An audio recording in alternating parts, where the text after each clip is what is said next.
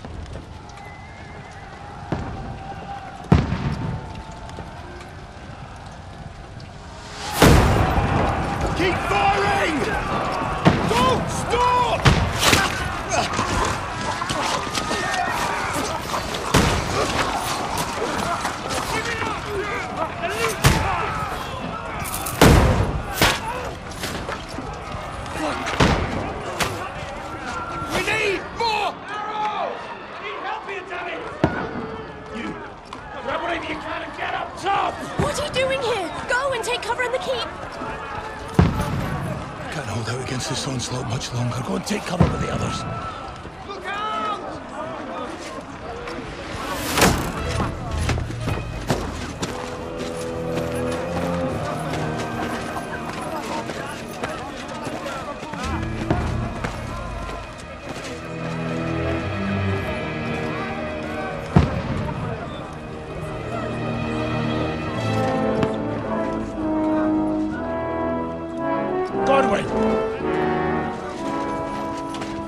Where's your weapon? To the battlements! Move! Father!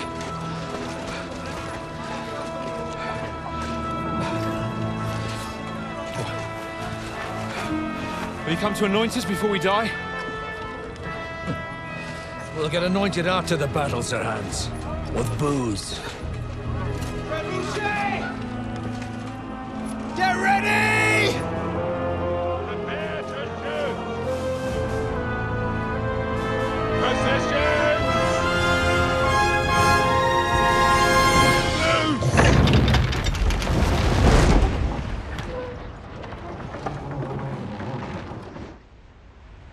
Take cover!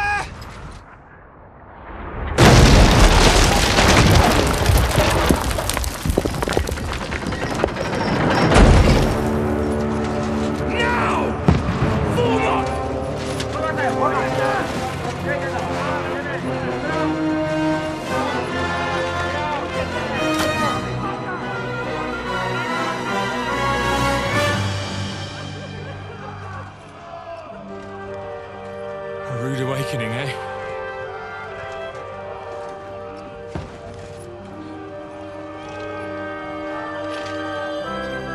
Make it count.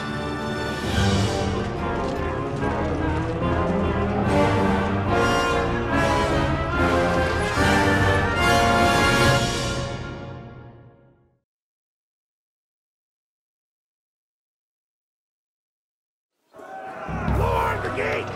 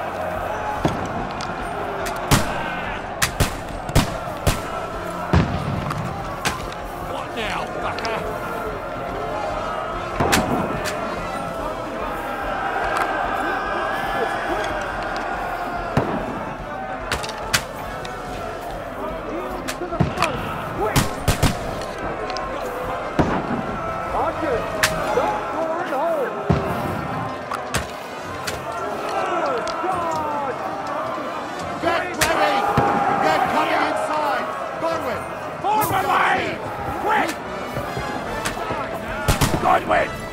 Get over here with that cross and join the line. Die! Fire! What the fuck are you waiting for? Pour oil on them for fuck's sake! Die, you! Die! You fuckers!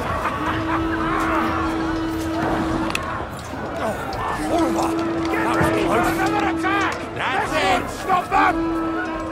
Die! Godwin! Draw your sword and follow me! Run! Fuckers!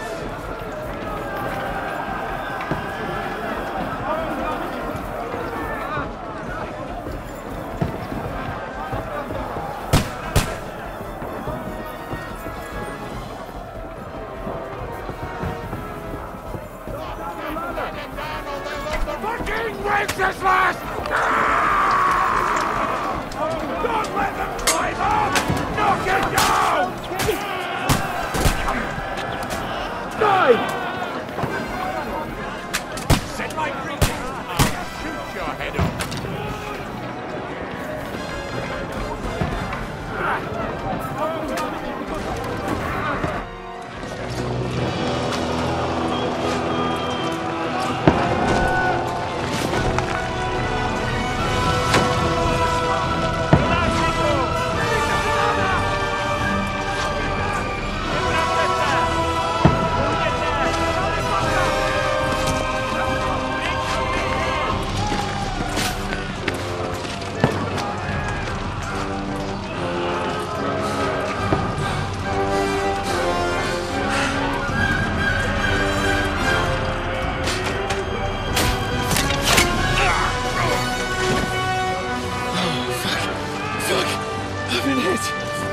Don't poke at it. Just calm down.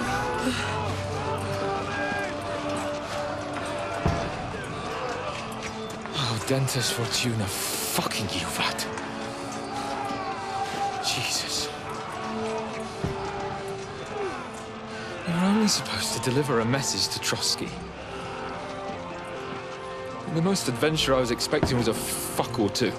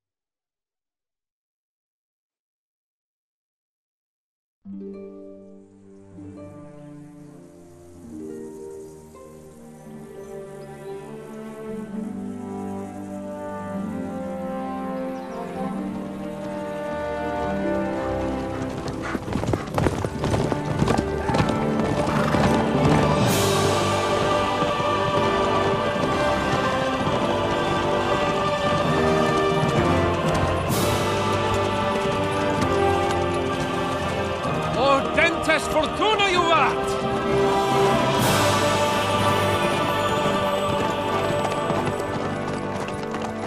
What's that you keep yelling, Sir Hans?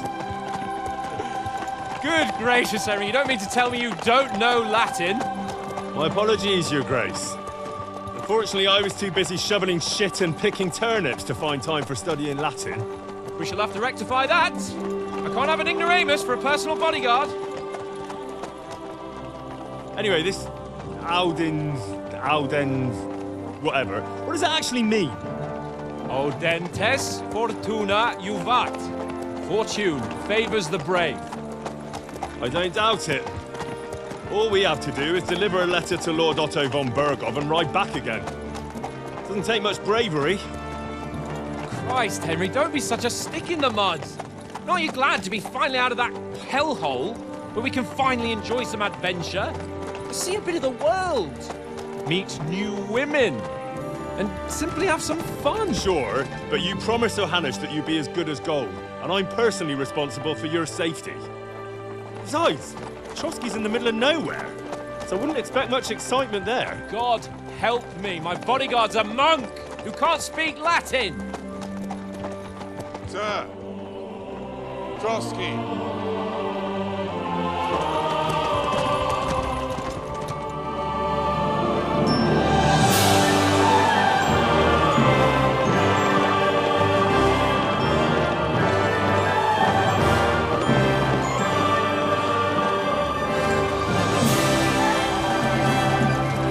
My word.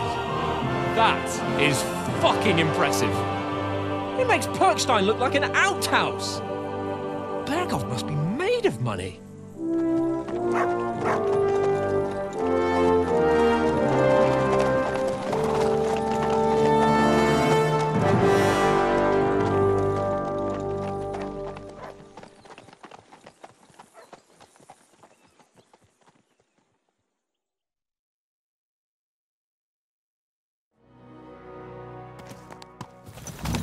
Well, Henry, looking forward to new adventures? Adventures that will become the stuff of legends?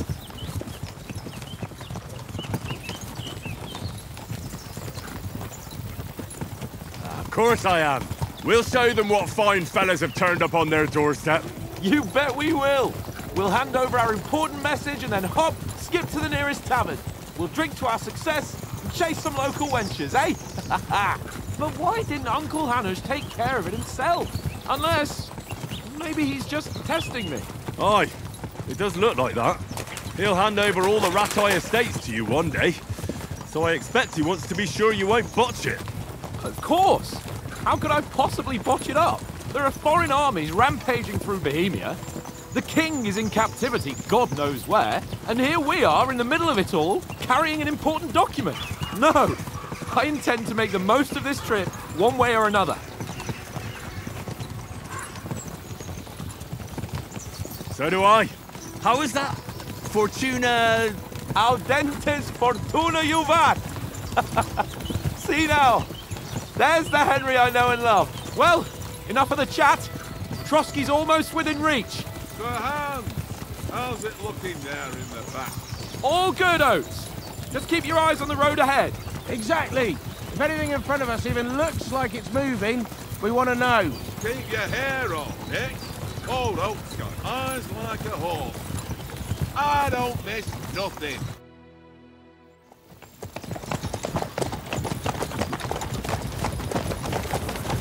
Sir.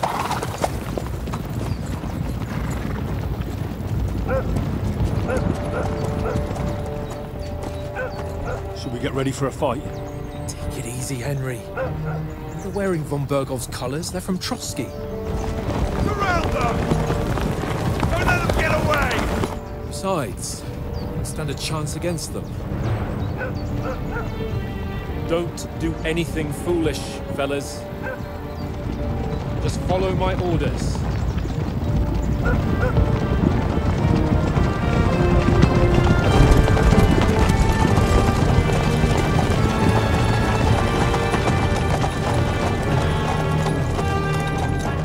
Halt!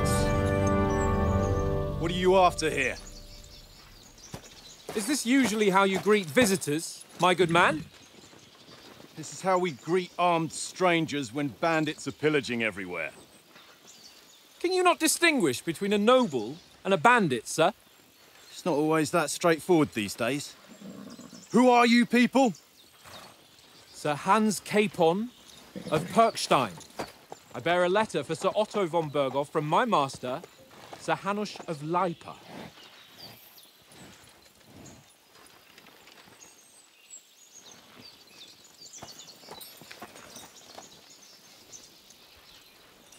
This is indeed the seal of the Lords of Lipa. And unless I am mistaken, Lord Hanush of Lipa is on the side of King Wenceslas. While my master is a member of the League of Lords, who side with King Sigismund. So it would appear we are enemies.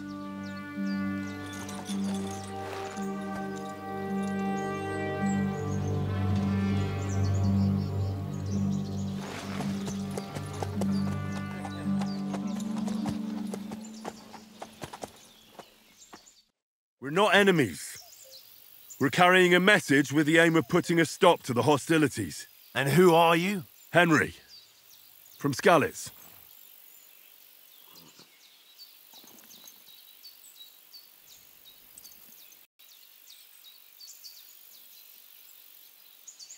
I'm a soldier and Lord Capon's bodyguard.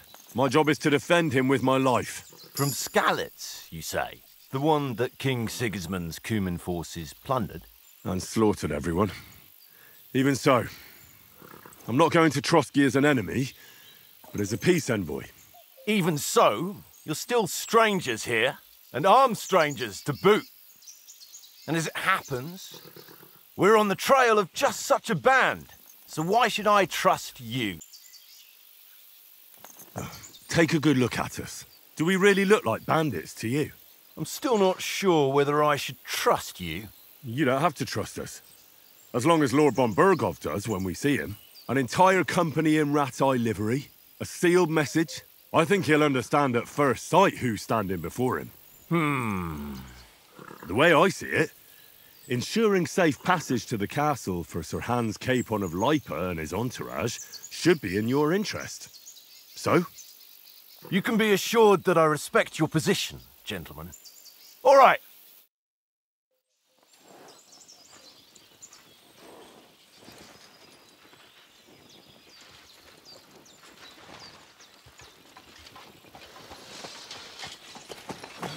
Sorry about the cold reception. You must be cautious. These bandits create mayhem, then vanish like ghosts. We'll be on our way. Oh, so you won't accompany us to the castle to see your lord? Sorry, sir, we can't.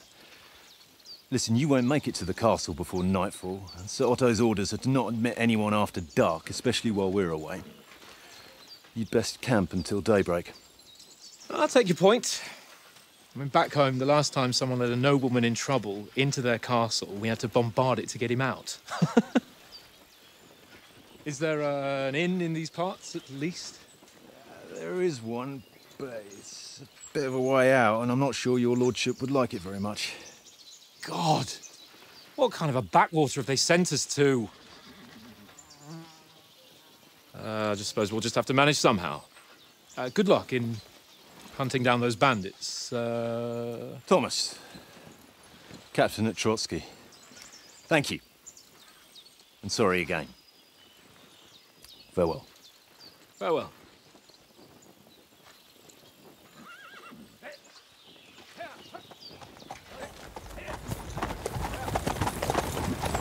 Well, this is a bit of a hold-up. What now? Since there's no tavern within reach, we'll just bed down here for the night. The pond looks inviting, and we've got wine enough. And what about those bandits? Well, they're probably keeping their heads down, what with that big patrol combing the woods for them.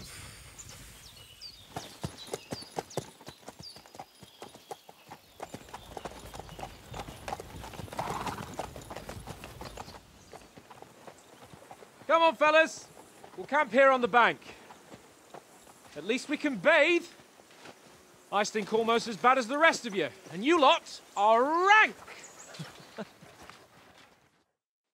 Oh, that was a tight thing with the captain, eh?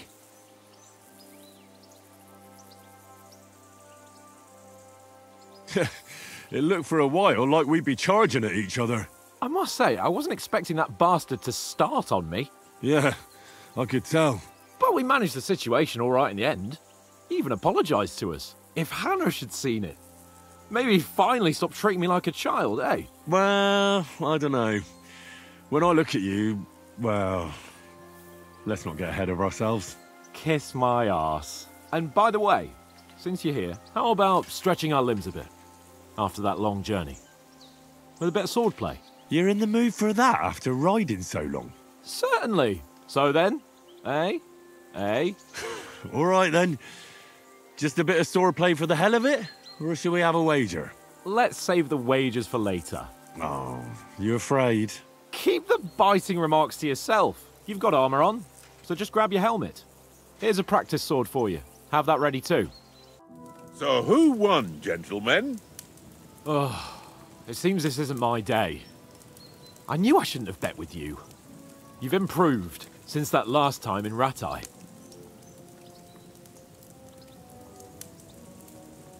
That time we had a wager for your bow. How did it actually end up?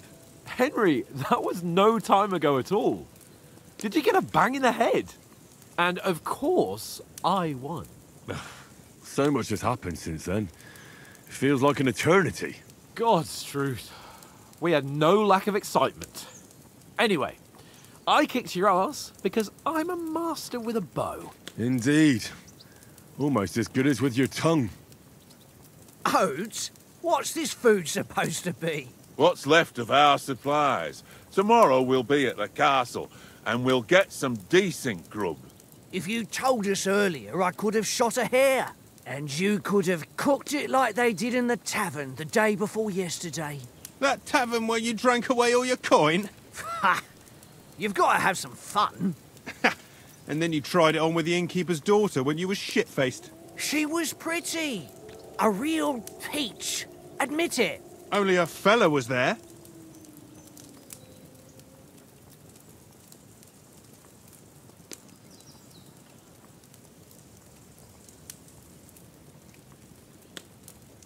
He was well pissed off. If I hadn't convinced him you were the village idiot and that we dragged you home right away... And if I hadn't left him a fistful of coin to boot... Throwing groschen around like that? Fellas, if a rainy day comes, you'll be fucked. Ha! I've got nothing to regret. The whole world turns around wenches. Ain't that right, Henry? Hmm? You never gave us the goods on that lass of yours. What was her name now? Teresa. She lived with that crook Peshek at the mill. And she saved my life. A brave girl. Aye. She's a fine lass. And? Is she any good? Like, is she any good? Get me?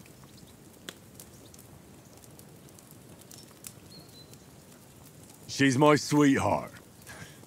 And that's all I'll tell you. Ach, don't be such a monk. Out with it.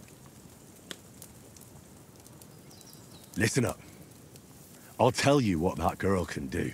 The wildest she-cat I know. So when she's stripped off... Enough, enough. You want to be a chivalrous knight, and you talk like that about a damsel? For shame.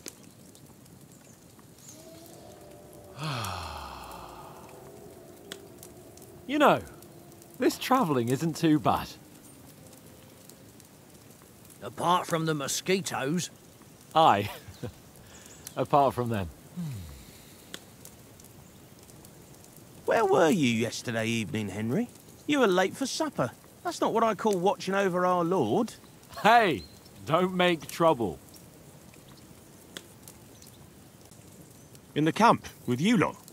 It was Conrad's turn to gather wood, and I wasn't hungry yet. So I stretched out for a bit by the horses. Oh, yeah? Where? You didn't see it? I was going for wood. It was getting dark. I reckon he just overlooked me. You gave me a nasty shock when you came out of the darkness. You're as quiet as a mouse, and that's the truth. And what about, time, sir? I mean, will we be getting any time off, sir? It depends. Once von Berghoff hears us out, we should set off back home immediately. What? Straight back on the road? Well, we could stay a day or two, perhaps. Does anyone know anything more about von Berghoff?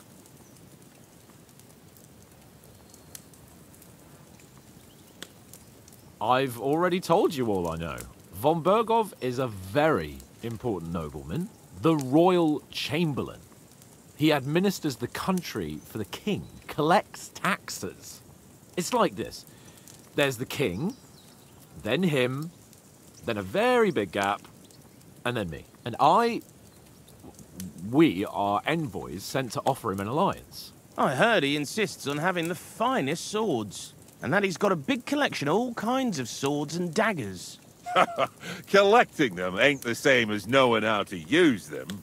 And is he any good at sword fighting? It ain't nothing easy to learn.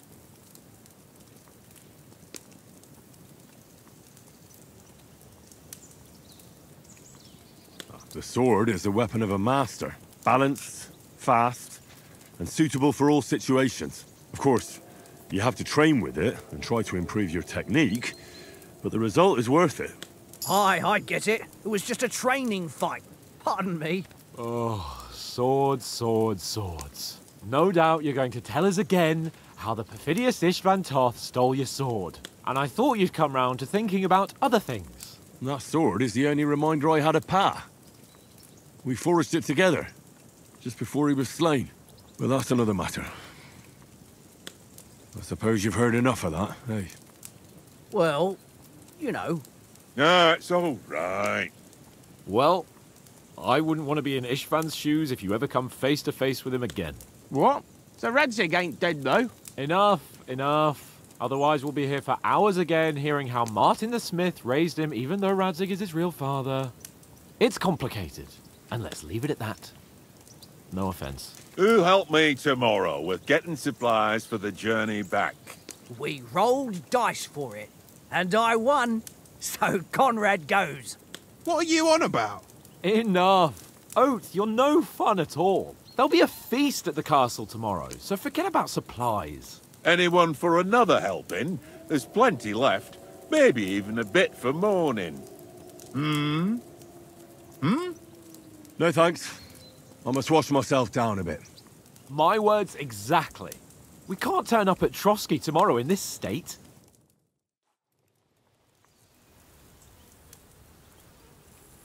Let's go and strip, Henry. Fellas, come and help us get out of this armor. Are you really going to bathe here, Sir Hans? It don't look none too safe a spot to me. Oh, don't be such an old woman, Oates.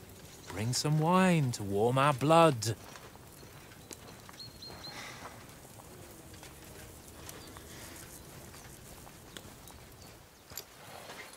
You know, we're not on a trip to the baths here, Sir Hans. Henry's right, sir. Duty first, fun later. God's wounds.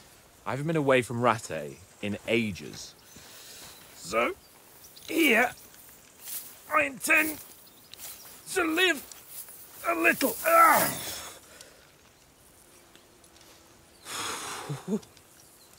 Blasted iron shirt. Oh, what a relief. I feel like I've just shed 40 pounds. Oh.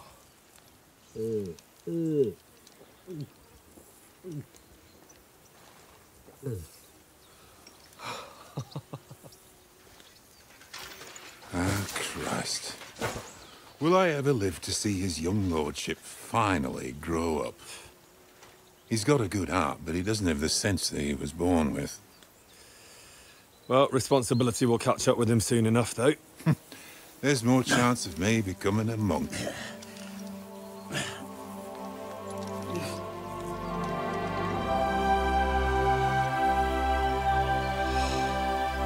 That's a view fit for a king.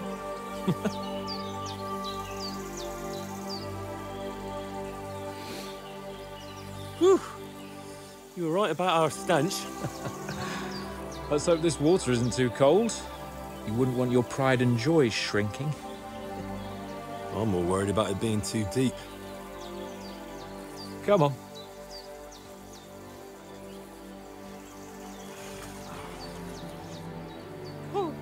Oh, that really shrivels the old ball sack.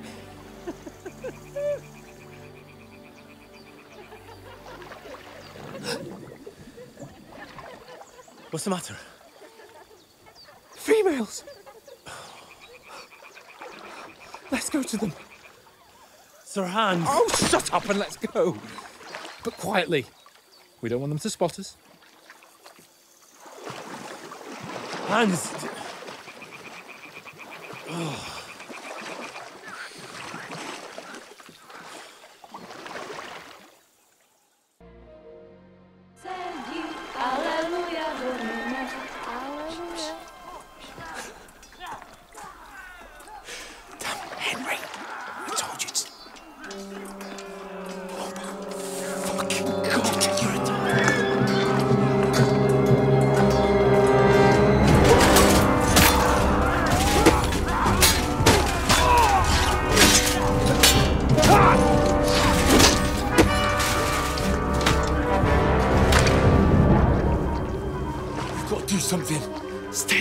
for fuck's sake.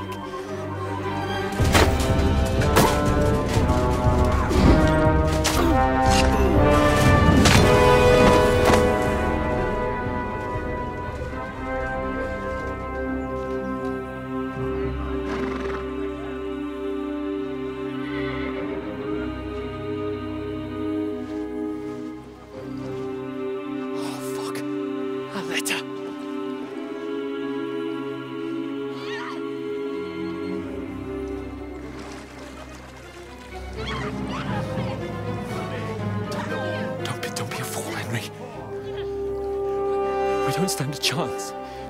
We'll wait till they're gone, and then head back to camp. Maybe some of our men got away.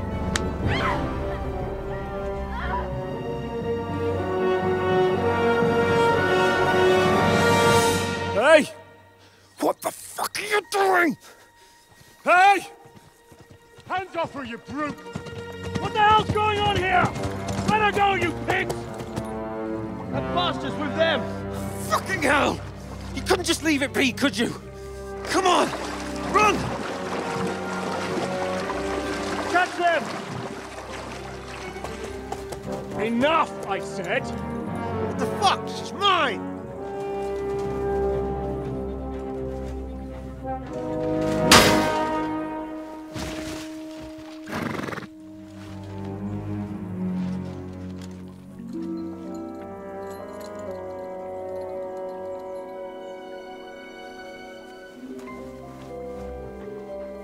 What are you gaping at? Shoot! Well, don't just stand there, you idiots! After them! Along the bank! Christ! When did you learn to swim? Just now!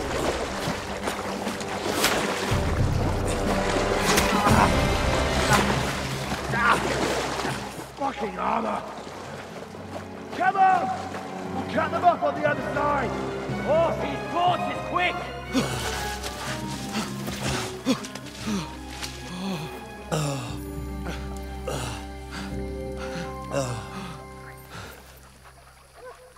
Oh, Mott. What the fuck was that, Henry? You rescuing a damsel in distress? I'm done with running. Oh, really? And what exactly do you call... Oh, shit. Oh, you've been hit. What? Oh, shit. Well, we can't leave it like this. No, wait! Ah! Fuck! We've got to flee. Can you walk? Yeah, I'll manage. I'd lead the way.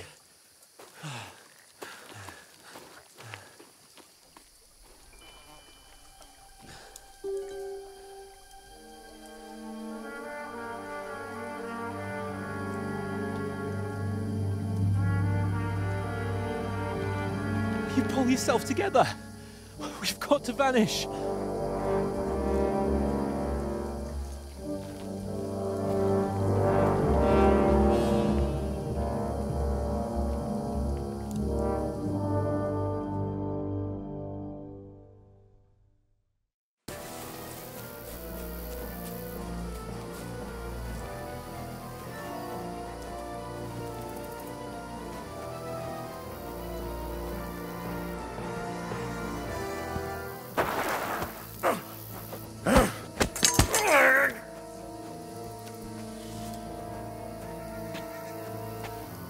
Fuck you, whoreson!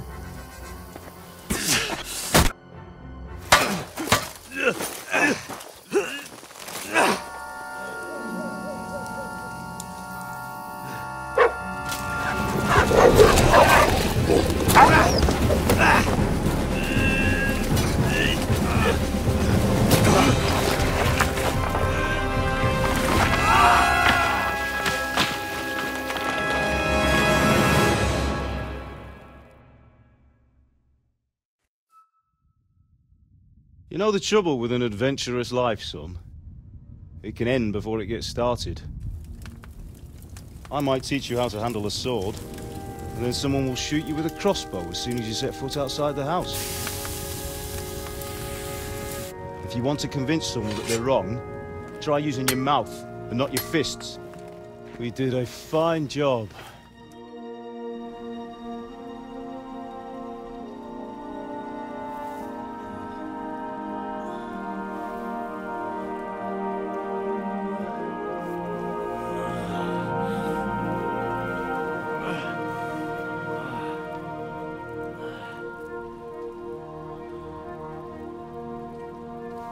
Being a blacksmith might bring no glory,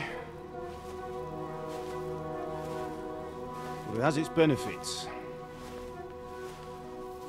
Like keeping your head on your shoulders. Ah. Ah, come now. I was the one who raised you, but you know how things really are.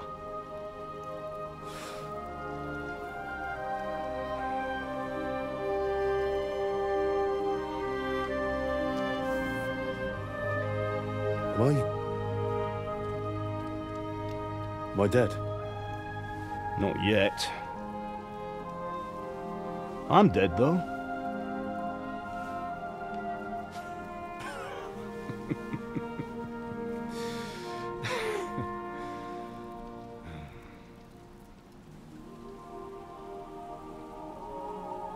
Well, if I'm not, then how come... You chose a different path than I wanted for you. And maybe that's how it was meant to be. But once you've chosen the path of adventure, you have to fight. You have to fight till the bitter end, with all the strength you can muster. You still have a long way to go till your work is done, Henry. So pull yourself together and wake up. It's not over yet. For the love of God, wake up! Pull yourself together, Henry. Oh, thank Christ. Oh, I thought you were done for.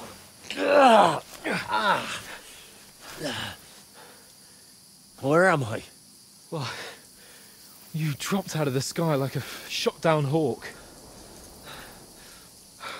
And that fella landed with you. You broke your fall nicely, otherwise you'd have ended up the same as him. What are you wearing? Well, you won't be needing it. We can't be running naked through the woods. And if you're capable of running at all... Now, where's Mutt? I've no idea. Just don't worry about your dog. He can look after himself. Right, we've got to disappear. Right, come on, I'll help you up.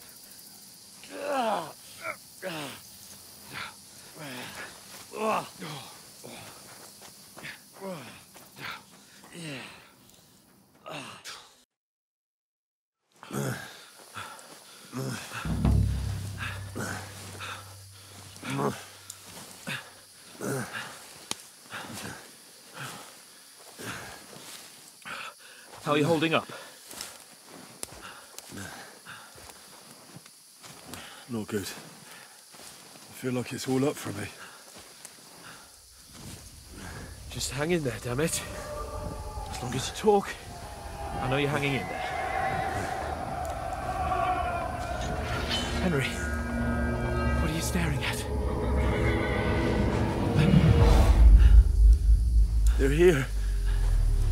Sigismund's army. The only army here is the one-man army of Sir Hans Capon. Ah! Jesus, don't do this to me. Pull yourself together and let's go. We have to go.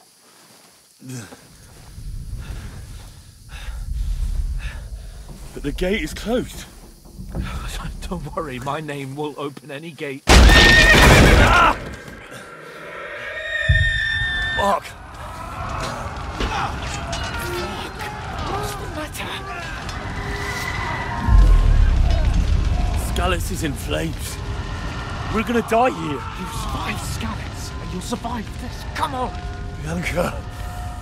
Come on!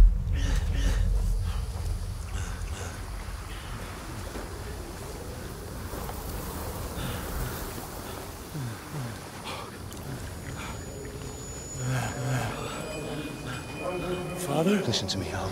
Listen carefully. Take the sword, go into the house, and grab anything else important from the trunk. Go to the castle. Hurry. What about you?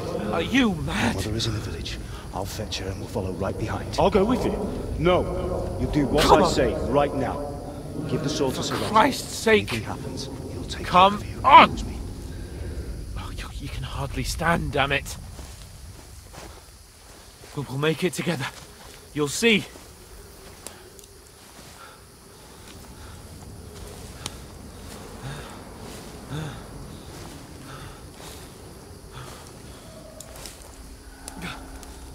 Henry, focus.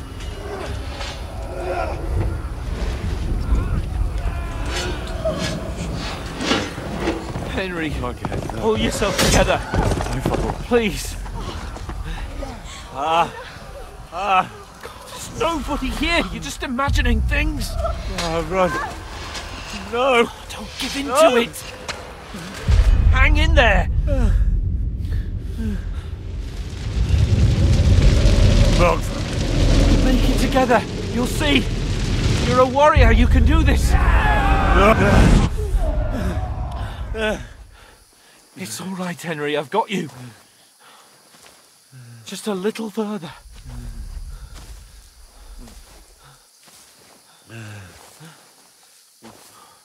Henry, wake up.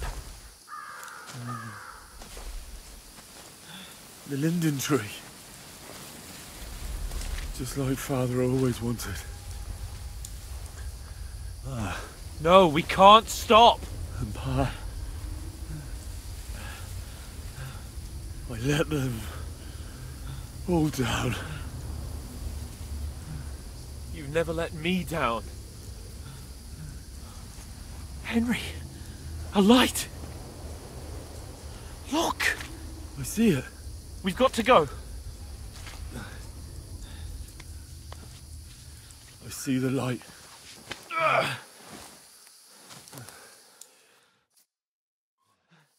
Hold on, pal. Hold on. We're here. We're here. Come on.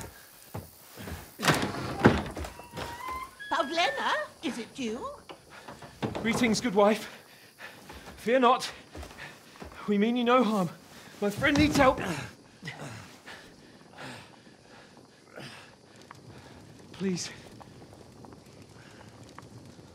Right. I'll see what I can do for him. Let's have a look at you. It's all right. My parents, they're... That was just a dream, Henry. We're in the woods. We were ambushed, but don't worry. We'll get you fixed up right as rain. Now I've got you all, sons.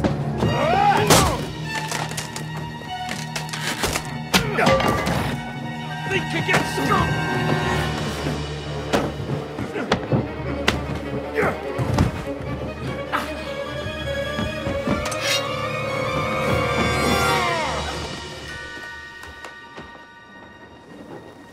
Hey, lad!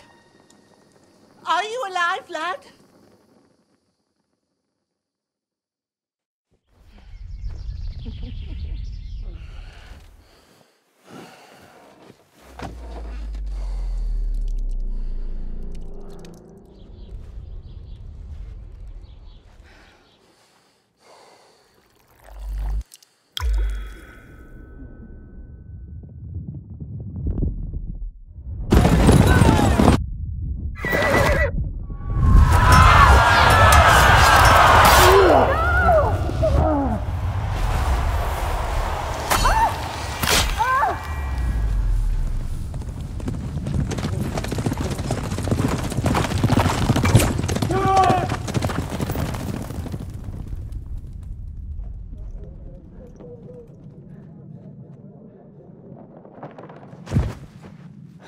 Scallops.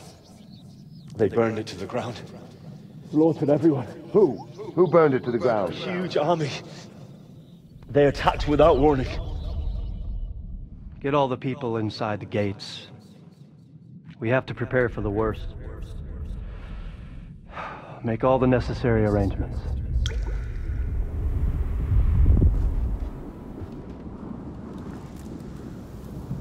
I am Sir Marquardt von Aulitz. I come in the name of Sigismund of Luxembourg, King of Hungary and Croatia.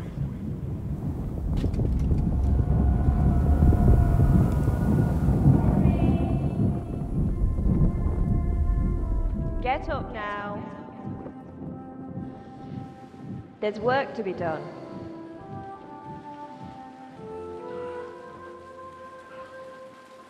Mother? I ain't your ma, laddie. Oh, may all the saints be praised. I was afraid you'd never wake up again. What?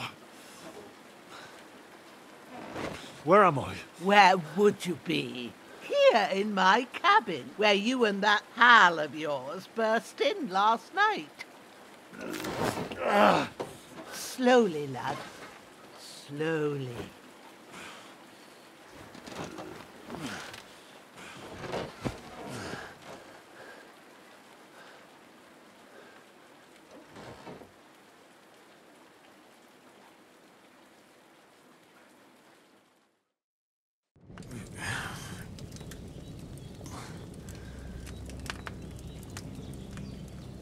What happened?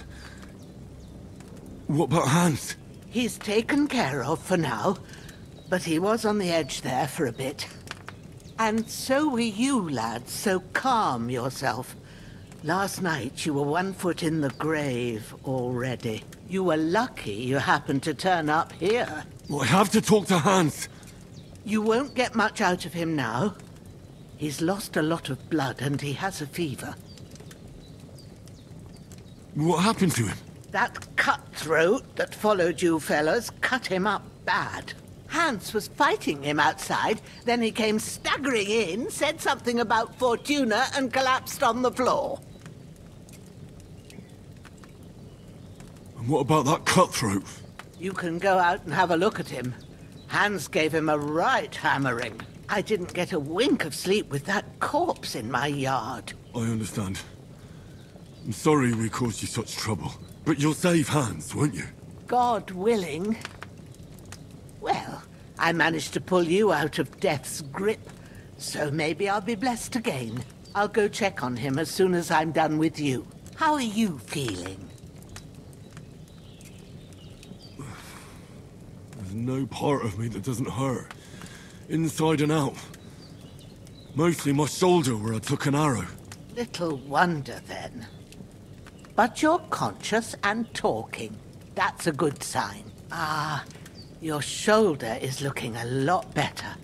I did my best, but I don't see good no more, especially at night. So I didn't do the best job. It just wouldn't stop bleeding.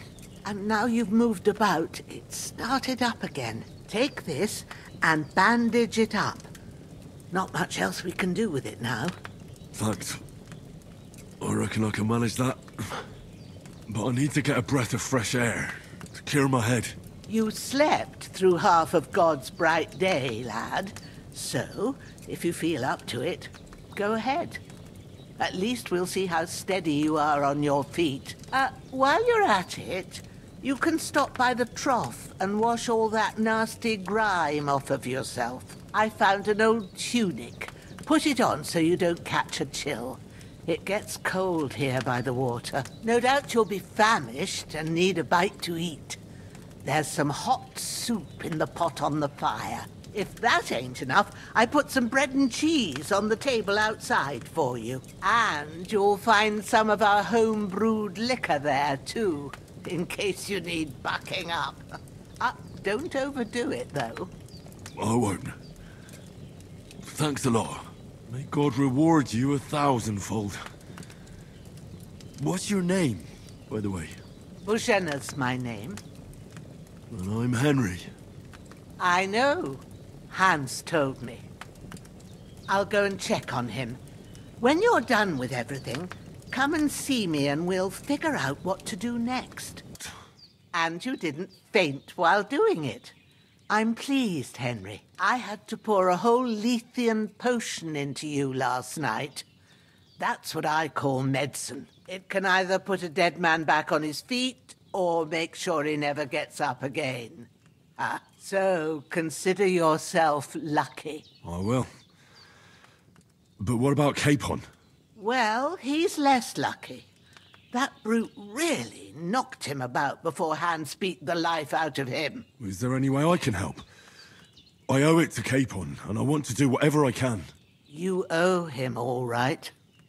I've got a bit of that Lethean potion left. It ought to work wonders on him, same as on you. But I can't just give it to him now. First, we have to deal with that fever. The best and fastest remedy for that is chamomile decoction.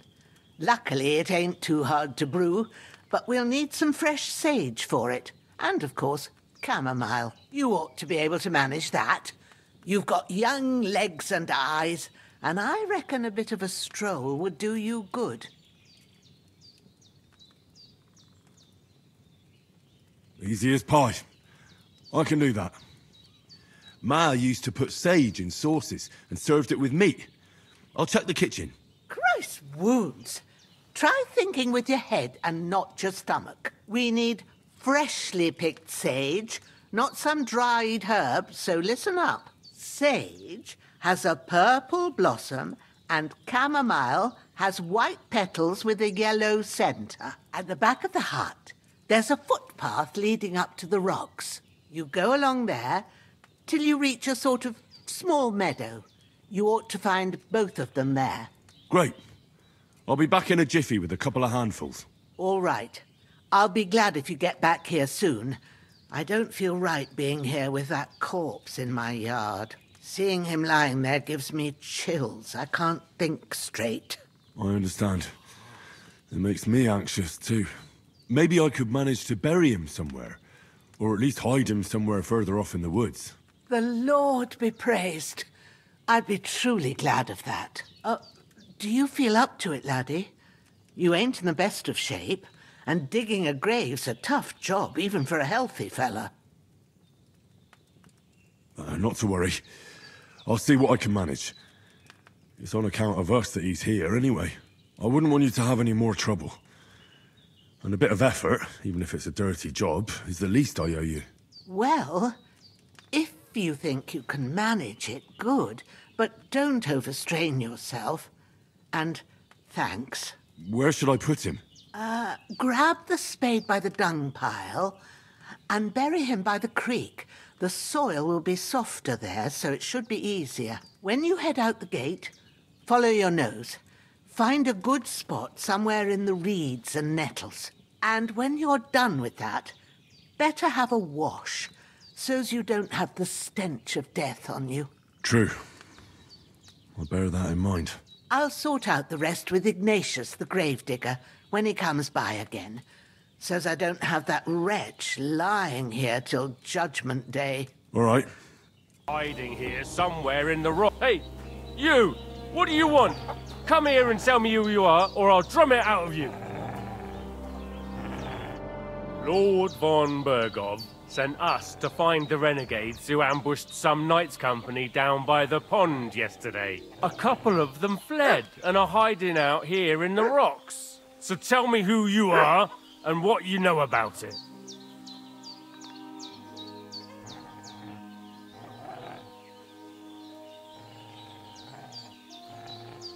You're from Lord von Bergov? You don't look like it. Kurva! Watch your tongue with me, boy. When I say we're from von Bergov, then we're from fucking von Bergov. Who else would we be from anyway? You can talk to me or talk to cold steel. Who the hell are you? And what are you doing here?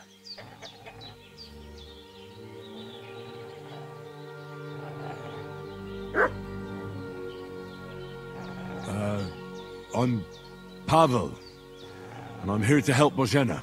I don't know anything about any attack, but I met some of von Bergov's men in the woods too.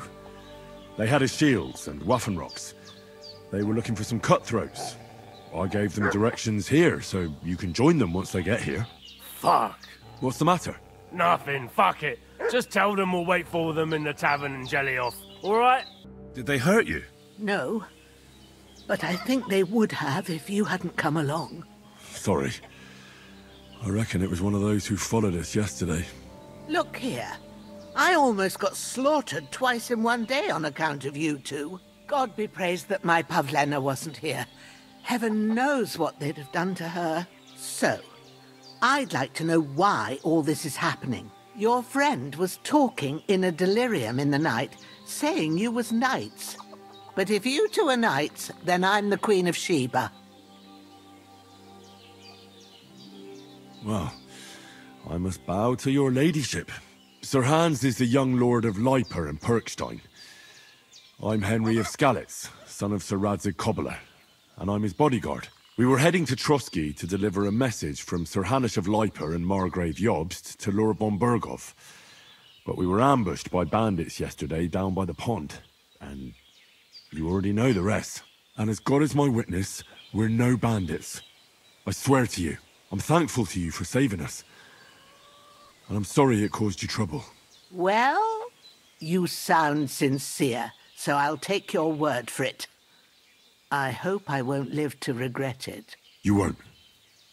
I promise you. Promises are made to be broken, but thank you for dealing with them. I was sure they'd see through you. You thought up quite a story. It was a story, right? Oh, I didn't meet anyone up top, but they swallowed it all right. What about Sir Hans? How's he doing? He's holding up, I'd say. I treated his wounds and I'll change his bandages shortly. But what he needs most now is that remedy. Have you got everything for it? Here. Chamomile and sage, like you said. Excellent. Now to brew the potion from them. I gave you two the last of my supply during the night.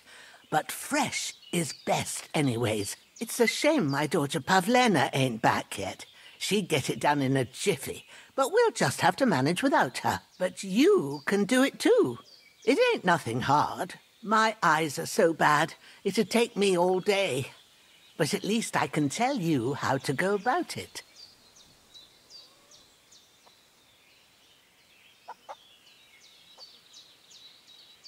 Me? I thought you'd do that. I will not. I'm telling you, I'm as blind as a mole. And without Pavlena, everything takes me forever. It'd be done by now if you didn't keep making excuses. True enough. Sorry. I'll do what's needed. But I'm not sure how to do it. I told you, I'll explain everything.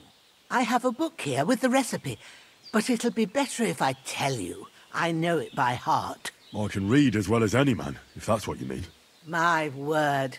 Maybe you really are a noble son. I'll take the book just in case, but if you give me some advice, I'd be grateful.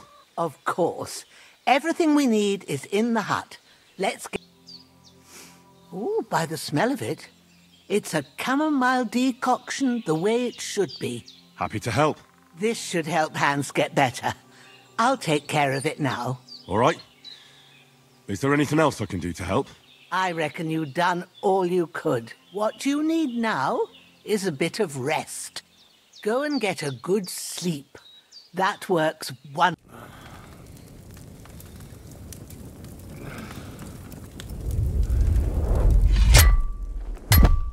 A sword such as this will bring honor to its bearer. True, Sir Radzig. If I'd have had it like back in Nicopolis, things would have worked out differently.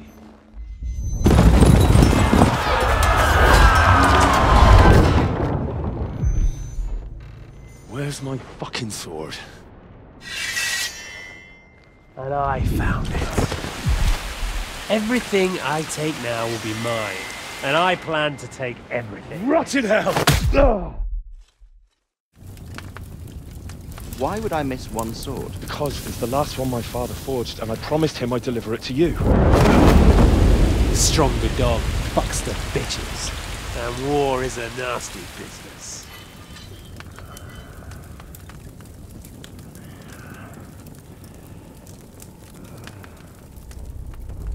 Where's my fucking sword?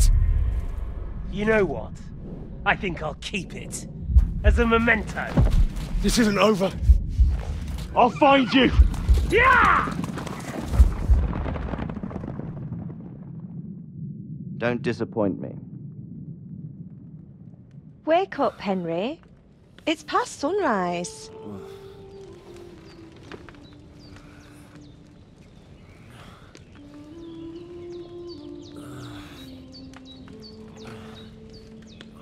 Hallelujah.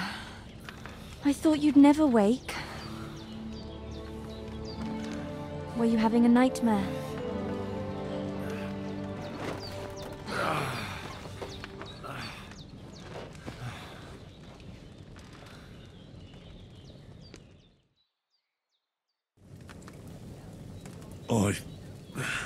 Bad dreams. You must be Pavlena, right? That's right.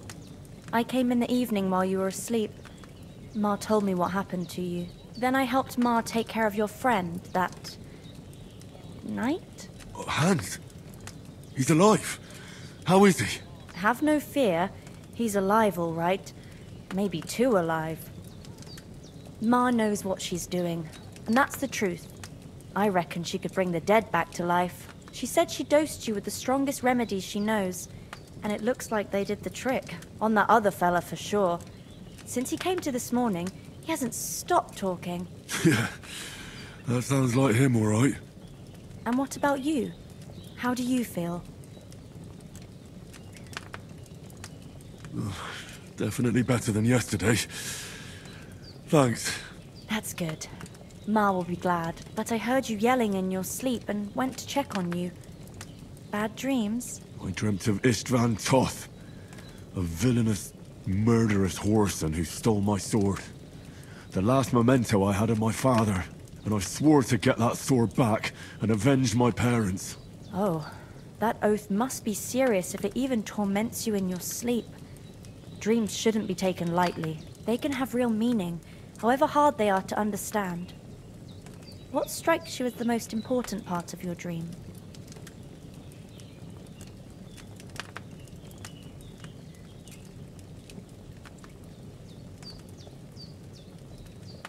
The sword. The last thing Pa forged before they murdered him.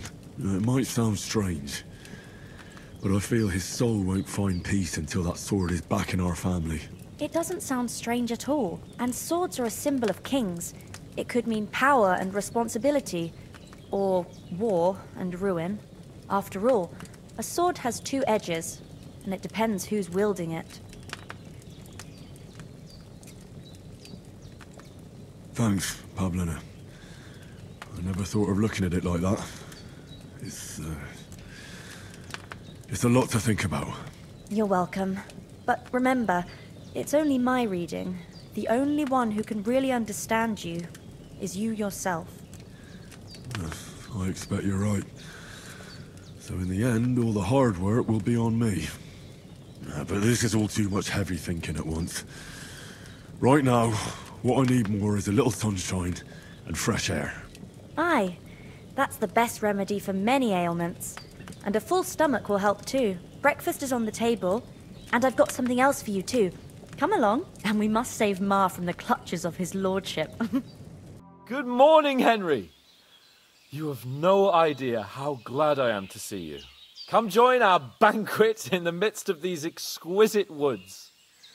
I'm glad to see you too. I see you're in a surprisingly good mood for someone who was at death's door yesterday. It's all the more cause for merrymaking. Even this water now tastes like the finest wine. Of course. I did bring it all the way from the spring. And for that, I am in your debt, fair maid. And I'm grateful to you too, Henry. Bojena told me what happened here yesterday. That's the third time you've saved my life. I suppose I'll have to give you some estate or something. The third time? What in God's name happened the first two times? Now, Henry, don't make her beg. Tell this good maiden of your heroic deeds. Well, there was this time when me and Hans had some fisticuffs in the tavern, and for punishment, I had to accompany him on the hunt. And I shot a boar. And made it mad. And when Hans chased after the wounded animal, He got caught by a Cuman patrol. Cumans? You haven't come across them? They're savages from the Hungarian lands. The core of Sigismund's army. Who knows what heathen gods they pray to? They hold nothing sacred. They pillage, rape, and murder. They razed my hometown of Skalitz to the ground. Slaughtered everyone. I told you about them, though. The fellas in the tavern in Zheleov were saying there's some foreigners like that camping in the rocks down by the pond. What? It's just what I heard. Whoa, that's all we need. I hope they don't turn up here. What could us two do alone against them? What could they want from us? But if they did come here to rob us, I'd shoot enough arrows into them to make them think twice. But the thing I want to know is, how did it end up with young Sir Hans? Well, as I said, they took him captive. Well, there must have been 10 of them. I hadn't a chance. You must have been seeing double. As I recall, there were 2. That just proves how well you can count. Besides, they were armed to the teeth and had bows and armour. It might as well have been 10. Whatever. Anyway, with a bit of luck, I managed to free Sir Hans. Why the modesty? You got them. Maybe a stroke of luck, but as we know, audentes. Fortuna juvat. See now, you've finally learned it. What? It's just this kind of motto of ours. Fortune favours the bold. Maybe they're really telling the truth about who they are. Who but a lord or a priest could know Latin? And priests they ain't. I can tell. And as I recall, you already got a pony from Uncle Hanush as a reward for saving me. Your pebbles. So I'll save myself a few groschen. But you never gave me anything for Talmberg. For Talmberg? What was that about then? The foe took the castle by subterfuge, and we planned a counterattack. Under the cloak of darkness, we scaled the mighty walls of Talmberg Castle to get inside and open the portcullis to our brothers in arms who were poised and ready to attack. And we almost succeeded. Only, along the way, Sir Hans here took an arrow to his noble seat. Seat? He got shot in the backside. My upper thigh, actually. Backside it was. But that's no joke either. It's not easy to run with an arrow stuck in your arse. If I hadn't carried him... I admit it, you saved my arse. Well, now, you two have been through a thing or two. As far as I can tell, it really was his backside and not his thigh. I examined Hans and saw the scar for myself. But I reckon you paid off part of your debt the other day, sir. True enough. Hey, how did you manage to get the best of that cutthroat the other night when you hauled me here?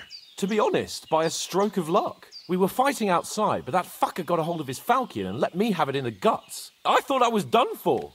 But I groped around and found a pail and whacked him with it with the last of my strength. And luckily I hit him a nice crack right on the noggin. Can't remember a thing after that. My word. Fortune really does favour you. You chose your motto well. Once we get back to Ratai, I'll have it inscribed on my shield. Do tell. What else did the two of you encounter? Quite a lot of things. But I'm afraid we don't have much time for storytelling right now. We came here on an important mission and we cannot afford to dally any longer. We have to get to Trotsky as soon as we can. How far is it from here? Not far. Once you climb the hill above Zheleov, you'll see the castle. All right. I think we should get on our way as soon as possible. I'll prepare a bit of food for you, for your journey. Bozhena, I don't know how to thank you for all this. But I do. Once we've settled our business with von Bergov, I shall reward you as befits a knight. You have my word of honor. Now you've got me curious. I never got a knight's word before. For a start, you can leave me that axe and spade. We can't manage without them. Yes, of course. And thanks for everything you've done, Bozhena. I have something for you, Henry. Ma had trouble because of you, but I know you didn't do it on purpose, and you protected her when she needed it. I want to thank you for that. Take this potion. It will help when you're in danger or don't know which way to turn. Have a little sip each time, and it'll save you a lot of trouble. You'll see. It's not all that hard to brew. With a bit of practice, you could manage it yourself. Thanks, Pavlina. This'll come in handy. No doubt. But we'd better get going now. Hans is right. We're very glad we met you. And we're obliged to you for your help and hospitality. God bless you. And you too, sirs. Nothing against the hospitality of the good women folk here, but I want to get to Trotsky Castle right away.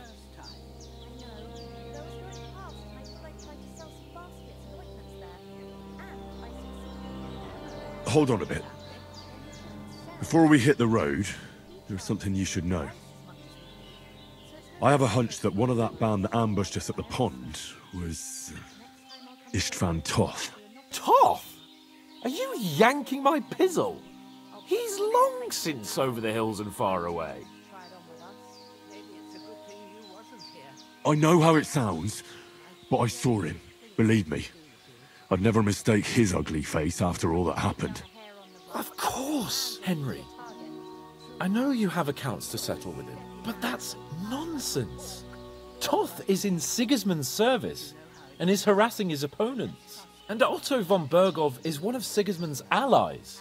So Toth's hardly going to attack his people. It was dark. God knows what you saw.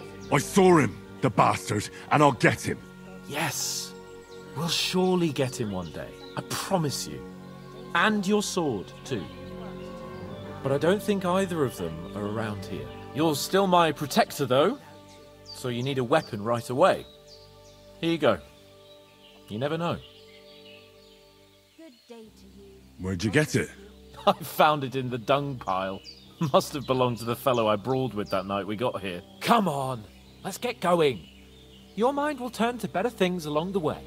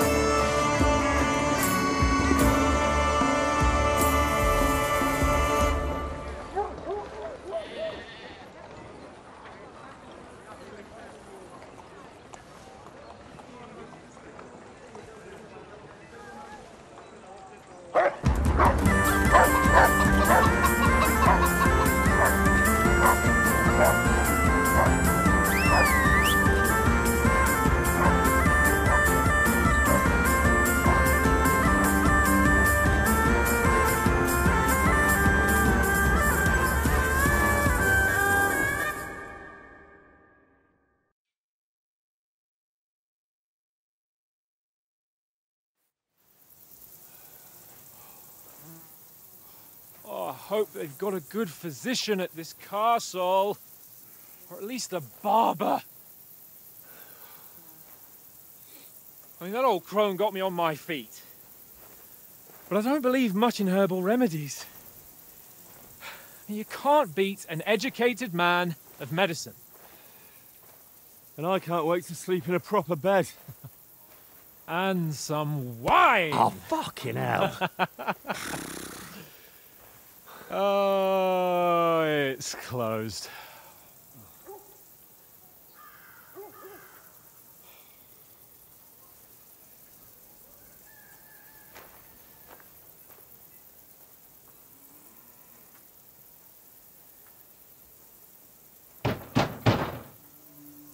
Open up! I bear an urgent message for your liege lord.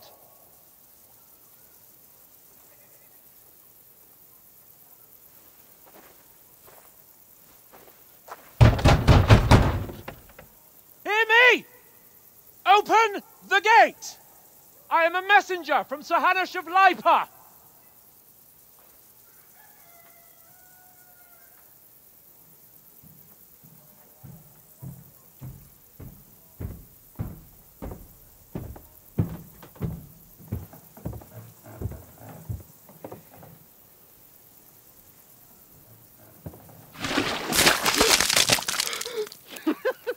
Fucking shit! Fuck! You fucking cunts! You know who I am? No, we fucking don't! I am Sir Hans Capon of Perkstein, heir to Ratai!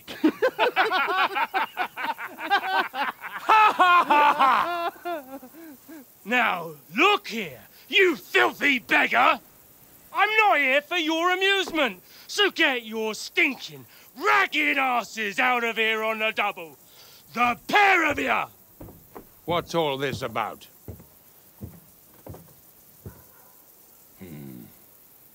Why don't you send those beggars packing? I did, sir.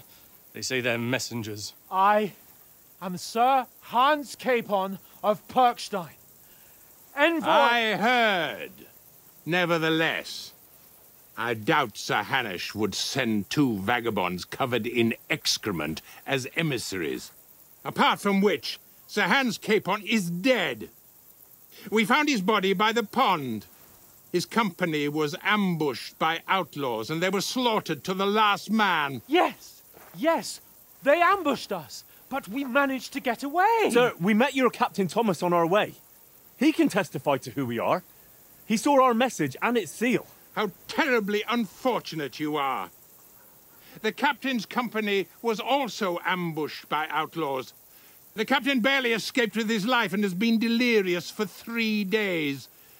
And even if he did confirm your story, I am under strict orders to admit no strangers to the castle. Sir, there's a horseman approaching, in King Sigismund's colours. Ah, now that's what a messenger looks like. Count yourselves lucky that I don't have time to waste on you. Be gone! I'm getting in, whether you like it or not. Get your shitty hands off me!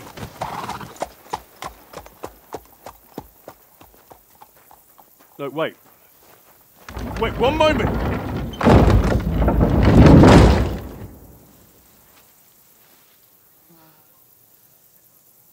What the fuck was that?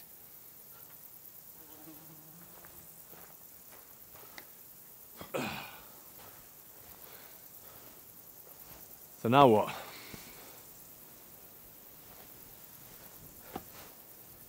There's only one thing we can do.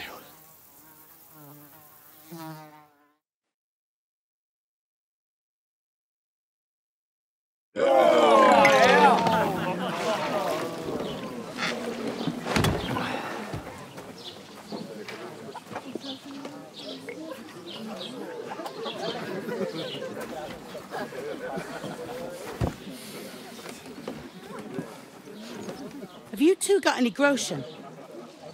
What do you take me for, wench? For someone who stinks like a badger.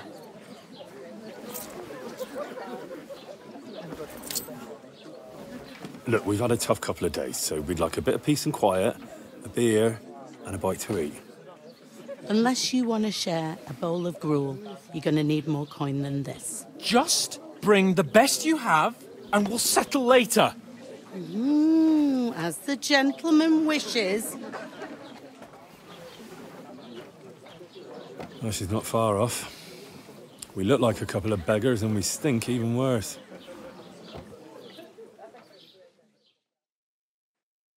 What the fuck was all that at the gate? You try to talk to them and get shit poured on your head. Different lands, different customs. God's holy britches.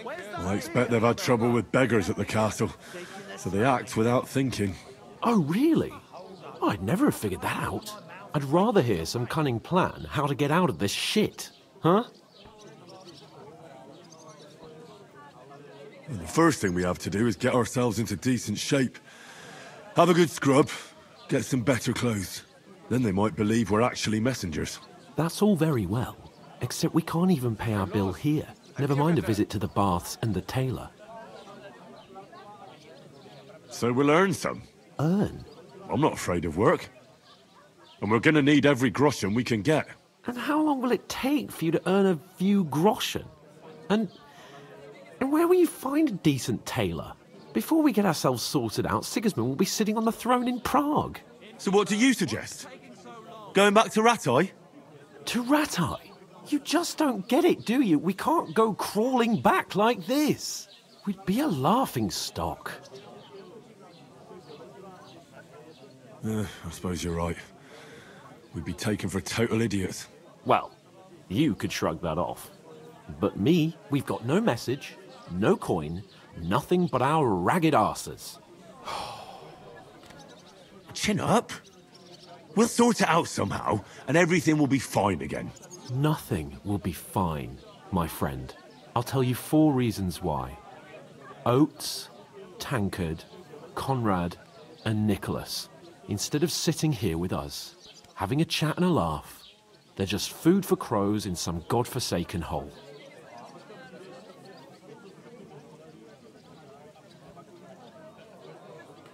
We'll go back and bury them as soon as we can. Yeah, as soon as possible.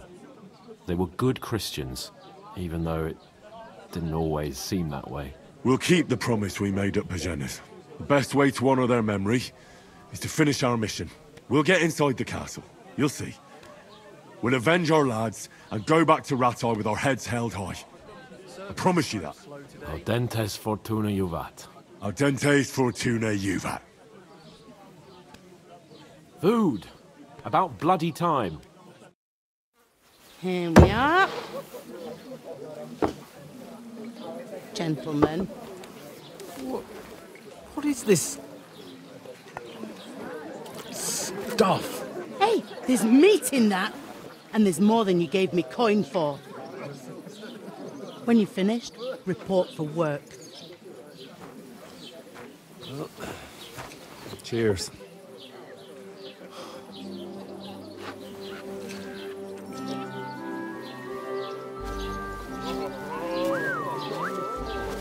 What is it?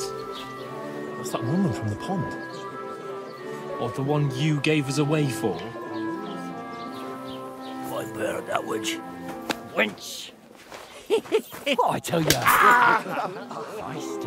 What are you waiting for? She can vouch for who we are. Go to her.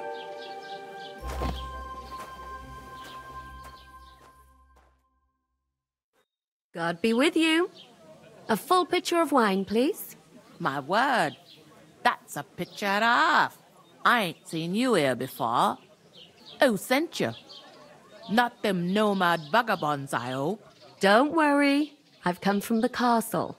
I'm Catherine, and I've got the lovely job of keeping the soldiers' throats wet. Ah, that's another matter then. Oh my. Ugh. Can you smell that too? Oof. It stinks like something died here.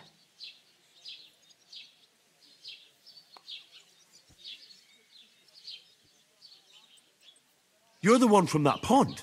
Jesus, fella.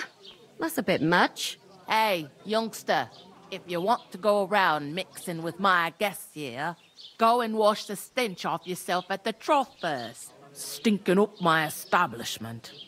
Sorry to bother you, but I've seen you before. Oh, eh? I don't remember.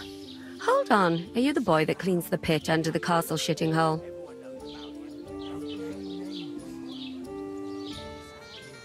We saw each other by that pond. What pond? I haven't been at any pond. We saved you. Me and my lord there. You and some other women were attacked by bandits. You must remember that. I have no idea what you're on about. I work at the castle, and I wasn't at any pond.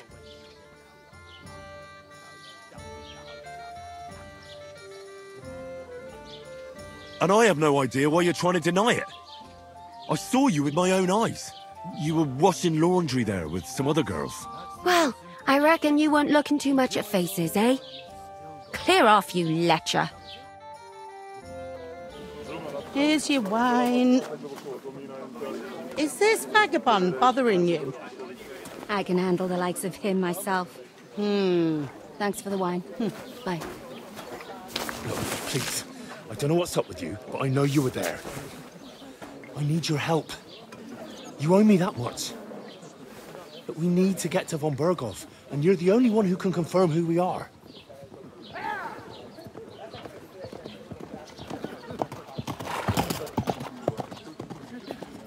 You can't get into the castle. And even if you could, that was the king's messenger. Von Berghoff is getting ready to ride out. Oh, shit.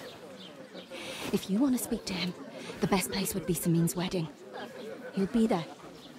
For sure. No, wait. And don't ever lay your hands on me again!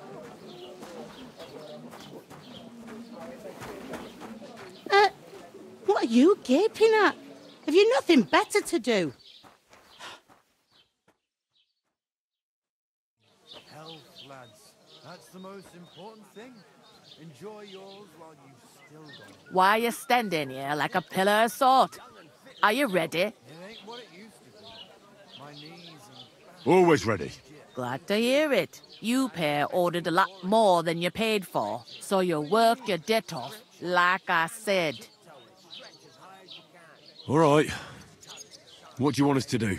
Over there by the gate, there's a cart with sacks of flour from the mill. My old man was meant to take them into the house. But as soon as he got a sniff of work, he vanished into thin air. The second door in there leads to the pantry. That's why I need you to haul the sacks. You have to lay each sack on the planks, so they don't touch the damp floor and go mouldy. If you just chuck it on the floor in the corner, it'll spoil. So do it properly. 2 men can finish the work in a jiffy, and then we'll be quits. All right, we'll do it. Carrying a few sacks won't kill us. For sure, it's less daunting work than fighting bandits in the woods. Aye, it's terrible about them bandits. We never had nothing like that here before.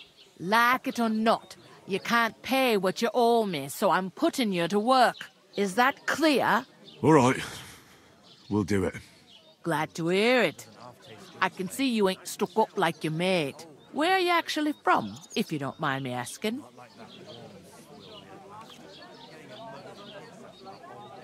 From far away. I ain't been further than the back off me whole life, but I know this place inside and out. I heard some talk about some wedding being planned here. Ah, nobody's talking about nothing else. Young Lord Samin is marrying Agnes, the daughter of Thrush, our Truskovitz bailiff. And it's going to be a grand affair. When rich folks get married, that's a feast that's a lot different from when some tanner gets hitched to a bat-house wench. Will Lord von Berghoff be at the wedding? How should I know what his lordship's plans are? But most likely he will be. Samin is his vassal.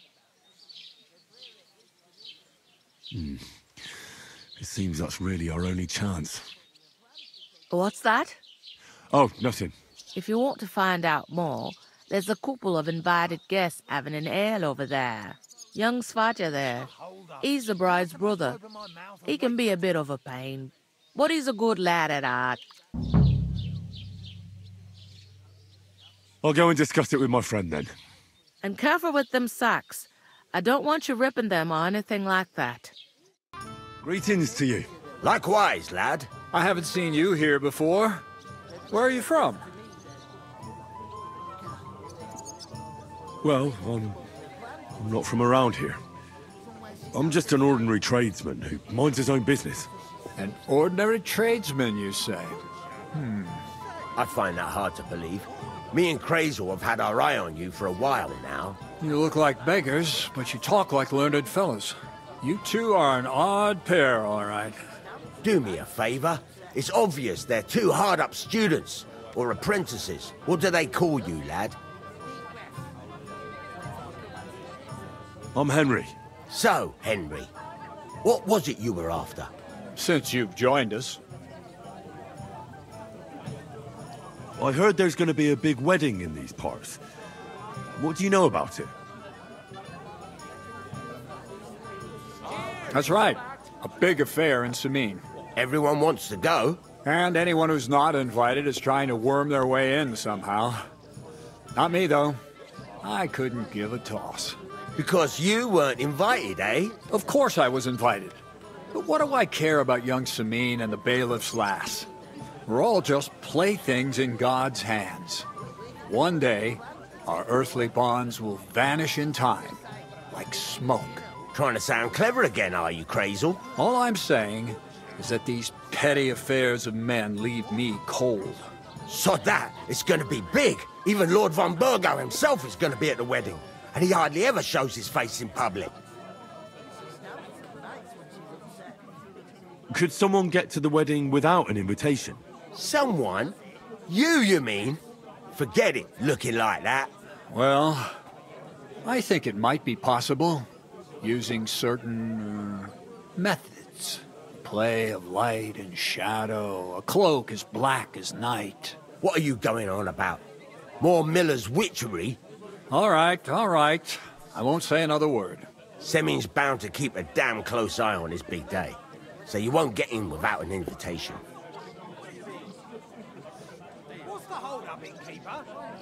I've got to be going. Wait, there's something else I want to ask. What's your story? Are you students? Apprentices? You ain't, are you? You look too scruffy. We're messengers who were supposed to deliver a letter to Sir Otto von Berghoff. We set up camp down by the pond, and in the evening we were attacked by bandits. They slaughtered our men. It was only through luck that we saved our skins. We lost everything, even the letter. So they wouldn't let us into the castle. Can't say I'm surprised. I'd send you packing myself. But it's true, there's bandits marauding in these parts. They're getting bolder and bolder.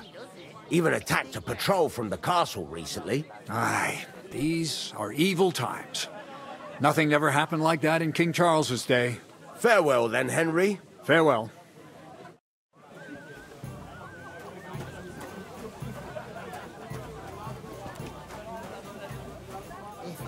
God be with you.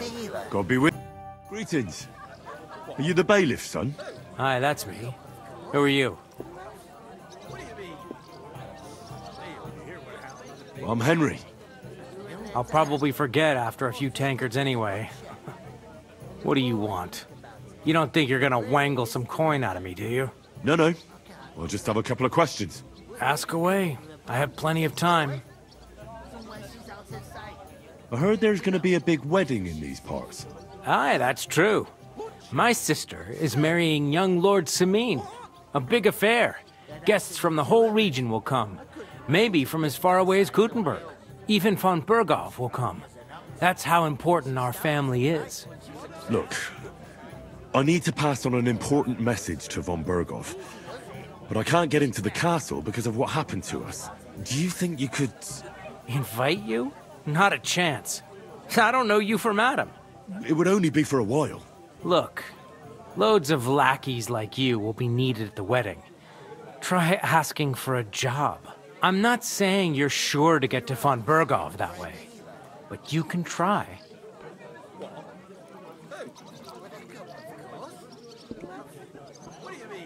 Thanks. I have to be off. Wait a moment. Since you're here, do you play dice? It occurred to me we could roll a few. What do you say? Oh, I've got nothing to wager. That's a shame. It's no fun if there's nothing at stake. You know what? If you beat me, we'll work something out with the wedding.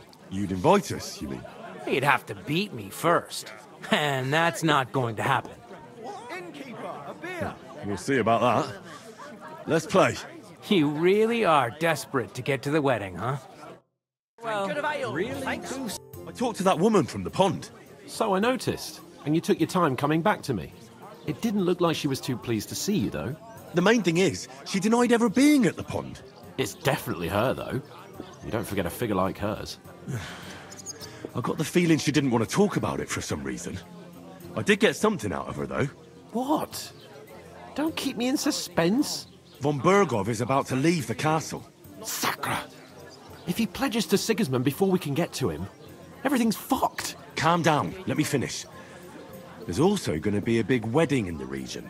Young Sir Alder, the son of a respected nobleman from nearby Semine Fort, is marrying Agnes, the daughter of Thrush, the local bailiff. It's the talk of the town. Invitation only, it seems. But getting to the wedding isn't as impossible as it might seem. There'll be lots of jobs to do for it. So we could get there as help for the blacksmith, or miller, and maybe someone else. Why should some wedding in a shithole near Trotsky be of any interest to us? Because it looks like Von Bergov will be there. Oh, that's fantastic news, Henry. So all we have to do is get on the guest list. And that shouldn't be a problem because you've got a cunning plan, right? Like I said, there's going to be a lot of work involved in a wedding like that. That's our chance. Work. Well, if you want. But how will you get me to the wedding? Well, I thought we could both get jobs there.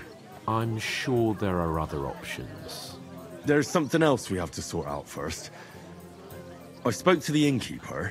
I noticed that too. We can work off our debt. All we have to do is carry a few sacks of flour from that cart to the pantry. If we both do it, we'll be finished in no time. Lug sacks? Are you yanking my noble pizzle? I'm serious. I can't work. I'm a noble. What if someone saw me?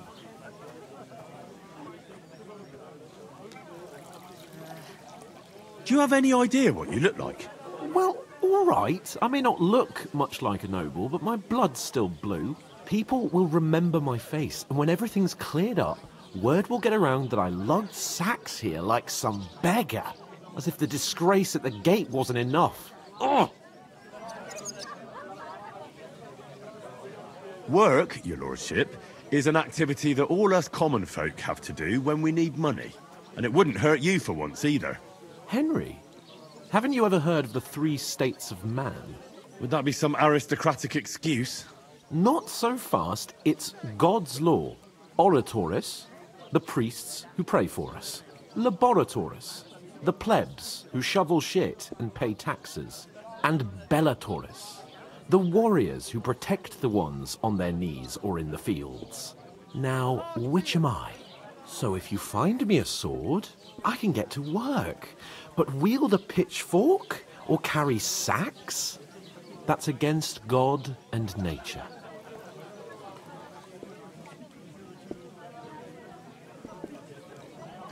It's a wonder your tongue isn't aching. Bear in mind that I'm still your master. Enough of your insolence and start accepting your lot. In short, be so kind as to get to work. I promise I'll make it up to you. Are you really not going to help me? It's just a couple of sacks. Come now, Henry. What did I tell you about Bellatoris and the natural order of the world? I simply cannot carry sacks.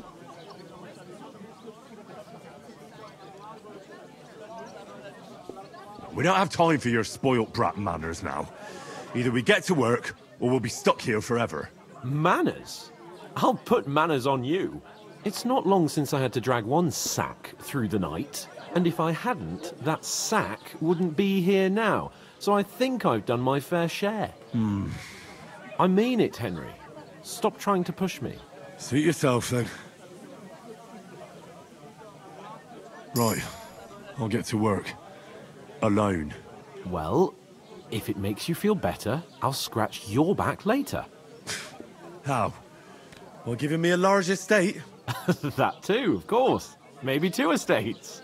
But above all, once we're out of the worst, I'll help you find your dog.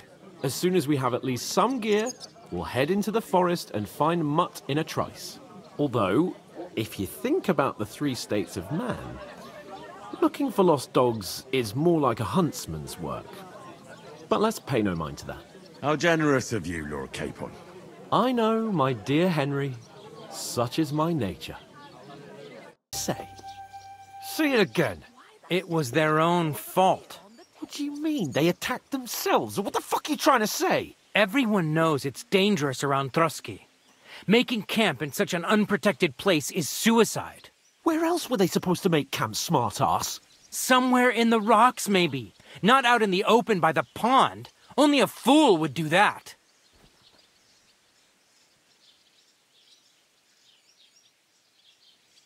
Stop insulting our dead companions! What dead companions? You think I'm gonna fall for that cock and bull story? Pack it in, Henry. There's no point in arguing with this yokel. He fancies himself as a military strategist. I don't believe a word you're saying. A weed like you surviving a fight against bandits even von Berghoff himself has trouble with? Believe what you like, but I'm telling the truth.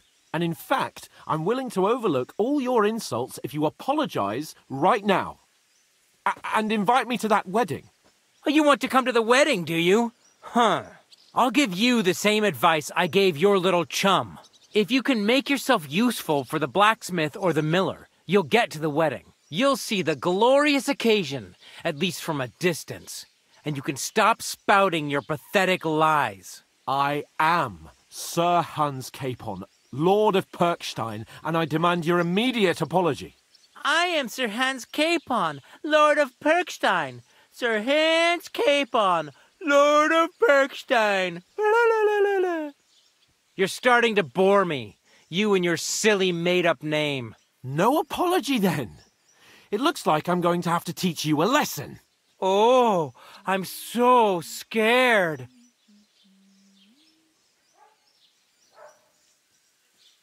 That's enough! Cut it out, both of you! Mind your own business. Take your ragamuffin friend and get the fuck out of our village. I give you a chance to apologize, and you keep insulting me? Get ready to pick up your broken teeth with broken fingers. Oh, I'd like to see that. Come on, then. You scum!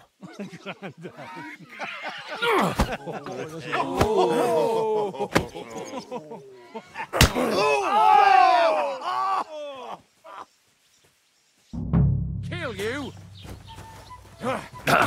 Why did you do that? Hey! Now you fucked. Nice strike! Take that! Get him! Now we'll have you, you scum! Enough! Hey! Get him from behind! Christ! Show!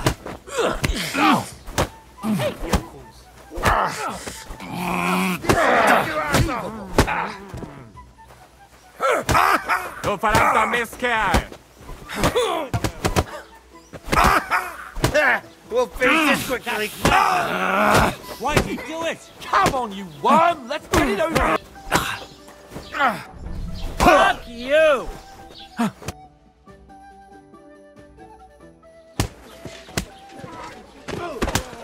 What the hell is going on here? Grab them vagabonds!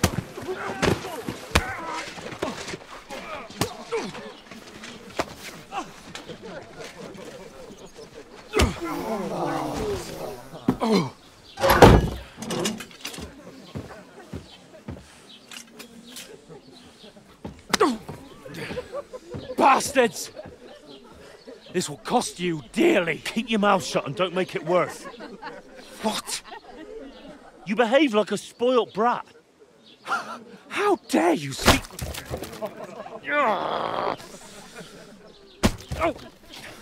You know, if you just shut up and done some work, we'd have coin by now and be on our way to the castle. But no, not his lordship. You've got a nerve.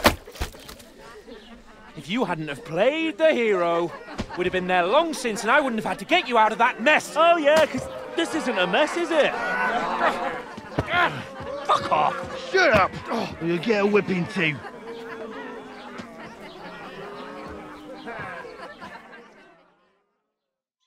Just who the hell do you think you are?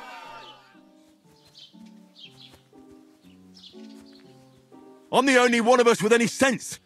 I'm not the one who acts like a spoiled child. Spoiled child? You're in danger of crossing the line, Henry. Better keep your mouth shut. I shouldn't have brought you along. Well, that's something we can agree on. I could have been sitting in the mill instead of rotting in these stocks. And whose fault is that? I was just defending you. Should I have let that fop beat you senseless? I only wanted him to apologise. I'd expect my right-hand man to argue my case a bit better. What do you think I was trying to do? You should have listened to me and calmed down. And let him insult me? Fat chance. If it hadn't been for me, we wouldn't have even been in that tavern. We've been in the shit right from the start because you had to play at being the knight in shining underwear, saving damsels in distress. I don't believe it. You're trying to put the blame on me? Just like that? Who else is to blame? You're just a simple peasant who has no idea how the world works. Oh, and our little prince knows all about it, doesn't he? You only left your uncle's a week ago. All you've known up to now is a tavern on Rat-Eye Green. Now you've gone too far. I've had it up to here with you. With you and your pontificating. You were supposed to make sure nothing went wrong. And how did that turn out? It was me who had to save your life. You're fucking useless. You couldn't even keep an eye on your own mutt.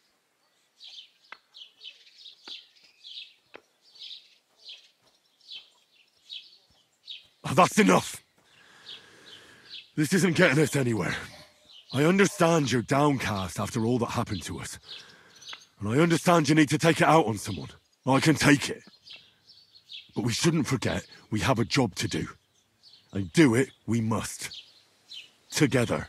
That's exactly what I'm doubting. Everything goes to shit when you're by my side.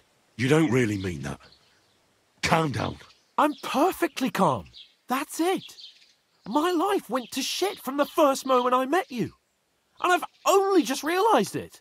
You're like a ball and chain. And I'd have bagged that wild boar too if it weren't for you. Well... And none of the rest would have happened. I wouldn't have been showered in shit. Oh, come on, Capon. Don't you cape on me. Not another word. I have to consider what to do next.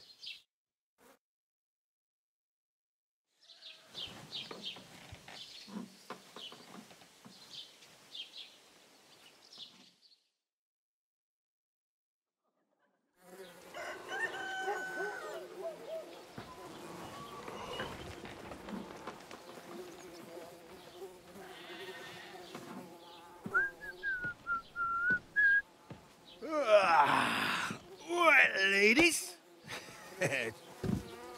Time to go home. But I swear to Christ, if I catch you again, I'm gonna skin you both alive.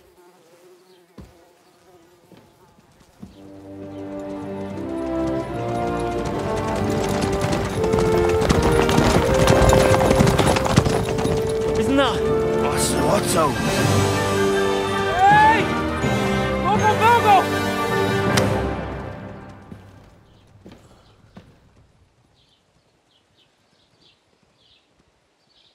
Oh, shit.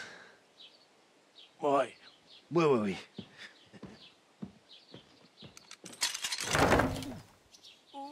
Go on, get out of my sight. What are we gonna do? You can do as you like. You can go and carry sacks or dig latrines. I'll look after myself. I'll go and see Lord von Berghoff at the wedding. I bid you farewell.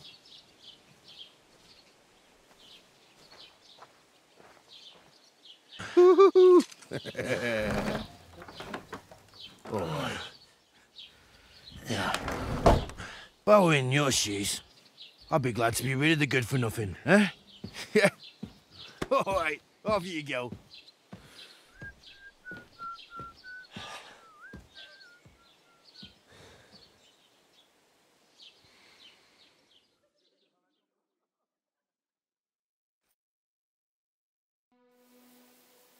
I hear you have some problems with wolves. You can say that again. Those fucking mangy beasts are eating my sheep. They take them like they were for sale at the market. Did you notice an ordinary mutt amongst those wolves? You know, there might have been. I didn't get a close look at them, but one seemed to be smaller and was a strange colour. That could have been Mutt. If I understand you, you're looking for your dog and think he might be with those wolves, right? That's right. I'll have to find that pack to see if it's him. I'll say, since you're already going after that pack, would you mind doing a good deed? If you kill those furry fuckers, there'll be a reward in it for you.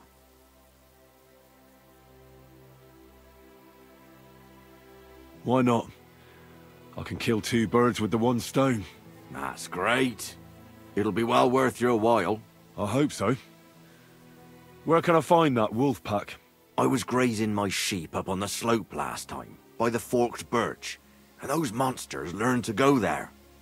I don't take my sheep there anymore, but those fuckers still go sniffing around over there. So we'll bring your flock up there again and wait and see if they come. Are you fucking mad? I don't want to lose any more sheep. I think you just need some bait. Not even 1 single sheep? I promise I'll look after it. Well, I could lend you Ignatius. He's the stupidest ram I've ever seen.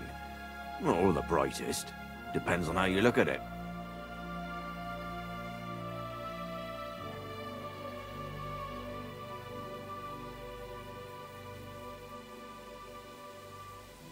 Keep your sheep.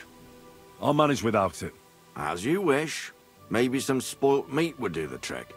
If you don't have any, don't think of laying a hand on any of my sheep. Just take Ignatius. What should I do with the meat? What do you think?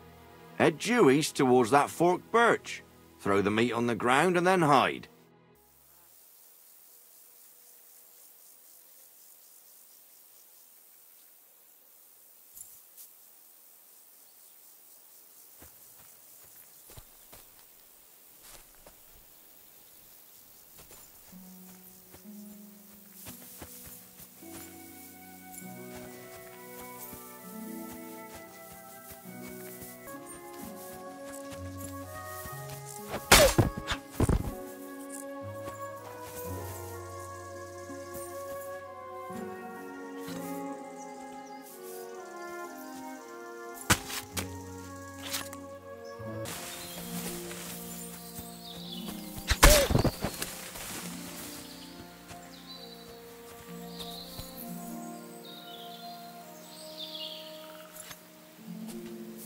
Are those wolves of yours?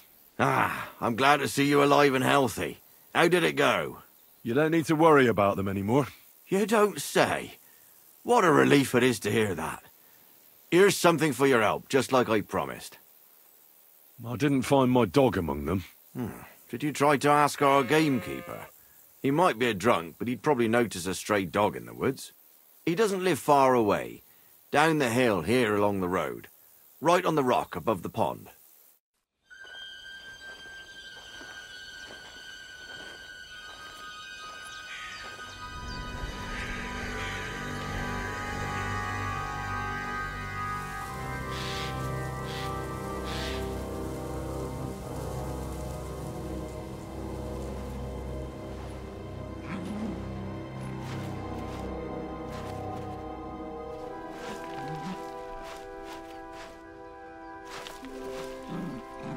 What?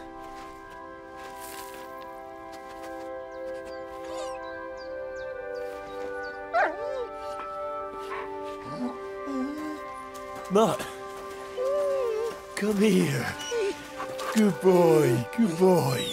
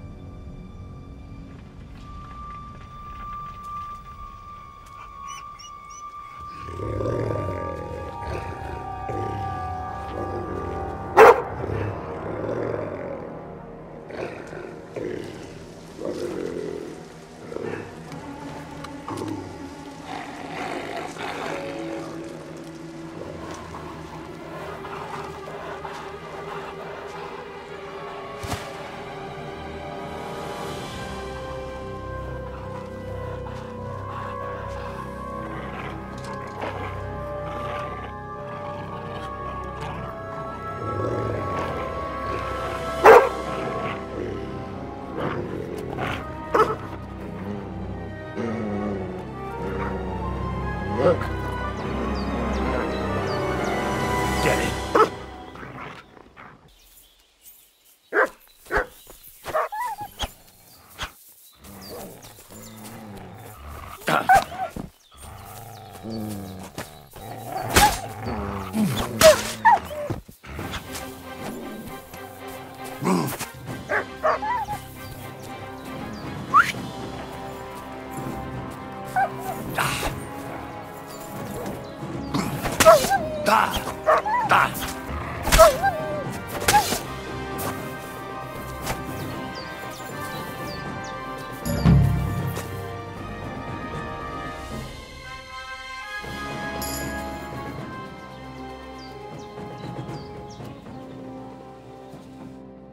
You little flea-ridden furball.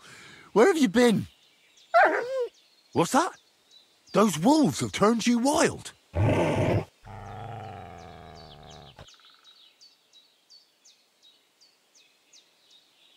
I'm glad nothing happened to you. I was worried about you. Seriously, there wasn't a moment I didn't think about you. Come here, you cute little monster.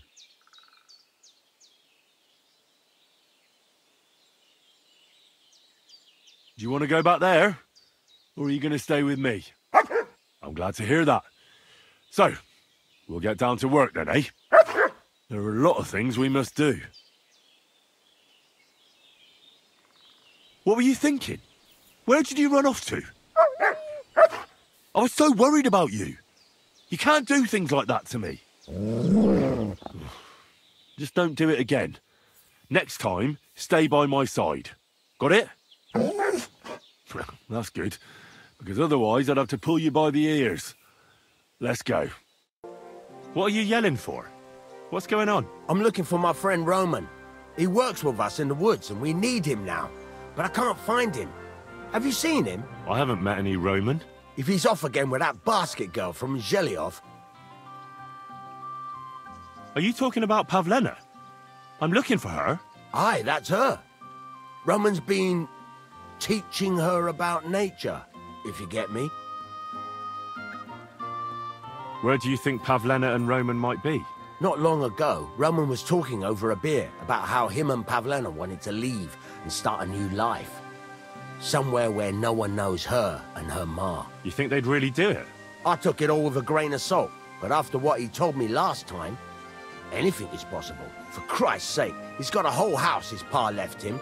He wouldn't just leave it on account of her, would he?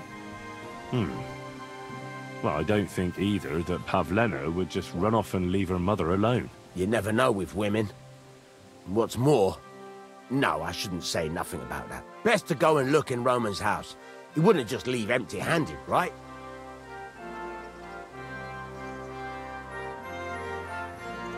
Wait, though. What was it you were going to say about Pavlena? What did Roman tell you? Why would he want to move away with Pavlena now? No, I shouldn't have said anything. I promised I wouldn't tell anyone.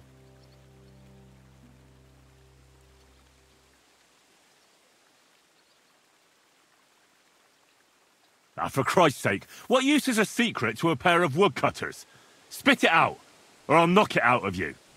Don't open your mouth so wide. A pigeon might fly in. We ought to focus on more important things than gossip. We have to get into that house. All right. Let's go and take a look at Roman's. Great. That is, you can go there. Hang on. You said you two were friends. Why would I go there alone? For one thing, I have to work. And besides, how would it look if anyone saw me breaking down his door? My reputation would be ruined. Whereas you, no offense, you're a stranger. You don't have to worry about your good name, do you? But me, I'd lose my livelihood.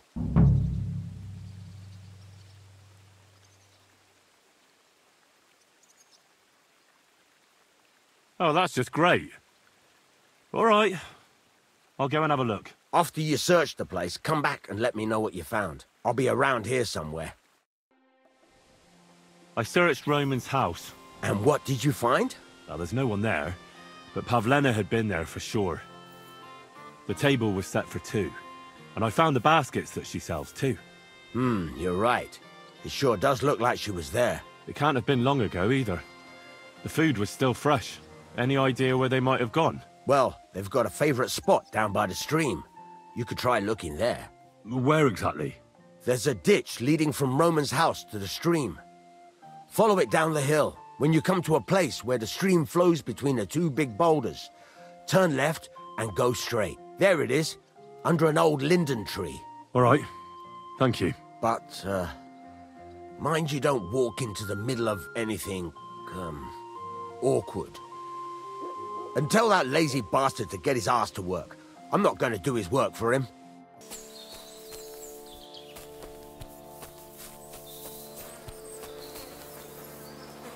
Oh, Jesus. Who's this? Someone must have killed him and buried him here by the woods. Ladybird! And then the pigs dug him up. I should try and find out who's herding those pigs. Ladybird! Come back Maybe they saw before a something. wolf eats you! Ladybird! You where the hell did that... I found a stray pig. That's great! I lost a sow somewhere. Where is she? Not so fast. It's munching on a corpse back there in the forest. Blessed Virgin! What corpse? I don't know. Never saw him before. Probably someone from the village. A young fella. Ginger hair. Christ above! That must be Roman. There ain't no other young redhead in the village. I saw him going through the glade with his girl. Oh, Christ! I think I'm gonna throw up.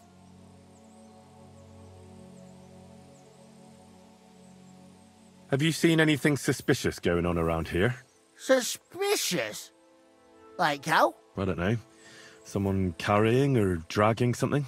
That corpse didn't walk there on its own. Hang on now. I did see something a bit odd. One of the farmhands came from the woods in a big hurry. And he was carrying a spade. Which one of them was it? Straw! That is Slavobor. But everyone calls him Straw. He works on Yakish's farm. A big farmstead in the south of the village. Oh, do you think he could have killed Roman? Who knows? But it does seem like he buried him. God's truth. Did you say Roman was with a girl? Aye, with that young lass what sells baskets here sometimes. Pavlena? Aye, that's her.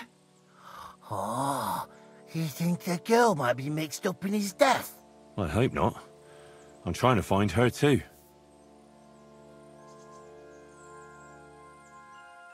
Thanks for your help. I better go and find that farmhand. Aye, and if he really done it, then give the murdering fucker what he deserves. Are you the one they call Straw? Yeah. Why? I know everything. I know you buried Roman's body in the woods. What? How could you? That's not true. It's no use trying to wriggle out of it. I have a witness. Shit. Fuck. I didn't want nothing to do with it, I swear. It's all that girl's fault. Where is Pavlena? I ain't telling you nothing. Don't try any charades with me.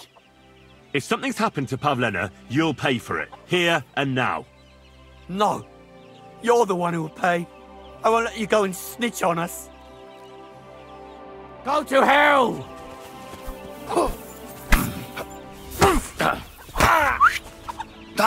Mercy!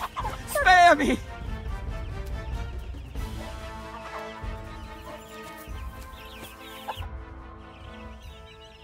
Had enough! Enough! Enough! I'll tell you everything. We didn't want it to end like this, I swear. I'll tell you everything. Speak up! Well, it all began in the tavern. We were boozing with Yakish. He don't go to the tavern much, but when he does, me and my brother go along too. Even though we're just his hired farmhands, he buys us wine. Get to the point. Where's Pavlena? It was Yakish's fault. He wanted to get revenge on Bozina, and my brother Ota got this idea into his head. We lay in wait for Pavlena. We We followed her along the path to the pond, and then we jumped her. Only then her fella turned up, Roman. As soon as he saw us, he charged us like a wounded boar. And he held my brother by the throat and pounded him like a madman. So I grabbed a rock and smashed him over the head with it. I never seen so much blood. I didn't mean to kill him, I swear. God almighty. And what did you do with Pavlena? She was stunned when she saw what happened. So my brother grabbed her and dragged her into the rocks while I went to bury Roman. We couldn't just let her go after she'd seen everything. Where in the rocks? To the south of Zhelyov. There's a kind of gorge there. An abandoned poacher's hide with a ladder leading to it. I've told you everything. What are you going to do with me?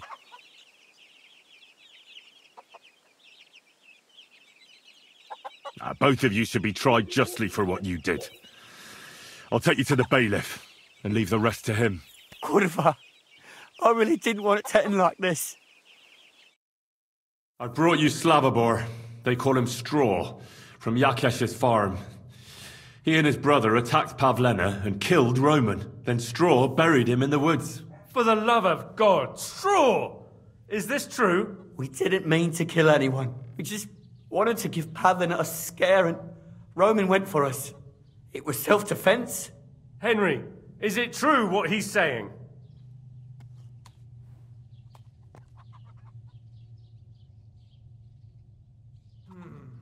Straw's not telling the whole truth. He and his brother attacked Pavlena, thinking they could get something out of him. I might have known. We'll keep Straw under lock and key until I decide what to do with him. Thanks for bringing him in, Henry. Roman was an honest Christian. It's a great shame. Don't move, you horse son. Who the fuck are you?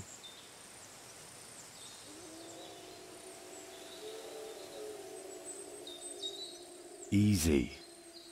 Calm down. Don't do anything rash.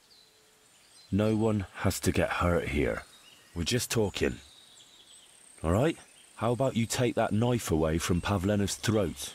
One accidental slip of your hand and things could get very messy. You know what I mean? You think this is a joke? You think this is a fucking laugh? There's nothing fucking funny going on here. Who are you? My name is Henry. I'm from Skalitz. And what the fuck do you want here, Henry of Skalitz? Who sent you?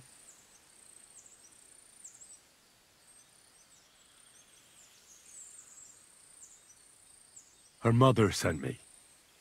She's worried about Pavlena. Shit. I might have known that old witch would send someone. Kurva. I never wanted it to end like this. You gotta believe me. I just wanted to give Pavlena a scare, but then that fool Roman got mixed up in it and... I never meant to kill anyone! Shit! Take it easy.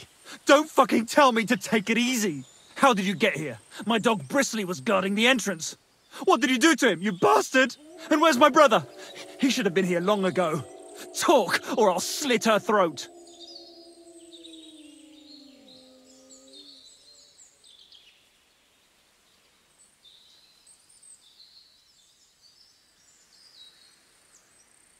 Your brother is fine.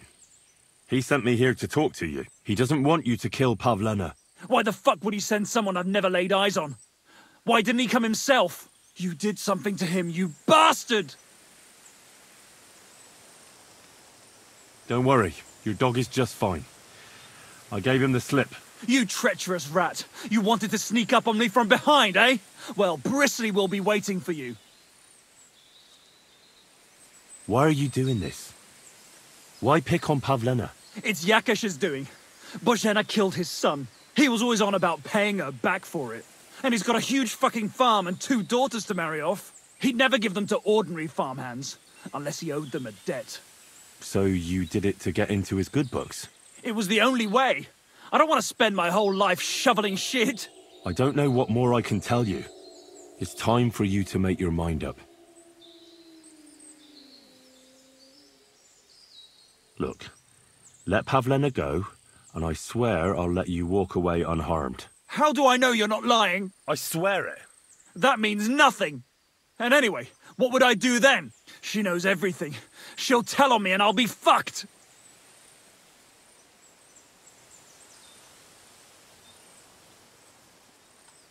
You still have a way out. You let her go, and I'll persuade her to keep her mouth shut. I swear to you, she won't tell anyone anything. Isn't that right, Pavlena? Mm-hmm. Sakra. Oh, all right. I'll let her go, and I hope you two aren't lying to me. I can always find you again. I'll give you my word. And now set her free. All right, all right. Just take it easy. You swine! I'm letting her go. Die! Look! Die! Die! That's for Roman! You bastard!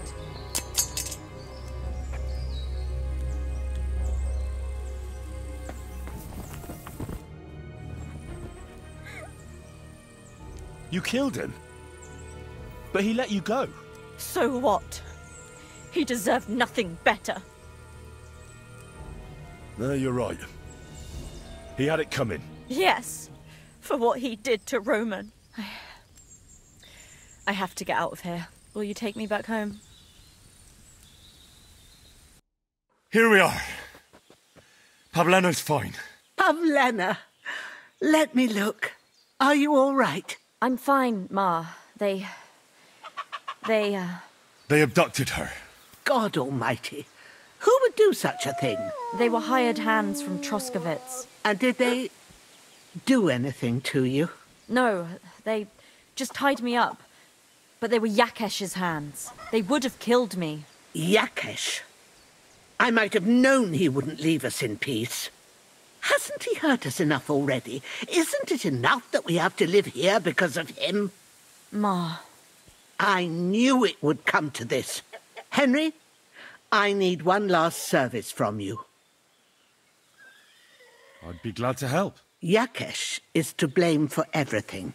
For us being driven out, for Pavlena being abducted. And for everything else. Everything leads back to him and his old hatred. We'll never have peace as long as he's alive. What are you trying to say?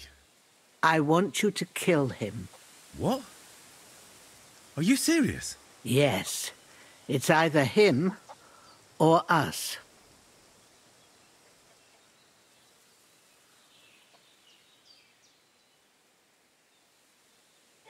What happened between you and Yakesh? That's old history. It was because of him that they drove us out of Troskovitz. You lived in Troskovitz? For generations. I was the midwife there for years, just like my ma before me. So many children we brought into the world. Yakesh's too, except for one. What happened? The birth started sooner than it should have, and Yakesh didn't send for us on time. He thought since Ludmilla had already given birth to 3 children, she'd managed the 4th on her own. Little Marushka came to get us, though, but by the time we arrived, it was looking bad. I did what I could. I gave her poultices and herbs to inhale, but the child was feet first and wouldn't come out. No matter what we did, it clung on and wouldn't budge. In the end, it died. When we finally got it out, it was too late. He was, ripped apart. I remember that. Pavlena. It was a boy. Yakesh's only son. He wouldn't listen. He had to look at him. Right after, he threw us out. Ludmilla died during the night, probably all alone, from exhaustion and pain, or maybe distress. Yakesh blamed us for everything, and the whole village listened to him. They drove us out. Past the boundary stone. Yakesh turned all his anger and hatred against us. But it was us who tried to save his son. I don't think it was your fault. These things just happen in life sometimes. Aye. Everyone dies. Yes.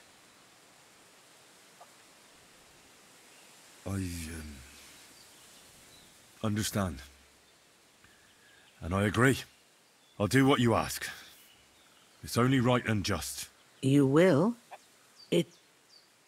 It really must have been the will of God that you crossed our path. Thank you, Henry.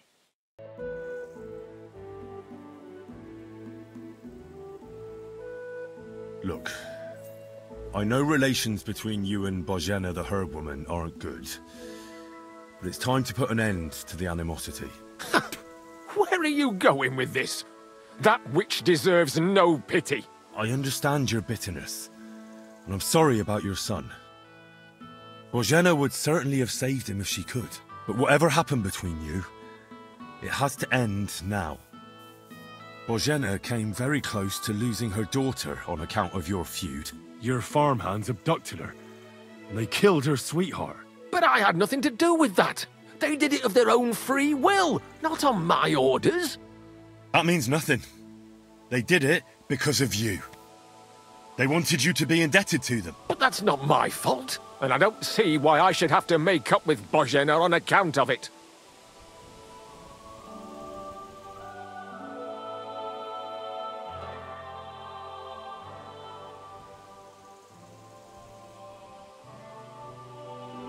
Whether you ordered it or not, you're still guilty.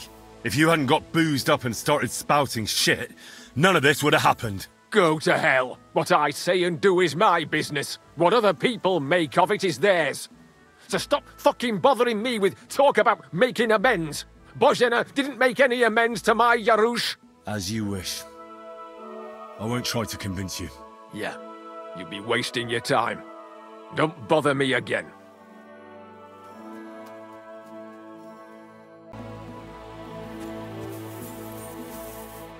Hey, you almost hit me.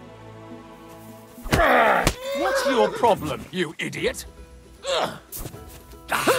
Mercy, leave me be. No, I'm done with this. Ow! Are you looking for a fight? Fuck this. Do you want me?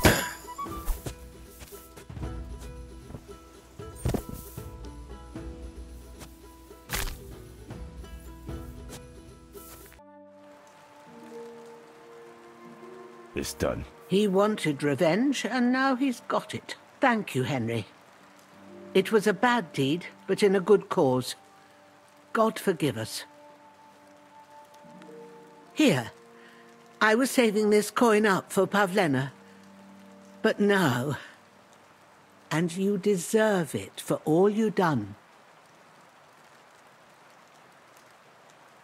No thanks. I can't accept that. Oh? Are you sure? Quite. Very well, then. But if you ever need anything, come and see me.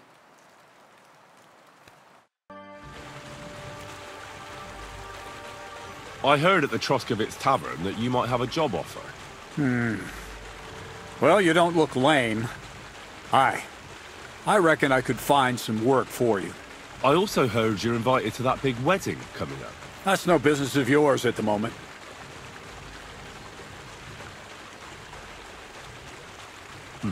All right. So what kind of work do you have for me? You'll be carrying sacks of flour.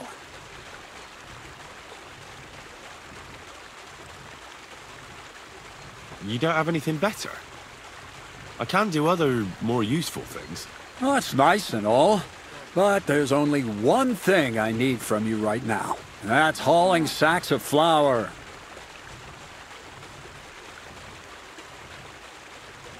Maybe you could use an armed escort. Maybe I could sit around here somewhere looking tough. You think you'd be good at that? You don't seem very tough to me. Why not try something a bit simpler, such as hauling sacks of flour? Do you really have nothing better I could do? I do, but only for people I know already.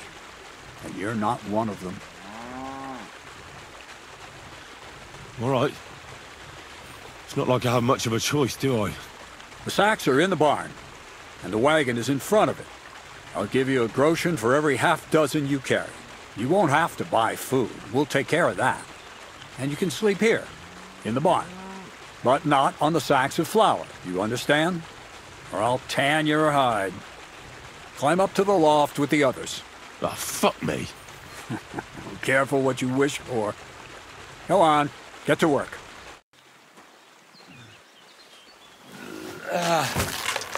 Kurwa. What the?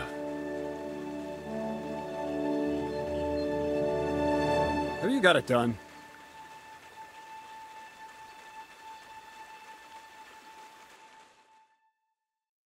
I said, are you done? You're milling some pretty peculiar grain here, Miller. It's got a bit of a metallic flavour to it. Kurwa. Can't you be more careful? Tell me the truth. What are you really doing here? Seems I'll have to lift the lid off the cauldron of knowledge sooner than I expected. You think you're ready?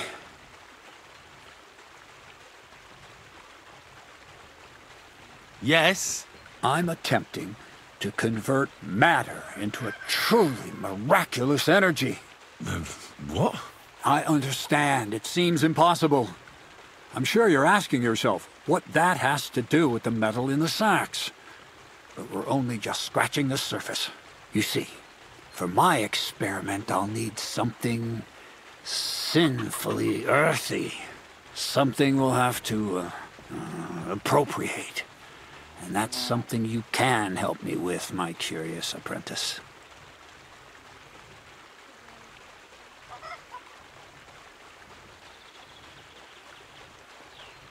I'll help you. That's the right attitude. Now listen up. In Troskovitz, next to the tavern, there's a rat house. And in that rat house, there's a chest. And in that chest is a document I need. One that used to be mine. But due to an unfortunate twist of fate, ended up there. It's called The Offer of Hermes Trismegistos.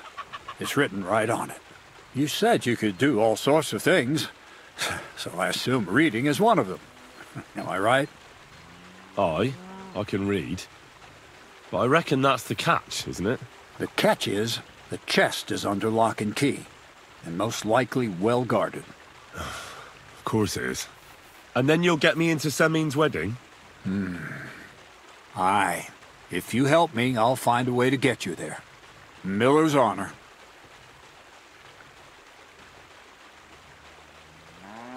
Where exactly should I look for this document? I doubt they've only got one chest in the Troskovitz rat house.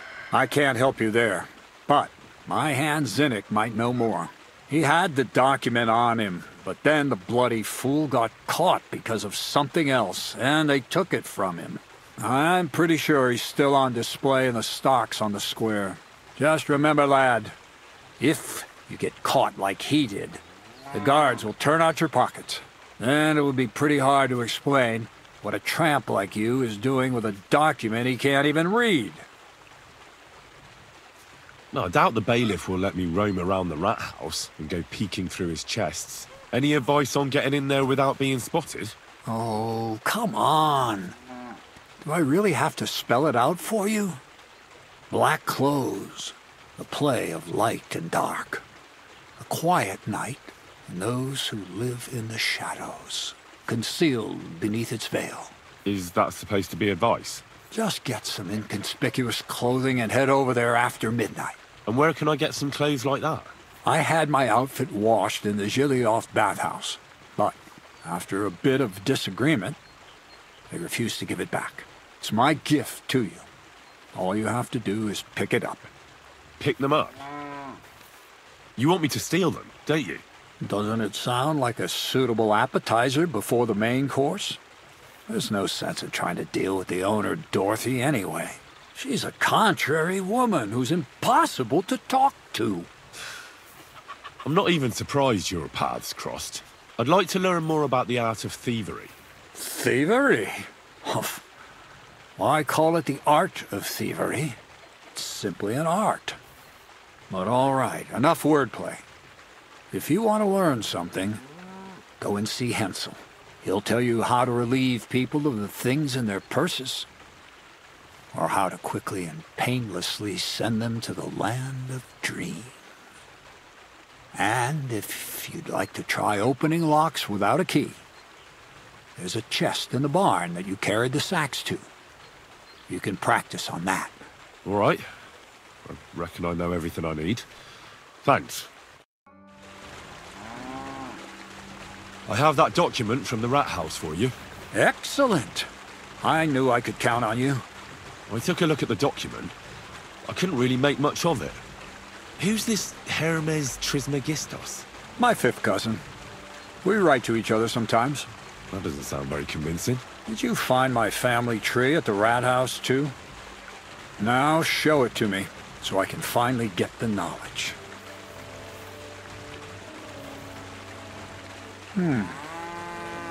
Good. Good. This will come in handy. Ah, yes. Of course. And what now? That much? Going to need more. A lot more. Did you hear me? What now? Sorry. I got lost in thought. I owe you my thanks as well as reward for getting me the document. And maybe another little job? What do you say? Don't tell me you've forgotten. I need to get to that wedding in Semine. Don't worry. Your path is leading that way. Only it'll be a little longer than expected. Are you yanking my pizzle? Not at all. I'll get you to the wedding as sure as the heavens are above me. The fire of the Creator is within me. But you'll have to wait a while. Besides, things are about to get really interesting. Step by step, we're moving closer to the great revelation. Enough. I'm sick of listening to your cryptic blabbering. Supposing you first initiate me into the mysteries of your enchanting mill. This isn't any run-of-the-mill business, so to speak. I smell something devilish here. Devilish? Not at all. It's high learning. Alchemy! And when I say alchemy, I mean real alchemy. Not some hocus-pocus brewing of potions for creaky joints and bellyache. Tell me more about it, then. Maybe I'll learn something useful. I wouldn't be so sure. But I've taken you on as an apprentice, so I might as well tell you something. Now, pay close attention. I want to make a golem out of dough. Then, using secret alchemical practices and theurgy, bring him to life.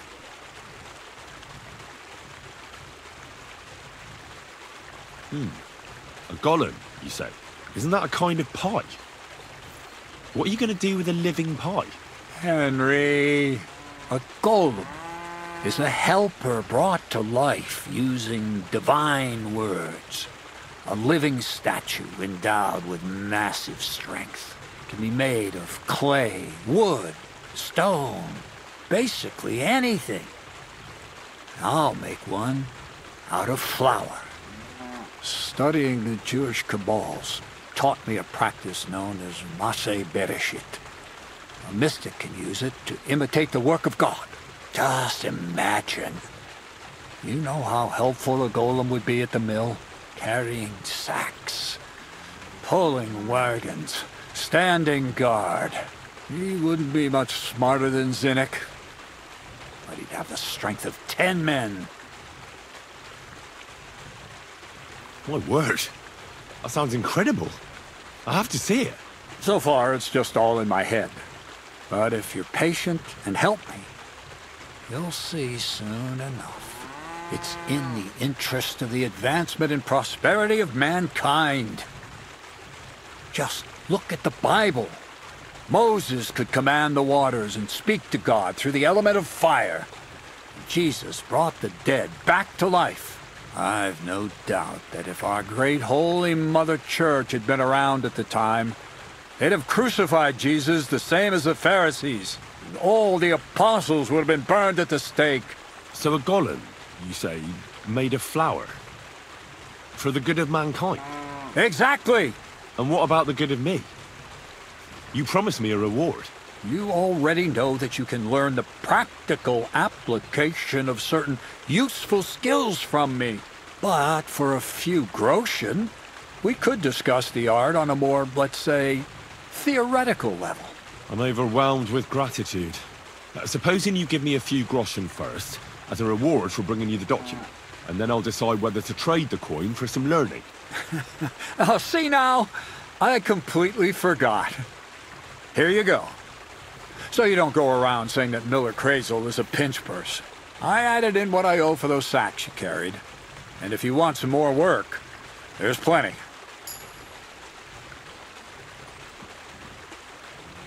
I don't know, Crazel. Alchemy, golems, documents in locked chests. I reckon I've had enough. I'll have to think about whether I want to continue with this art of yours. I get it. Greater good of mankind isn't everyone's goal. But don't forget, I can get you to that wedding. Miller's honor. What's this next job all about? I need to find a saltpeter pit. Never a wasted word, eh, Crazel? Short and to the point. That's my credo. And how long will it take before you tell me what a saltpeter pit is? A saltpeter pit is a pit in which saltpeter is formed. This has something to do with the alchemy of yours, eh? I don't know much about that stuff. Nitra is saltpeter. White crystals similar to salt. And what needs salting here in the mill? Or is it supposed to be some peculiar Crazel wedding gift for young Semming? Nothing of the sort. The Kabbalistic doctrine speaks of saltpeter as a vessel for the inexhaustible essence of life. Those white crystals are said to contain the very essence of being. That's precisely what we need to give life to our golem. Thanks to the ingredients from Hermes Trismegistos, his feet will never get tired and his fists will have the power to smash rocks. But saltpeter is the most important thing. Saltpeter will be the golem's heart.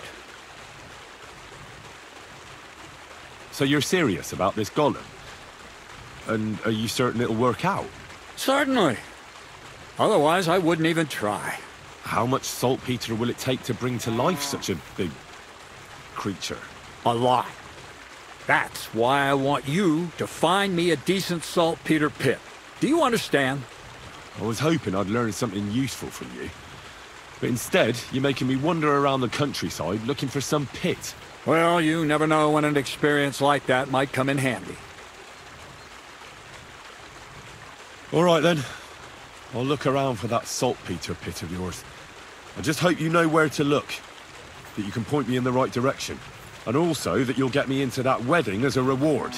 Yes, yes, and yes. Bonnie has a lead. She's a damned handy girl to have around. She can do anything you ask of her. But for you, the most important thing is that she knows how to look for niter, or saltpeter if you prefer. So this Bonnie is some kind of witch who's in on this golem stuff. Bonnie is someone I trust without question, and you should too. Not only will she teach you how to find saltpeter, but also how to differentiate it from common salt.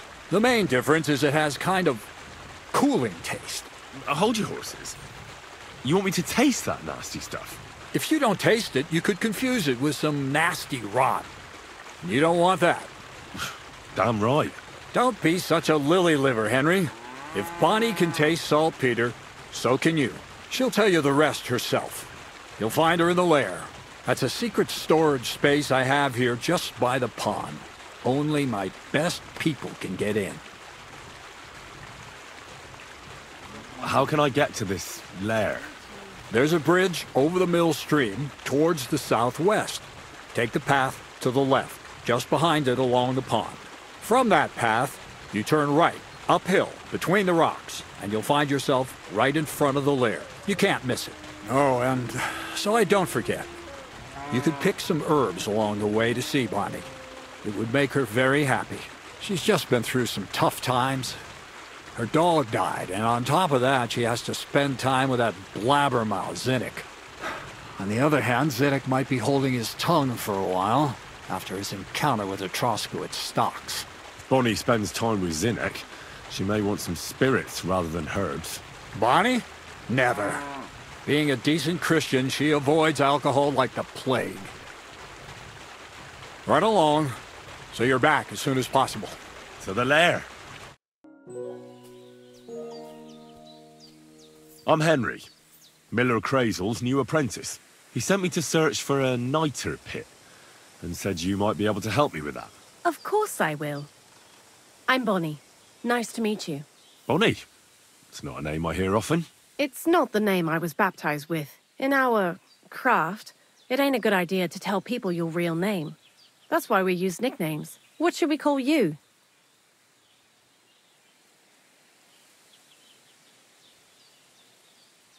Henry's fine. Well, that's not very creative. You know what? I'll come up with a nickname for you myself when I get to know you better. Did you bring me something from the mill? Actually, Crazel said you'd appreciate some herbs. He's right there. Do you have some for me?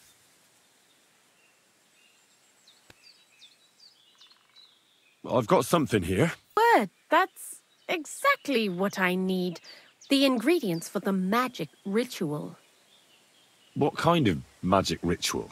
The kind where Zenek finally gets some sense into his head and stops making stupid beginner's mistakes. Just so you know, that mess with the author of Hermes Trismegistos would never have happened to me. Not me. While we're on the subject of rituals, did Crazel tell you about the golem? He did. And what do you think of it? I'm curious to see what a golem made of flour will look like, but I'm mostly curious to see if Crazel will really be able to breathe life into it with the help of saltpeter. I'm more worried that as soon as it comes to life, it'll slay us all with one blow. So, if by some chance it looks like something's going wrong, you won't see my heels for dust. And I suggest you do the same. But that's enough of that. We're not going to stand here talking about flower golems when we've barely just met. I'd like to chat with you too, Henry. Get to know you a bit. But if you're in a hurry to find Crazel's saltpeter, I won't keep you. I need to know how it is with that saltpeter. Nothing else. Whatever you say. Before you came, and before Zenek fucked up with the manuscript, we collected saltpeter all over the place, mainly in sties. It has to be scraped from the walls. Horrible work, time-consuming and annoying. I'm not going to lie to you. We also looked in a few chests, just in case. You know. Anyhow, now all the sties in the region are scraped clean and we're sitting pretty on a nice barrel of saltpeter. Barrel is quite a lot. For the whole Trotsky region, aye. Unfortunately, Crazel said we need at least 6 times as much. 6 times? Will one saltpeter pit be enough? I reckon so.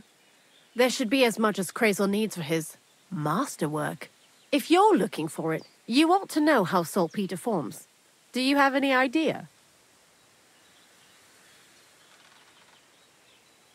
No, I don't. And Crazel, of course, didn't tell me shit. Don't forget that saltpeter crystals are formed in places where something is rotting. It can be shit or carcasses. Well, a saltpeter pit is actually nothing more than a mass grave. The best natural saltpeter maker. Crazel said saltpeter is a vessel for life energy. I get it that it's left over from dead bodies, but how do you get it from shit? God's mysterious ways. You know how it is. And he also wanted me to taste it. That's nonsense, though, isn't it? Unfortunately, it isn't. Otherwise, you won't know if it's saltpeter or some other shit. It feels kind of cold on the tongue. Jesus. And you know where to look for such a pit full of carcasses, do you? Not exactly, but I have an idea. Times are evil and there's plenty of corpses. A person who's digging holes and throwing dead bodies into them and doesn't even know he's got a a saltpeter mine.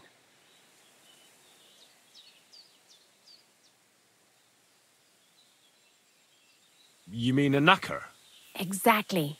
And the one we have here in the region is also the gravedigger. Well, I haven't met him yet.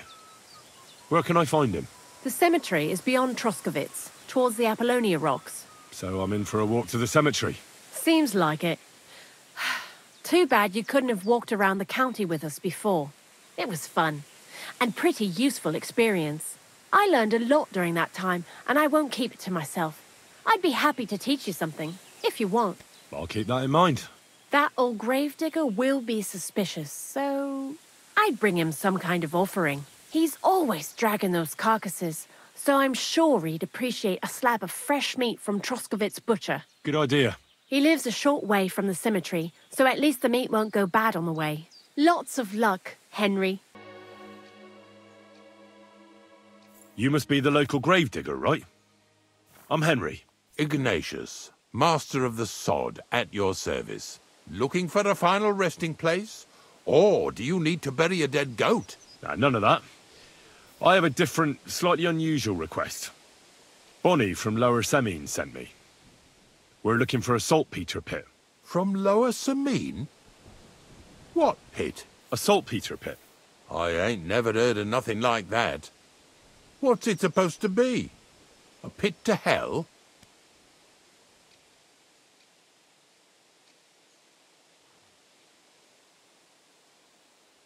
Yeah, something like that.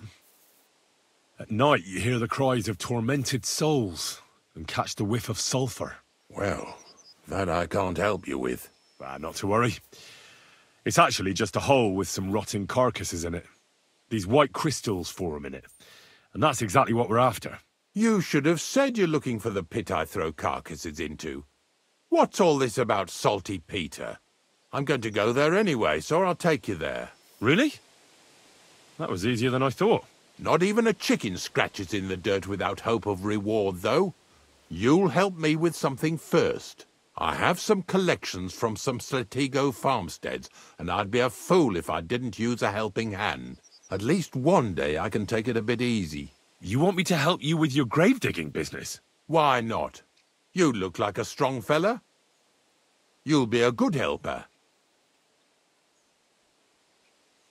I have a better idea. You tell me where I can find that pit, and I'll give you a nice piece of fresh meat for it. I won't say no to that. Show me what you have. Oh, aye, fresh meat. What a feast that'll make. Now, listen closely. That pit of yours lies at the end of a long journey that we'll take together on my wagon. So you got meat out of me for nothing? When I see how much you lot in Lower Semine are interested in it, I'm not just going to hand it to you on a plate. But thanks for the meat, and don't worry about a thing. Grave digging is a job like any other. Sooner or later, everyone needs our services. And if it wasn't for us knackers, folk would have to deal with their animal carcasses themselves. Of course. I understand. I'm just a little worried about what people will say about me when they see me with you. I wouldn't like to lose the honour I've earned as squire to a nobleman. Don't worry about what people say. They'll only strip you of your honour if you let them. So what then? Shall we take a nice little ride with my boys Snorter and Dragonfly here? Nice and early, at daybreak. I don't know if I'm completely ready for this. But let's get going. The dew is still on the leaves. The roads are clear. You don't need your horse.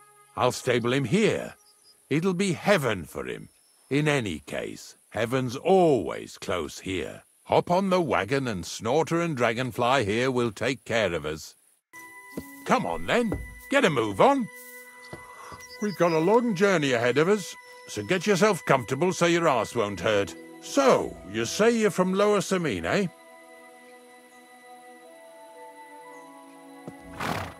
Not exactly. I'm not even from this region. I'm only doing some work for the miller. I remember Crazel when he was still a wee lad. Even then he was a great big smart-ass. When I buried his parents, he was traipsing somewhere through the world. Maybe you heard what they say about Lower Semine round these parts. Crazel don't sell short measure, not that. He looks out for his reputation, but his helpers have been seen often in the villages after dark, looking fishy. Or during the day, in the pillories. Don't that Bonnie of yours belong to that gang too? Right then. We're off to a nice start. Lower Sameen's a thorn in the side for a lot of folk. Some on account of the competition. Some is just rubbed up the wrong way by that crazel. Either way, all they need's the slightest excuse to grab their pitchforks.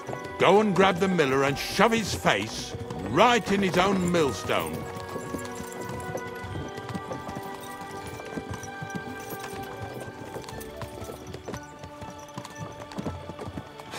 Lazy bones.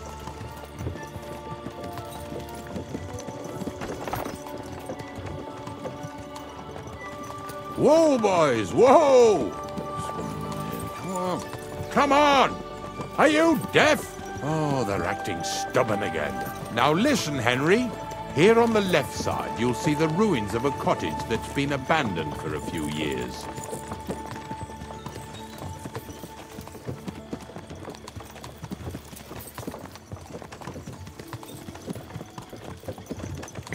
I have a trap set inside the cottage.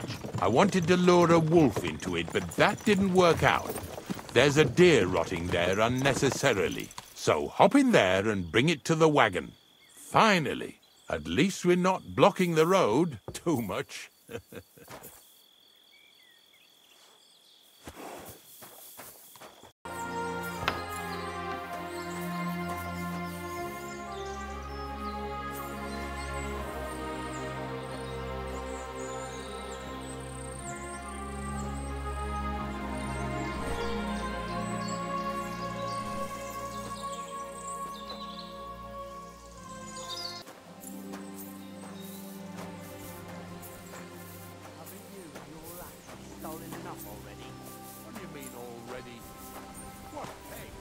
Hey, drop that right now and get over here. What's going on, Ignatius? Ah, Henry. Right on time. I asked you about things in Lower Sameen, and you swore it was as clean as a well-gnawed bone. You remember, don't you? So now you can deal with this yourself. And please, make sure we leave with the same number of teeth we came with. Well, what are you after, then? 2 stinking pieces of shit was sneaking around our sties and cellars and lining their purses with silver too while they was at it. Some scruffy and dunger. What do you have to do with them?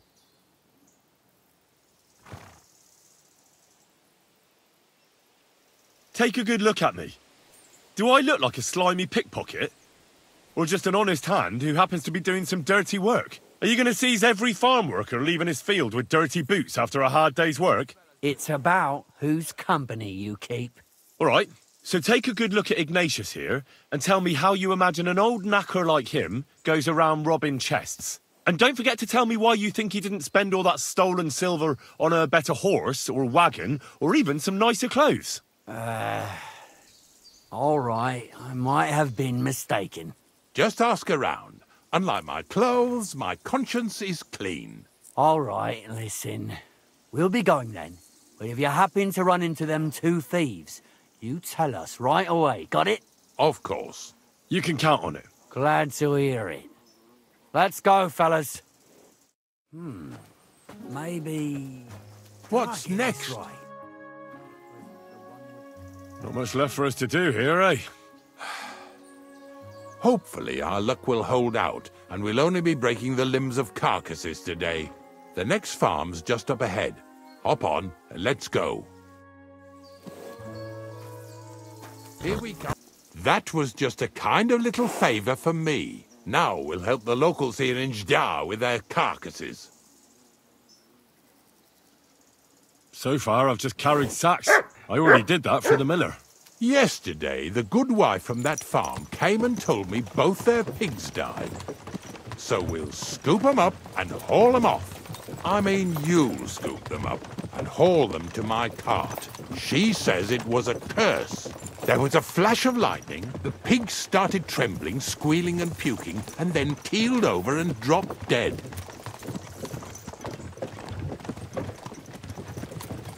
And then Satan himself appeared in the sky. Happens all the time. It ain't my first day doing this job, so I could see right off them pigs had been poisoned. The good wife swore them pigs were happy as, well, pigs in shit.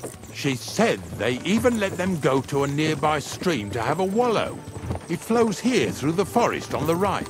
Since we're here, you ought to go and take a look around there. Check how clear that spring really is. All right. I'll see what's going on there. And I'm going to enjoy having a helper. At least for one day. Maybe I'll roll around in the grass here with Snorter and Dragonfly.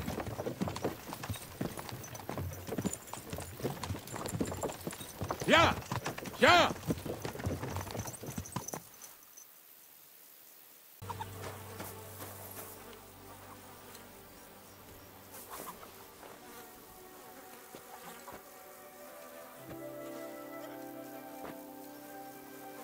Yeah. Ugh, and another.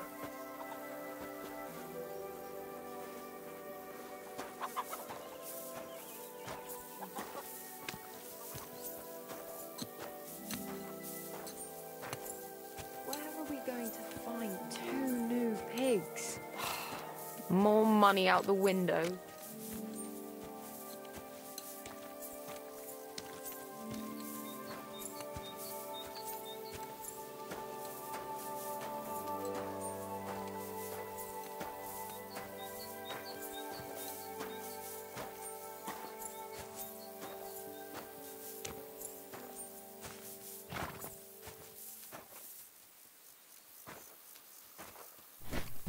Get over here so we can carry on.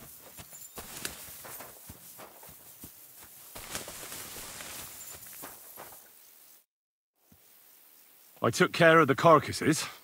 We can drive on. And what about this mysterious curse? Oh, right. Slipped my mind. The watering spot, you said? Aye. Take a look around. See if you find anything fishy. Those pigs came here to drink. Where to now? I can smell something upstream. It really wasn't a curse. There are rotting carcasses in the water upstream from the watering spot. No wonder the pigs caught some disease. Well, what do you know? I was right. I'll give you a hand. It'd take you all night on your own. I took care of the carcasses. We can drive on. Nice work. There's even a bit of meat left for me. Yeah, you'd eat that. They've been lying there God knows how long. But nicely in the cold. There's nothing wrong with it. Anyway, you won't be eating it, so don't worry about it. Let's keep going. Seeing as how you don't obey me, you're surely horsing around today.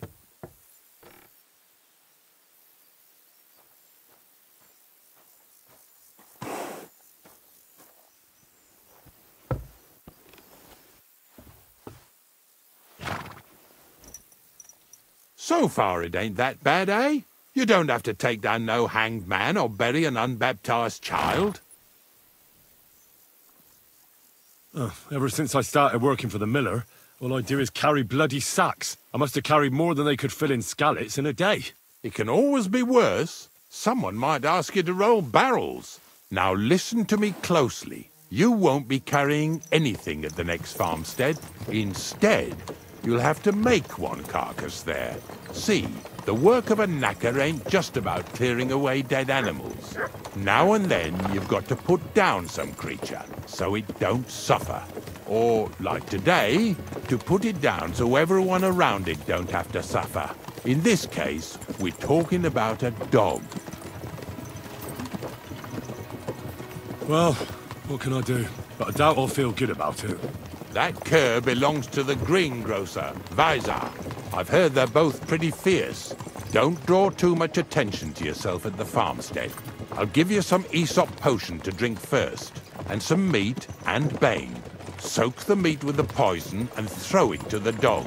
He'll probably be locked in a pen somewhere. As soon as it's done, we'll disappear before anyone notices anything. I got paid well for it from the neighbors, so don't fuck it up for me. Yeah! Yeah! Where'd you come from? Bonnie? What are you doing here? What are you doing here? First, tell me what you're doing here. And how come you're with that beast? He's no beast. I came here to save him. You mean steal him? For him, it'll be a redemption from that horse and master of his. I'll take care of him, in place of my poor dead sniffer. Bonnie... The gravedigger sent me to kill the dog. He's been paid to do it by the people whose livestock that beast killed. It's the last thing I need to do before he shows me the pit. It's not the animal's fault. When Zenek and I were here last, I saw how old Vysarik treats him. He doesn't give him food, he abuses him. With a master like that, he won't last long. You wouldn't kill a dumb creature just because its master is a sick horseman, would you? Well, you don't have to convince me. Ever since the gravedigger told me to do it, I've been trying to figure out how to save that dog. If you want to take him, I won't stop you. You're a much better Christian than I thought you were. I'll take him to the lair. We'll meet there. Hurry off now, before someone sees us together. It's taken care of. Taken care of? What do you mean?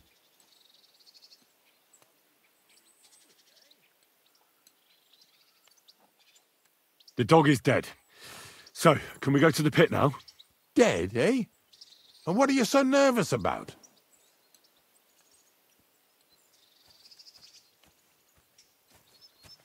Ignatius, that was no dog. What are you babbling about? It's hard to even talk about it. Do you know what a cross between a dog and a wild boar looks like? Damned right I do. But I also know you're taking me for a complete idiot.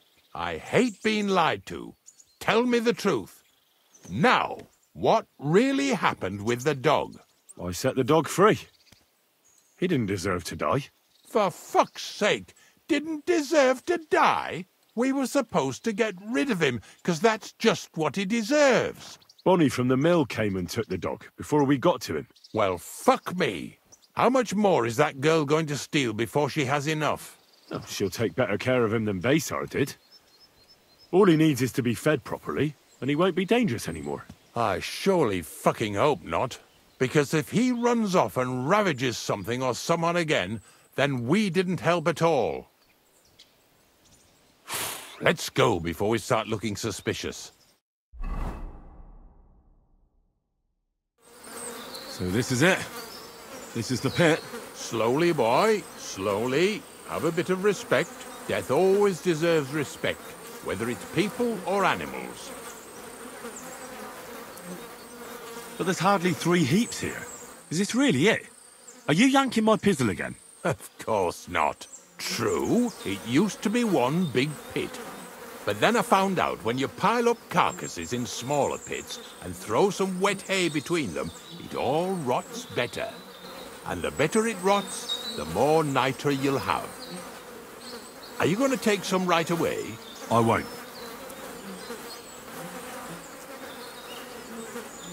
The miller will probably send some people here. Well, they'd better not dig it all up. That'd disturb the natural balance, see? And soon they'll find out there's no place to find saltpeter. Well, I reckon I'm delaying the inevitable. I'll still have to taste it. You're going to taste it? It's the only way I can be certain it really is saltpeter. God's nails. And they say I'm disgusting. Wait a moment. I can't say I'm all that satisfied with your help, but I don't want you to think old Ignatius is an ungrateful bastard, so I have something here for you. Although, to tell the truth, you didn't much grow on me. Well, that's a shame, because I thought you were a pretty good fella. In fact, I'm actually kind of fond of you in a way. If you're trying to come out smelling of roses now, don't bother. Here's something that'll definitely come in handy if you ever need to go through all this again. Either with me or somewhere else. Thanks. You didn't have to make such a feast of it. Look at me. I'm a Lord's messenger to a taster of cadavers. Cold and salty This must be it. Greetings, my friend. I found the place where we can harvest saltpeter. You just head out of Troskowitz towards Apollonia, carry on alongside the road, then head off it at the right spot. Only it's not a pit, it's 3 piles of earth. The gravedigger Ignatius drove me there himself. And is it the real stuff? Did you taste it? Yeah. And I hope I never have to do that again. Ugh. I think the experience has changed me forever. Oh, come on. You whine more than Zinnik. It's just commonplace salt. I was hoping it'd be closer. To go all the way to Apollonia. If I send 2 wagons, that should be enough. What should I do? That means I could mix a barrel and a half. Quasel, focus. What else do you need from me? Oh, sorry. What were you asking? About a reward? It's right here. Thanks. How's it going with the golem? Well, the whole thing is really appealing to a scholar of my field of interest and important for humanity. But certain circumstances have emerged which, unfortunately, move its creation somewhere further into the future. Wait, what do you mean? So there won't be any golem? Not for now. What about all the niter? The life essence? I admitted to myself it's maybe too much to take on, and I decided to go back to my roots. So the search for saltpeter was for nothing? Not at all. The saltpeter will help us create primordial matter. The origin. Chaos. Materia prima. God. Here we go again. As alchemical scholars, we actually have only one task before us. To penetrate the diaphanum and find out where it gets its disposition and power from. Only then will we understand the nature of the shadows. Eh? I'll explain it to you. Well, tell me then, what's the next task then, Crazel? From behind the closed gates of Trotsky come quiet whispers, carried by the wind, all the way here to me in the mill. Do you hear it too? Yeah, I can hear. And pretty clearly. Crazel's daft. Crazel's daft. No, I hear something else. Scribe Erezim received a trunk from Prague, and in that trunk was... The document of Hermes Trismegistos? No, a book. And from an author more venerable than Hermes. It's thin, with a sand-colored cover, embossed. Ordinary at first glance. But the treasure's inside. You might say it's kind of an alchemical cookbook. So I'm gonna have to pick some locks again, eh? And in the castle, no less. I'd like to know how I'm supposed to get in there. Trotsky is shut tight. For some. The gates of Trotsky may appear to be closed to us, mere mortals. But why try to force your way in when there's a person they'll invite in themselves? What person? Hold on, we'll get to that. We've got the Samine wedding coming up. I can't wait to try out my new potion against drunkenness there. What about you? You still need to get there? Certainly. It's why I decided to work for you. Or have you forgotten? I hope your promise still stands. Of course it does. What do you take me for? Start getting ready. You've almost got a fine outfit, I see. But it still could be a lot better. Ad charisma tuendum. Say a prayer to St. Paul. Maybe he'll send you a few nice things from heaven. So you'll really get me into that wedding? Am I dreaming? No, you're not. But before you start celebrating, we won't be going by ourselves. We'll have company. Or, to be more exact, the two of us will be accompanying a certain person. Me as a friend and host, and you as a bodyguard, loyal servant. Call it what you will. It'll be some female, right? Correct. But not just any female. A true lady will come to the wedding with us. Radiant as the morning star, refined as pure gold. All will be stunned by her beauty. And she'll be our lockpick that will find the weak spot in the gate to Trotsky. All it'll take is a little push. And clunk. The lock will open, and the book will be mine. What weak spot? The castle's weak spot is Chamberlain Ulrich, because he himself has a weakness for women. Of all the single damsels at the wedding, ours will be the most charming and irresistible for him. Noble or not, he's a mortal man, and he'll start to think with his male member. We will watch as he becomes feverish with lust. Soon, he'll be begging to take our companion to Trotsky. He'll pretend his motives are pure, so she'll be more comfortable. And when the Chamberlain becomes insistent, you, as her personal bodyguard, will accept his offer. Naturally, you'll say you won't leave her side so you can defend her honor. Once in Trotsky, Ulrich will do everything to get you to leave him alone with her. And that will be your chance. I can hardly believe that you, of all people, would come up with such a straightforward plan. Well, it's not all that straightforward. I admit there's a certain element here that makes everything more complicated. First, we have to find our gracious lady. What? Look, she doesn't have to be a lady per se. We just need a wench with a pretty face. We'll get her a nice dress, some perfume. She doesn't even have to speak. We'll do the talking. Could Bonnie do it? She could. The only hitch is everyone and his dog knows her face. Nobody with any sense would let her into the Samin wedding.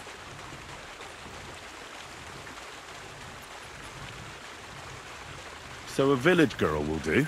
I doubt an ordinary village girl would agree to what we're going to ask of her. You can find lots of capable girls at the Gelioff Baths, including some who aren't so well known. It's true, Dorothy can be a bit unpleasant, but you'll be giving her an offer she can't refuse. Dorothy owns the bathhouse? Aye, next to the alehouse there. You'll tell her I'm offering enough groschen to buy 2 cows or a small cottage. That should soften her up. All right. I'll take care of it. Excellent. You're a talented, likable youngster, like Knight Roland of yore. I have complete faith in you. And don't forget, we're going to need to dress the girl up and make her smell nice so she comes across like a real lady. So, stop off at Troskowitz as well and get her a nice brocade dress and some long-lasting perfume. Mintha would be ideal. Where can I find the dress? Where do you think? The butcher's? Go and see the tailor. Bartoszek has just the thing in his shop. A beautiful red dress made of Tyrolean brocade. Why that dress exactly? Because red is the color of love and passion. Rich Tyrolean brocade is just begging to be touched. Ulrich won't know where to look. The dress is likely to be pretty expensive, but that's no obstacle for you, right? Where can I find the perfume? Emmerich the apothecary might have something. They say he makes some perfume for his wife. Or ask Betty the innkeeper. She may be a god-awful battle axe, but a nice-smelling one. Or get hold of the recipe and make your own Mintha. As an alchemy apprentice, you should be able to manage. I'll be going then. Once you've got everything ready for the wedding, we'll meet in front of the fortress gate. There, I'll let our lady in on some other details of our plan. But that won't be for your ears. Anyway, you'll be rehearsing your speech to Lord von Berghoff then, won't you? I can't wait. I heard you swear by the alluring fragrance of Mintha. Only the finest quality, Mintha. And now that I've been invited to the wedding, I'm keeping a close eye on my last 2 files. Do you like it? I do. What do you want for it? Haha, I'm definitely hanging on to this one. I take damn good care that no one takes it from me. Such a rarity. Besides, what good would it do you, a man? You'd be surprised how perfume can help make a man seem more trustworthy. But I'll probably have to give this one to someone else who's also going to the wedding. Well, I don't think it'll smell as good on her. or him as on me. Moreover, I want to stand out at the wedding. Anyone can get Mentha perfume, but of the highest quality, so the fragrance lasts. I prize those little bottles over all. God be with you, sir. Crazel has an offer for you. What does that old goat want this time?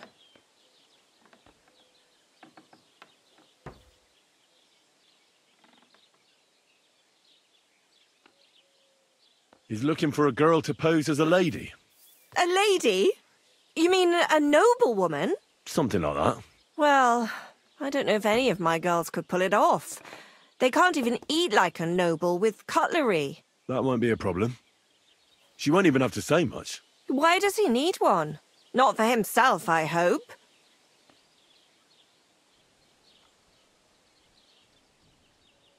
Aye, more or less. What do you mean, more or less? Does he want her for himself or not? No. He wants her to turn the Chamberlain's head. Ah, so she's supposed to end up with Ulrich. Is that it? How much is he offering? He says he can offer enough groschen for you to buy 2 cows. Or a small cottage. It's quite a lot for our usual services. And that's not all. Your girl will also get a beautiful red dress made of Tyrolean brocade and a perfume called Minta. Nobody will be able to resist her. I've already got everything. Just say the word. That sounds nice and all. But that ain't nearly enough for certain services. I don't understand. An offer like that? What's the problem? You know what? I'm tired of this. Let's go and see what the girls have to say. They'll tell you about what they've been through with the Master Chamberlain. Girls, come here. Right, girls.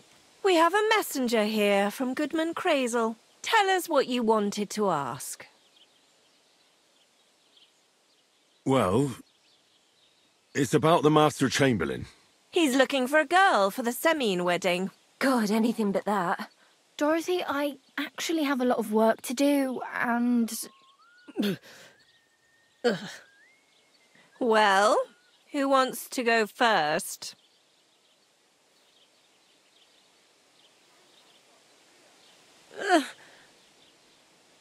Anna.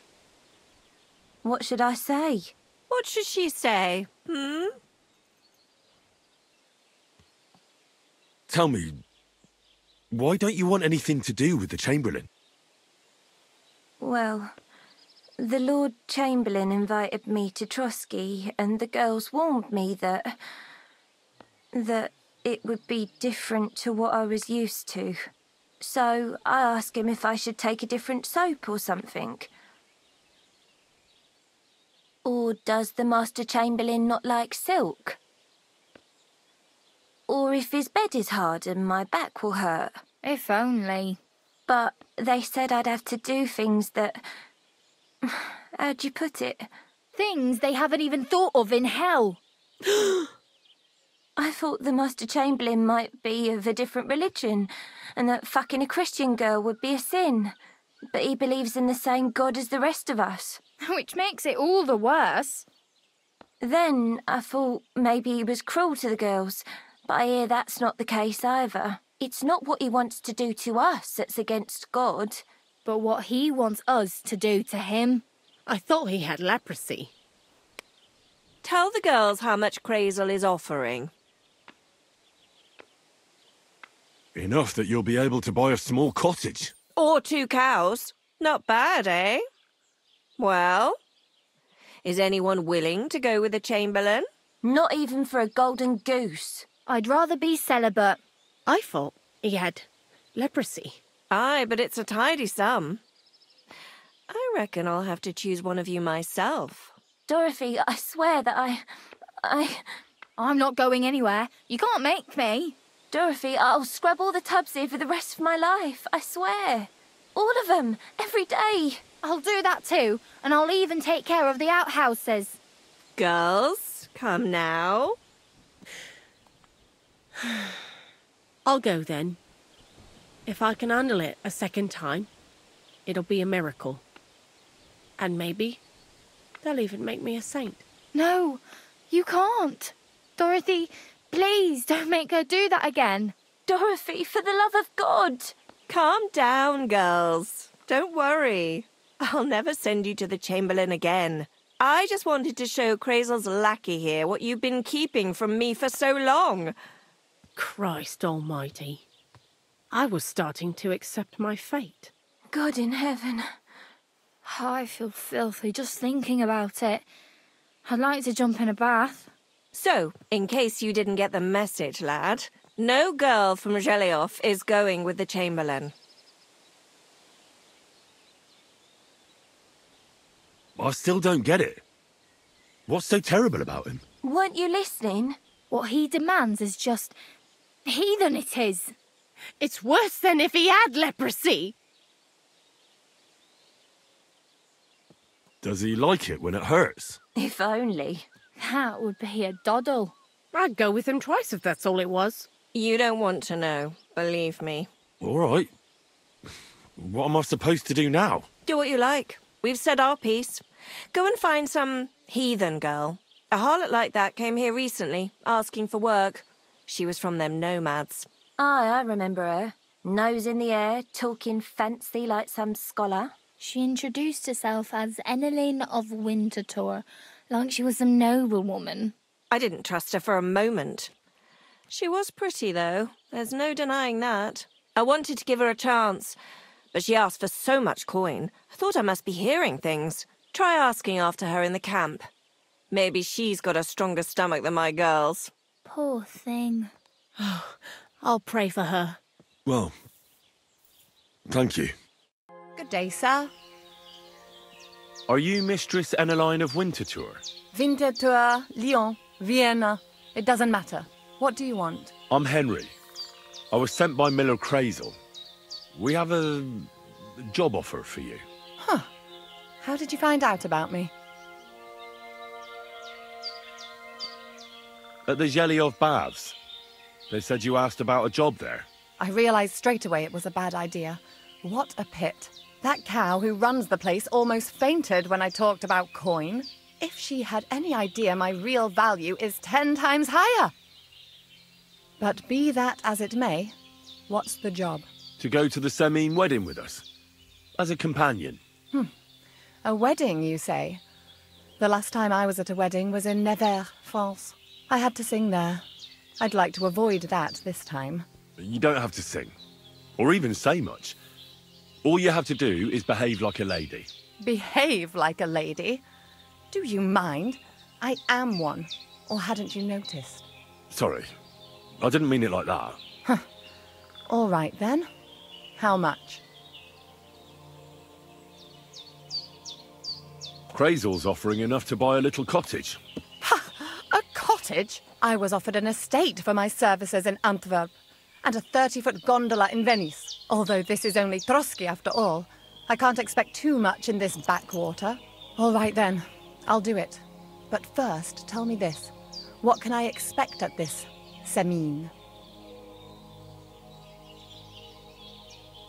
You'll be treated to the finest food there. Meat, cakes, maybe even fish. Lovely. And what else? Well, the stables in Semine are renowned. The groom will certainly show you the finest horses they have. They might even let you mount one. Tempting, tempting. And what else? I even hear Lord Otto von Berghoff will be there. The Lord of Trotsky. Someone will surely introduce you to him. Well, and wherever von Berghoff goes, he's followed by the second most important man in the domain. The Chamberlain of Trotsky, Sir Ulrich von Schaumburg. The Chamberlain, as in the castle caretaker. I'm not interested in some little clerk. You should be. He's the one Crazel wants you to pay attention to at the wedding. Pay attention? How? Well, you simply have to seduce him. I beg your pardon? Do you take me for some cheap whore? A harem girl? A brothel wench? A bathhouse hussy? I'm sorry, but... Silence! I am an Elaine, a companion, a courtesan. I am courted by gentlemen vying for my favor. I have been a concubine in Krakow, a mistress in Venice, and a gentleman's companion in Basel. My name is known in Brandenburg, Marseille, and Malopolska. I have fulfilled the wildest wishes of the most important commanders of Sigismund's army. Until he stopped paying, the ginger bastard, I'll do my work the way I see fit. Got that? All right. Got it. I should hope so. So, to the point. What do you want from the Chamberlain? Crazel will tell you himself. Before we go to the wedding. You men and your secrets. All right then, I'll wait for Crazel. But why not? I expect it won't be anything too complicated, and the coin is certainly worth it. Not so fast. It won't be that easy with the Chamberlain. Why do you think that? Just so you know, Crazel originally wanted to take a bath wench to the wedding, but the girls said they didn't want anything to do with him because of his special tastes. I asked them what's behind it, and, well, some wanted to vomit after meeting him. Others said they started considering the convent. Poor girls. Here in the arse end of the world, girls are no doubt used to just lying on their backs and staring up at the ceiling. Well, it seems it's not about what Chamberlain Schaumburg did to them, but what he wanted them to do to him. I knew a Schaumburg from Nuremberg, and he was a hermaphrodite. He had both, things. A respected person, a member of the town council. It can catch you off guard, because you don't know what you're getting into. Maybe it's also the case with the local bathwenchers. But I don't want to make fun of the girls. Not everyone wants to try new tricks, if you know what I mean. I must say, I'm quite curious about the Chamberlain now. We're agreed, then? Certainly. Believe me, it takes a lot to put me off. And just in case, there's this potion I carry around. A couple of drops and the Chamberlain will sleep like a log. Except I've run out of wine. I should have some at hand, just to be sure. I can find some wine for you. I'd manage somehow, but I won't complain if you see to it for me. There's one more thing, though. I don't think anyone will believe I'm a lady in these old rags. Don't worry about that. Crazel told me to get hold of a dress and some perfume for you. What dress? A red one. Tyrolean brocade. Brocade. I like it. Crazel clearly knows what he's doing. I've got hold of the dress for you already. Clever boy. I can't wait. Are you going to the wedding as well? As your bodyguard. Can we go to Samin now? That wasn't too hard, was it? It suits you. You won't look out of place now. Good to hear. Should we go? Hold on a while. I'll get washed and dressed, then we can go. Welcome, Miller. Who are your companions? Who do you think? More guests. Crazel, my friend. So you've arrived. And you're bringing company? Sir, allow me to introduce Miss Kvieta from Kolin. She's an acquaintance of mine. That is, I knew her parents. They were burghers. I was passing by, and Miller Crazel was kind enough to ask me to accompany him. I hope you don't mind. Not at all. I wouldn't turn away a visitor from so far away. Lord Samin, why didn't you tell me you were expecting a lovely lady? I'm just as surprised as you are. This is Goodwife Kvieta. Miss Kvieta, from Colleen. It's an honor, Master Chamberlain. And who are you, lad? Henry. I'm helping Miller Crazel. I brought him along to chaperone Miss Kvieta. She doesn't know anyone here, so I didn't want to leave her alone. The services of your lad will not be required. I'll be happy to take care of Miss Kvieta. Of course, only if she wants to. It would be an honor, Master Chamberlain. You can leave, boy. But, Master Chamberlain, you wouldn't just send Henry off, would you? There's food and drink aplenty. We can easily accommodate one more guest. Thank you. What about Lord von Berghoff? Has he arrived yet? I'd love to meet him. The Royal Chamberlain is certainly not interested in the likes of you, boy. Well, he hasn't arrived yet, anyway. I'm sure he'll come. You don't have to worry, sir. I hope so. We can't hold off the ceremony until evening. Oh, plenty of daylight left. At least you can get rid of those flea-ridden beggars by the gate in the meantime. What? They're back? Tuma! Didn't I tell you to chase them away? I drove them off, but they came back. Close the gate so the guests don't see them. They must be gone by the time Lord von Berghoff arrives. Every last one, you hear? Oh dear, oh dear. Why so angry, sir? You seem a little jumpy. Surely not because of Sir Otto. Of course it's because of him. What if it all ends up in disgrace? What if he turns up at the gate and leaves? I know he's capable of that. Is there anything I can do to help? Thanks, but I can't ask that of you. What kind of host would that make me? If the boy offers voluntarily, you shouldn't turn him down. If he proves himself, perhaps we can introduce him to Lord von Berghoff as a reward. If that's what he wants. I promise I won't bring shame on you. We'll see. I've got to make some arrangements with the cook, but come and see me later. In the meantime, you can introduce yourself to the bailiff's son, Svartepluk, over there. You're the same age, so I think you'll get along just fine. See now, Henry? I'm sure he could point you out some pretty lasses. There's plenty of other entertainment, too. Bailiff Thrush is holding a dice tournament, and Captain Gnarly a dueling contest. In short, a proper wedding. Eat and drink to your heart's content. Rejoice! It's a big day for Sameen. One more thing, sir. What else? Did I forget something? They're, weapons. Yes, of course. Please leave your weapons with Tuma. You surely understand it's for security.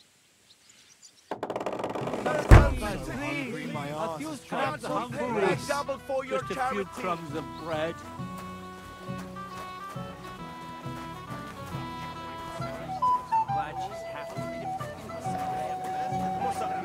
Like from Mars, Kitchen. Biggest landowner was the boy's great-grandfather. He still remembers when Sameen's great-grandfather was but a babe. And you're in charge of the castle, too. Naturally. Lord von Berghoff is often away, so I'm fully responsible. It looks so... That old fart couldn't hear me if I yelled at his ear. Did you see the way that old geezer looked at weddings like We need not to toast a new night. Another wee porker? You there? A word, if you will. Of course. What is it? I'll tell you, but come closer. Young man, would you dance with my daughter? No one has asked her for a dance yet, and Dubravka is sad about it, even though she's such a pretty girl. Why isn't anyone dancing with her? She's so shy. She always sits at the back waiting to be asked for a dance. The cheekier girls always steal all the boys, so the poor thing is left alone. Indeed. Why wouldn't I dance with her? Well, we can't let her sit in a corner till the end. She'll be so happy. She's sitting there by the fire, the girl in the purple dress. But be gentle with her, though. She's a sensitive girl.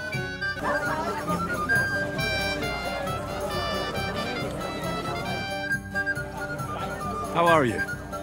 I'm Henry. I'm Dubravka. Would you like to dance with me? Dance? With you? I don't know. There's so many people.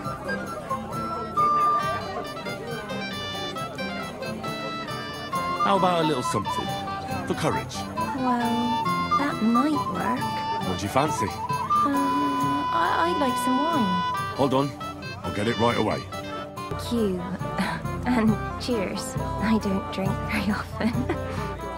Today is a special occasion. Young Lord Sameen is getting married. So we should at his age. So, shall we dance? Let there be music.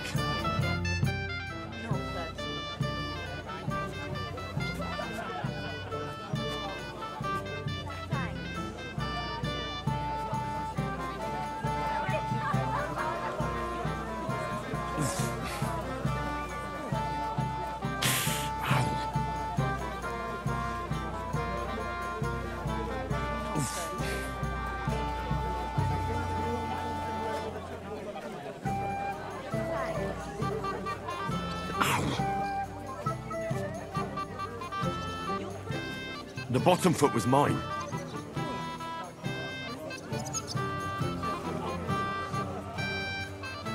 Oh, God, this is punishment.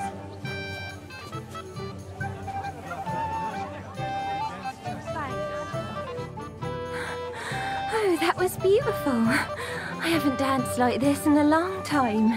How did you enjoy it? You dance like a fairy, Dubravka. Truly?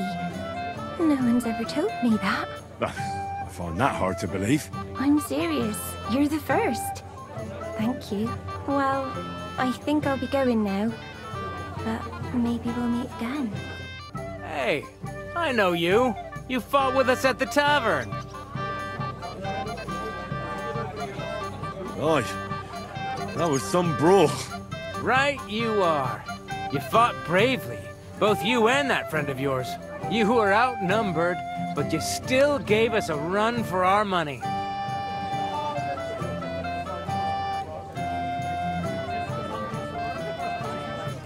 What can you do? I had to defend my lord. So he really is some kind of nobleman, is he? Huh. Well, I'll be damned. I hope he forgets it quickly. Anyway, as far as you and I are concerned, let's let bygones be bygones. All good? It's all good. See? I'm no idiot. I just can't stand stuck-up fellas. And you're not one of them, are you? I hope not. I know you're not. You're a good lad, I can tell. What do they call you? Henry. I'm Svatya. The pretty girl getting married today is my sister. So I've heard. This is Vitek. Wait. Henry? Well, I know you. You saved my pa's hide from wolves. That's right. Your pa's a real piece of work, I'll tell you that. So we've got a hero in our midst.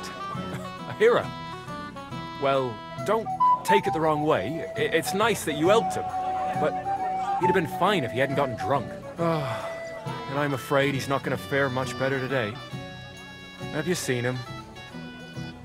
Not yet. If you want to talk to him, you'd better hurry up. Knowing him, he'll be sloshed in no time. Quiet, you two. Sakura. Now I don't know what he said to her. Christ. Look at her face. Whose? Look over there. That pretty girl and the sad sack trying to impress her. That's our friend, Wojtek.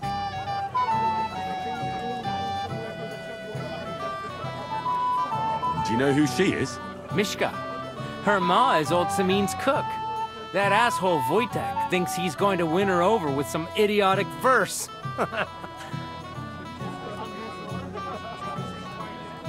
Well, actually, girls like poems. Well, unless you gabble like a barnyard gander while reciting them. Gander, huh? A good one. Why don't you show Wojtek how it's done? Well, I suppose Jesus Christ! There's an idea! Let's bet on who has a better chance with Mishka. Vulgar Wojtek or handsome Henry. I'd like to see that. You're on. My money's on Henry. 10 groschen. So off you go, dust off your hose, tuck in your shirt, and go and win her heart. I'll wager 10 groschen he fails.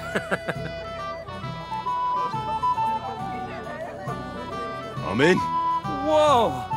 I didn't expect you to agree right away. You're an animal. You and I will get along just fine. Well, you get along with everybody. Well, that is, if you don't punch them in the mouth at first sight. Oh, Mishka, dearest. You give me no rest. Really?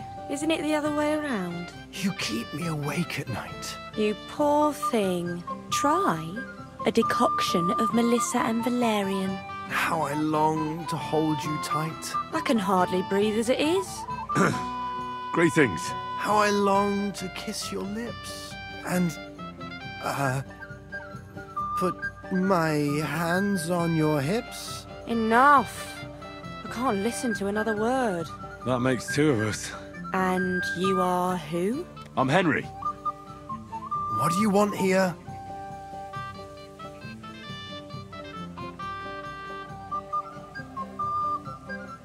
To rescue a damsel? There's no damsel here that needs rescuing. The damsel has a voice. And a name. And may I know it? Or is that impertinent? Mishka. Now look here. Anything wrong? I spoke to her first. Are we on the marketplace here? You think you can amuse Mishka more? That's a joke.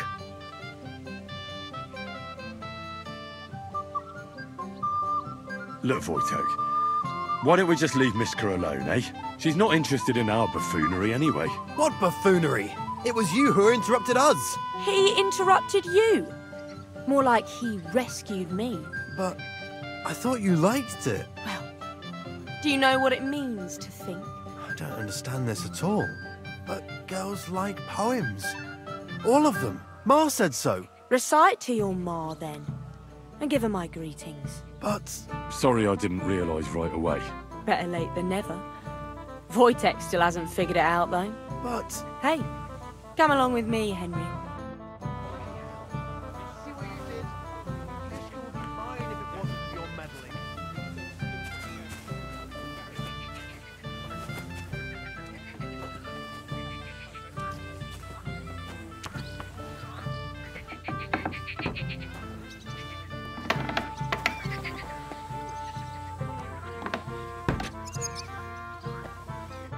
Isn't it better here?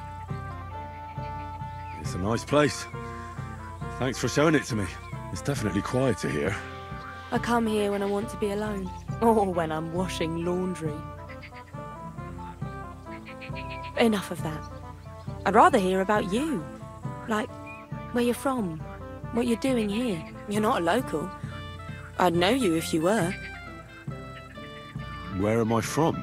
Unless it's a secret, of course. I'm from Skalitz. And what's this Skalitz of yours like? Very nice. Pa had a decent forge there. Had? Well, he doesn't anymore. No. Skalitz was torched to the ground, and we had to flee. Oh, I'm sorry about that. I didn't want to bring up sad memories. Wouldn't you like to dance? It'll take your mind off things. Gladly. I have the honour. And do you know how? Or will you stamp on my slippers? Oh, I reckon I can manage a few steps. I haven't tried it for a while. Don't worry. It'll all come back to you. Care to dance? Twit. So... And 1, 2, 3, and off we go!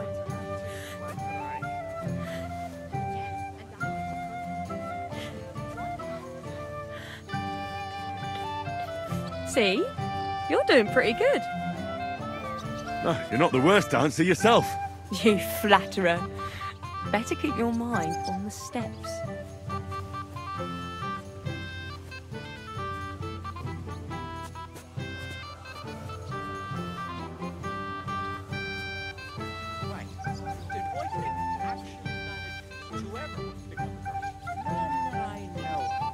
And if Henry doesn't fuck up completely, today will be no different. A little sorry for him. Thanks, Henry. I enjoyed the dance. Unless you know a girl who's desperate enough to get off with him. That depends. Wojtek is not picked. Would you look at that? The return of the prodigal son. How did it go? Mishka's a nice girl. I'm glad I got to know her. I don't doubt it. Where did you two go? Took you a while. We danced and then parted ways. Nothing more. We saw you dancing. But where were you hiding before? We were just talking. We went somewhere quieter. Talked, eh? That's the best story you can make up? Give him a break. Not everyone's a blabbermouth like you. Either way, it looks like I won the bet, Svatya. That's true. Oh well, we have to drink. To the newlyweds' health. That's what everybody here drinks to. Let's drink to us, fellas.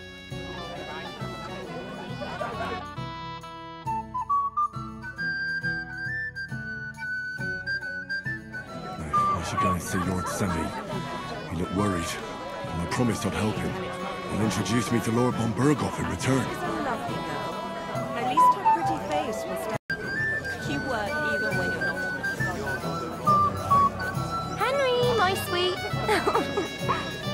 What do you want? Well, you, of course. I want to tell you something, although you probably already know what. Tell me what's on your mind. Well, I like you so much. I said it. I'm sorry. I like you too. Really? And Henry, dear, would you like to come with me now? I want to show you something.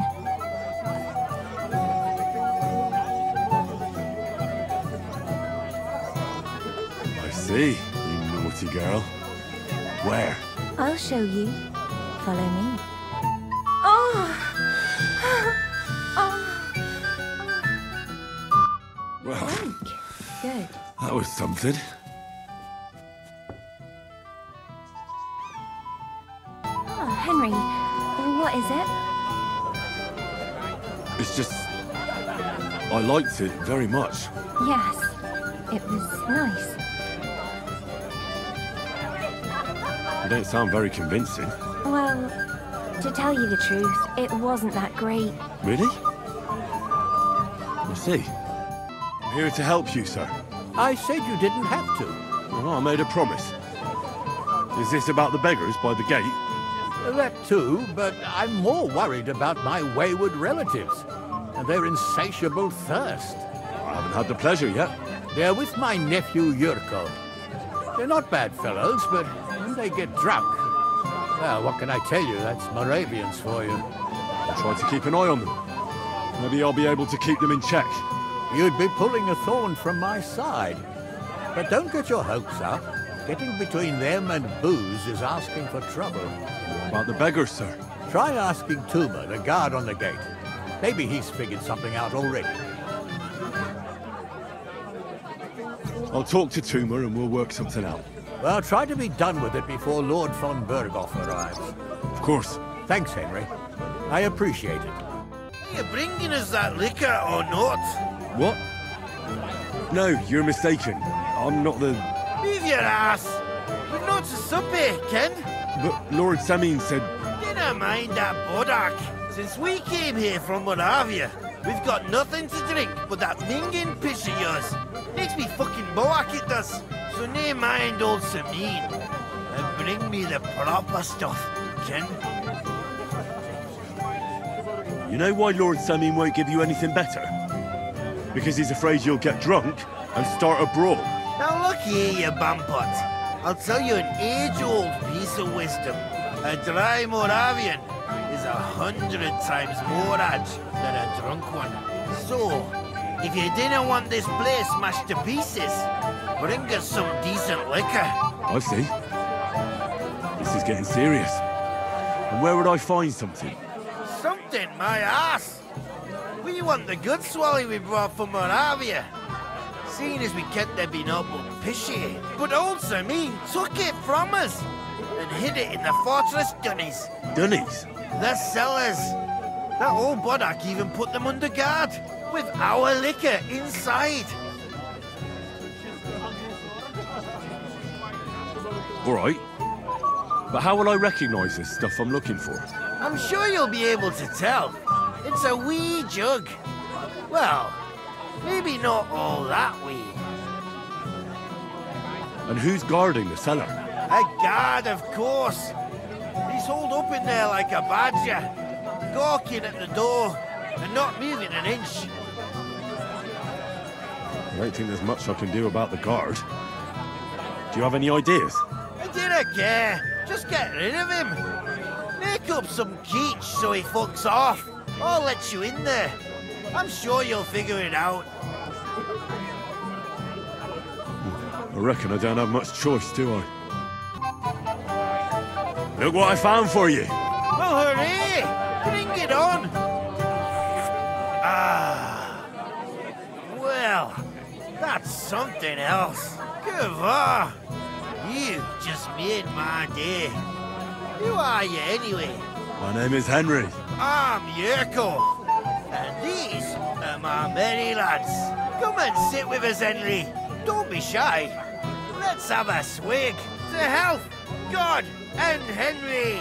And to the newlyweds. To them too! Bottoms up!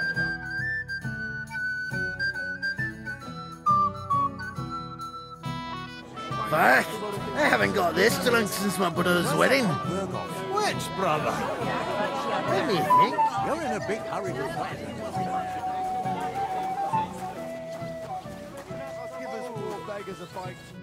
You're Henry, right? The one accompanying that pretty lass from Colleen. Accompanied? Seems my work is done now that the Master Chamberlain has turned up. So, you're here to help me with the beggars? Lord Semine would be glad if we got rid of them. I was told you'd know how. It doesn't take a scholar to figure out. They came for alms, that's all. If they get some food, they'll be on their way.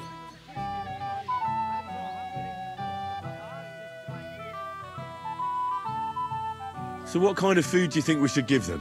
If it was up to me, I'd give them scraps from the kitchen. But the cook keeps saying there's no scraps. Says she uses it all for soup and gruel. She put the scraps away in the pantry and won't let anyone in there. Isn't there any way I could reason with her? That's not going to be easy. She's got one hell of a mouth. I think even old Semine's afraid of her. He put her in charge of the feast, and now they're fighting over every single groschen. The wedding already cost him a fortune. If he starts giving to the poor as well, there'll be hell to pay. I'll try to sneak into the pantry. Just make sure she doesn't catch you red-handed. It'd be for the best if you lured her out of the kitchen. But that won't be easy, especially now, when she's so busy with the feast. Did you notice if she ever leaves the kitchen? I've seen her go and gather herbs, or put more food on the tables from time to time. But someone would have to eat it all first. Good to hear. I'm starving. Then I wish you a hearty appetite. All right. I'll see what I can do. Good luck, Henry. Be enough for them. Thanks, lad. Wait for me here. I'll throw it out the gate, and then we'll have a drink. I can't say no to that. Damn right you can't.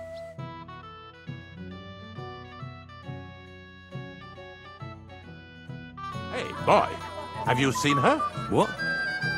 Who? Kvyetta, of course. I mean Miss Kvyetta of Colin, naturally. I thought she was with you. She was. We were enjoying ourselves, dancing. And now she's disappeared. Go and find her. Miller Crazel put you in charge of her. I mean, to make sure she's safe. I'm sure it's nothing serious. When did you lose her? I didn't lose her. Our throats were dry from all the dancing, so she asked me to get her a drink. And when I came back with a cup, she was gone. Couldn't she just be chatting with someone here? Hardly. I've been looking for her the whole time, and she's nowhere to be found. You noticed anything suspicious? What do you mean? If anyone's been hanging around her. After all, Miss Kvyetta is a handsome woman. Now you're onto it. There was someone hanging around her. A dirty scoundrel. Nasty. With a face so cheeky you'd like to slap it at first sight. And what did this scoundrel look like? Like a cheeky bastard who could do with an icy bath and a few lashes of the cane. I meant, how will I recognize him? I see. He was dressed in yellow. Why did he look so suspicious? The way he acted. Haughty. As if he had blue blood and shot pure gold. I have a nose for that. Oh? For golden shit? For young curs who think they're the smartest in the whole world. I'll have to look for him around here. Maybe he'll know where to find Kvyetta. There are a few people who hold a grudge against me and are trying to harm me. I'm sure he told Kvyetta some tall tales to get her away from me. Wouldn't be the first time. Whatever he tells you, don't believe a word he says. It's just gossip. You understand? All right. I'll bear that in mind. Greetings. What do you want?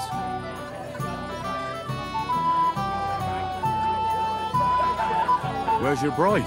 She hasn't arrived yet. She'd be here already if Sir Otto didn't keep us waiting. If it were up to me, I'd start without him. But Father won't hear of it. And where's Lord von Berghoff? How should I know? But I doubt he'll come anyway. Oh? Why's that? Because he couldn't care less about us. Father is really naive to think he does. Are you looking forward to being married? Yes. Yes, I'm very fond of Agnes. But as a wise man once said, 2 things are needed for a perfect marriage. The husband must be deaf, and the wife blind. Yes, we'll see. Shall we have a toast? To you and your betrothed? I shouldn't. The ceremony is still to come. Soon, I hope.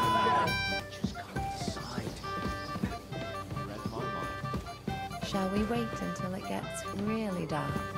If I'm not everyone wrong, is blind drunk. it's been nearly a Where year have you since been we all got my into that life? brawl with that jelly-off lot. In Prague. Really? And it still And wasn't in enough for Gutenberg, them. Pisek, That Vienna, lisping old Hradec, fool Olbrook Slony, keeps telling Kolín, everyone we Vodigrad. stole the meadow from Good him. lord, You you've think been I all haven't over the got place. enough on my plate as bailiff? Oh, yeah. I might have known you'd be behind it. I reckon he's talking to you. Henry, what the fuck are you... How the hell did you get in here? What's it to you? I just did. I can take care of myself even without you on my arse. You're full of surprises. What are you doing here? Can't you see I have company? Yeah, she's why I'm here. Too bad, pal. I saw her first, and I'm certainly not sharing. You can both have me. Don't even think about it. I did not say anything. Listen, Enelin, the Chamberlain is looking for you, and... Who's Enelin? She told me her name was Kvieta. Why are you bothering my girl? You again. What do you mean, your girl? Bugger off, arsehole. I was talking to her first. I was just getting some wine. Kvieta doesn't give a damn about you. Got it? Go and find a corner somewhere where you can pull your plonker, and next time try your luck with some ninny more on your level, yokel. So, you've... gagged up on me, eh? First you make a fool of me, and then this prick?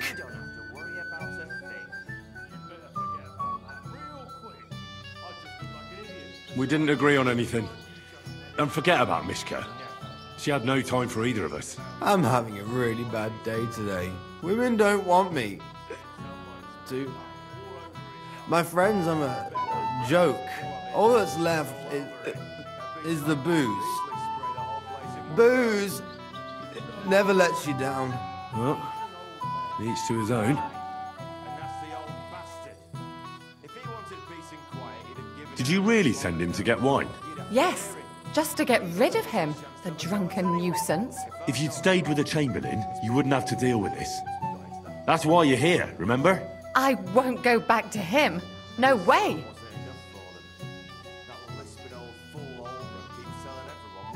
Why won't you? We had a deal. We never agreed on anything like that. What did he want from you? I'm not going to speak of it. When I said no, he got mad for a while, but then he gave me a ring and started promising more and more. I knew right away there was something off about that Ulrich. All right. Well, what am I supposed to say to the Chamberlain now? If I don't bring you back, he'll have me kicked out of here. What do I care? We never agreed on that. Well, then at least give him back the ring he gave you so he doesn't take you for a thief. No problem. I wouldn't have kept it anyway. And if that's not enough, you can threaten to tell everyone what he wanted me to do. But I don't know what that was. Ah, but he doesn't know that. I'm sure he'll think twice about kicking you out. What will the miller say? That's not my problem. So maybe I should go and tell Ulrich how I fared. And I'll go too. As far away from here as I can. Wait a moment, Petal. What's the rush? Well, I can stay a little while. A young jackrabbit like you needs no more than that anyway. Ugh. Save that for when I'm gone. Look like an idiot, besides. Can't you just let it go? Never. Oldram complained Do you know about you again. actually rescued What's eating me? the old man now? That's what princes do. He said someone What spread kind of dung prince all are over you, his hey? yard. Finally, I bet that we're precious alone. bull of his just Yes. shuts all over it. Finally, A beast some like peace that and could easily quiet. spray the whole place in Woman, one go. you read my You mind. know shame. Shall we wait until it He's gets an old man. really dark? Aye. And that's the everyone's old blind bastard. drunk. Where If have he you wanted been all peace my and life? quiet, he'd have given it a rest long In ago. Prague. You'd have to hear him. Really? He doesn't And miss a in chance to have a go at Kuttenberg, anyone. yeah. I found Theatre. Where is she then? Is she all right?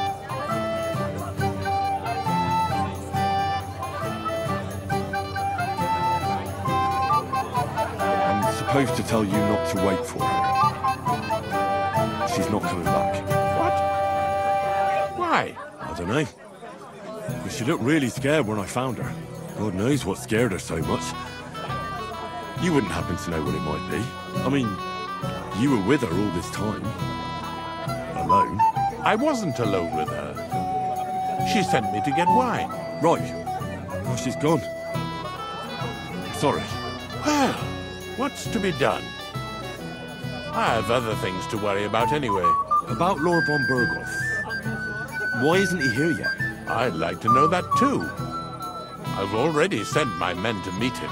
If he doesn't arrive, the ceremony will have to start without him. There's nothing we can do about it. Where on earth is he? We've been waiting for hours. I sent someone to look for him. Master Chamberlain, how's it looking? When's Sir Otto coming? I wish I knew, sir. His party should have been here long ago. What? I've sent someone to look for them, but there's no sign of them. It's regrettable, but we'd better start without him. Oh, let's get started, Father.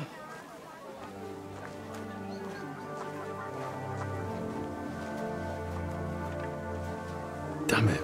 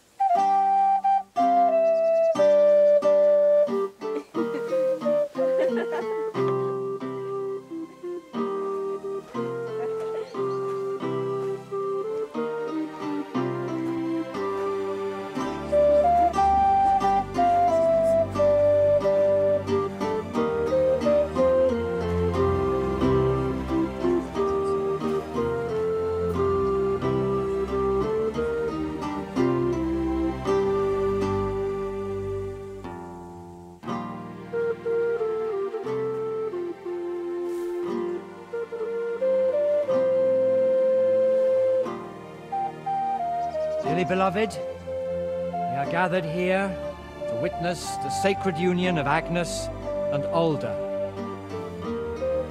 I ask you before God and His holy church to make your holy vow of matrimony, love, honor, and fidelity. Do you so swear until death do you part? I do. I do. I now pronounce you man and wife. You may kiss the bride.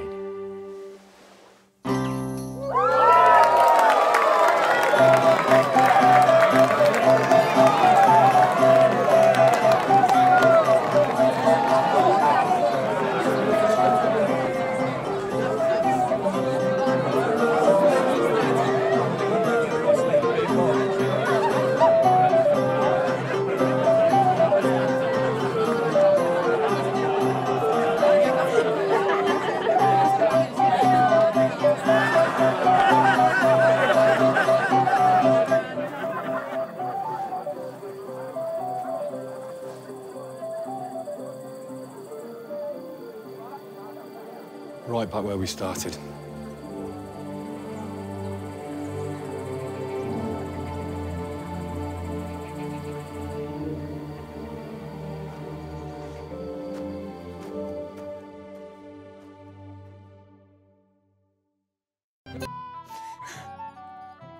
What are you doing here?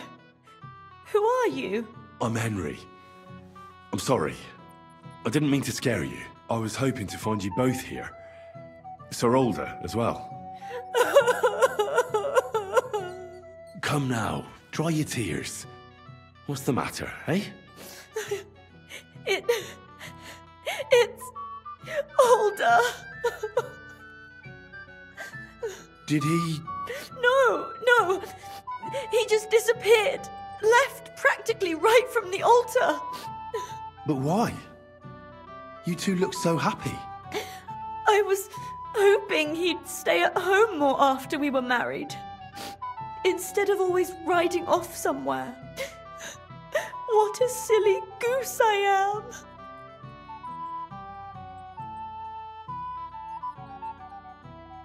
What was so urgent that it couldn't wait until morning? I don't know. He didn't tell me, but he often rides off in a hurry. Don't worry. He'll be back soon. Nobody would leave a pretty girl like you alone for long. He couldn't care less about me. His father arranged the marriage mainly for the money they're getting from my pa.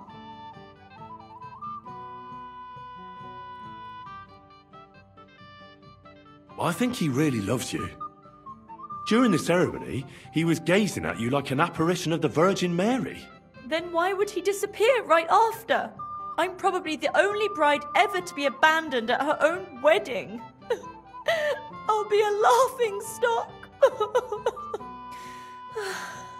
Oh well, I've already cried buckets. I could use a drink. How about you?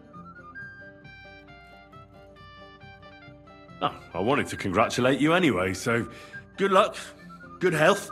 May you soon have a healthy son, and later at least 2 daughters. And may... Make it short. I'm thirsty. Here's to you. The booze!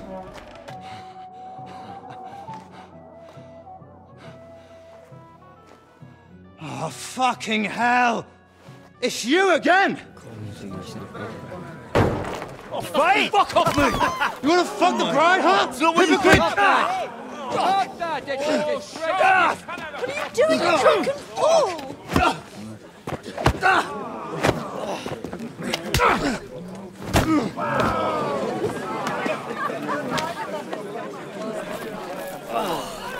Someone's been coveting the neighbour's wife, eh?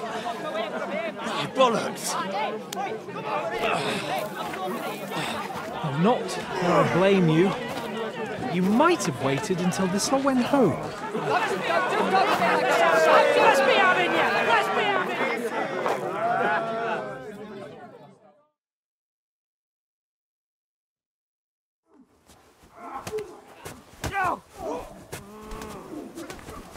You're outnumbered, you shit. You haven't a chance. Once more, we can go home. Come on, stop you poor son.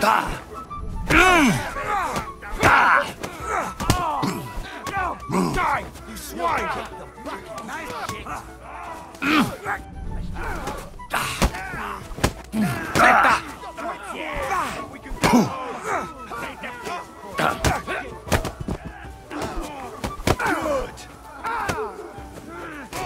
Why do I always get thinking you? Let him have it. Once more, and we can go home.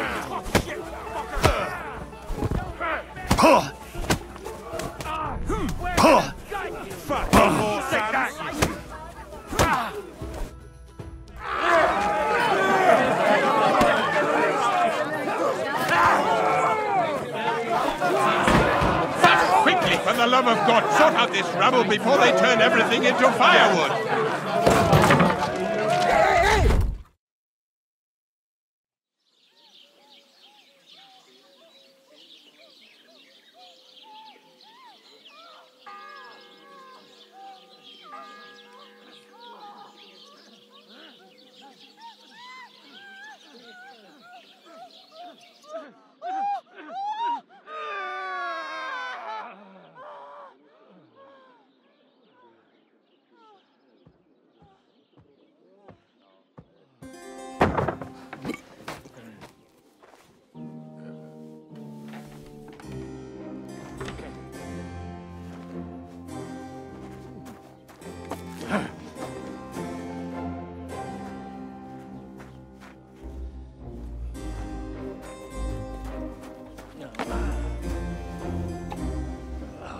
cursed luck.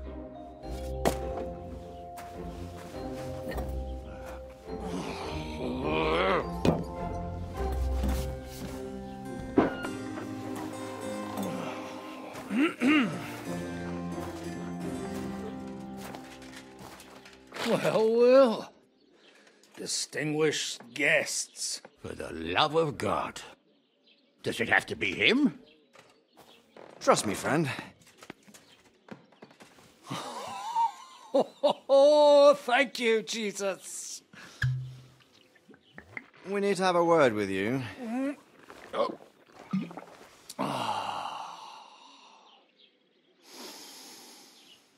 Would your graces care to sit? I think not. What brings you to my humble rectory, gentlemen? Are you all packed, Godwin? I heard you got kicked out of your humble rectory. So who do I owe that to? You wouldn't have had anything to do with this, would you, Hanush? You've no one to thank for that but yourself, Godwin. If you hadn't been living like an animal, you wouldn't be regretting it now. You're wrong, though. I don't regret anything. And I trust you won't regret hearing us out now. We have a secret mission for you. Secret mission? Sir Radzig, I hope you're not trying to drag me into some state espionage game of yours. Somehow, over the years, I fell out of the habit of being inconspicuous. You buffoon! Let his lordship finish! Do you know about Lord Capon's mission? Aye. I heard a word or two about that. Where was it you sent him? Trotsky? Yes, to Sir Otto von Berghoff's castle. Royal Chamberlain von Berger. The League of Lords fella. You know more than I'd expect from you. It doesn't surprise me. I also know that Trotsky is about 3 days' ride away. 2 days, weather permitting. The young lord should have been back long since then, shouldn't he? He should. But he's not.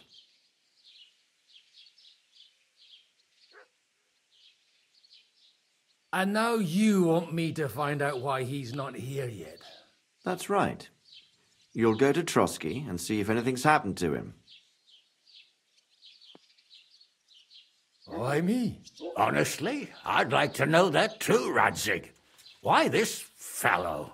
He has experience like few others. You know that, Hanush. And not just in combat. Although he might not look like it at the moment, he is from a noble family. So he knows how to deal with nobility. What? You're saying this scoundrel in a cassock is blue-blooded? It's true. And he also understands the common people. Since we don't know what's holding Capon up, we need someone who can deal with whoever he comes across. I hope you're right. So what do you say, Godwin? How could I say no after such words of praise? Well, that went better than I expected. Oh, don't get ahead of yourself. I won't rest until my nephew is safely back in Perkstein. When should I go? Right away. Fuck! Did they have to lock us up in here of all places? I have a feeling these walls are moving. The cell is getting smaller and smaller. Can you hear me? Let me out! Hey! Hear me! Oh, give it a rest.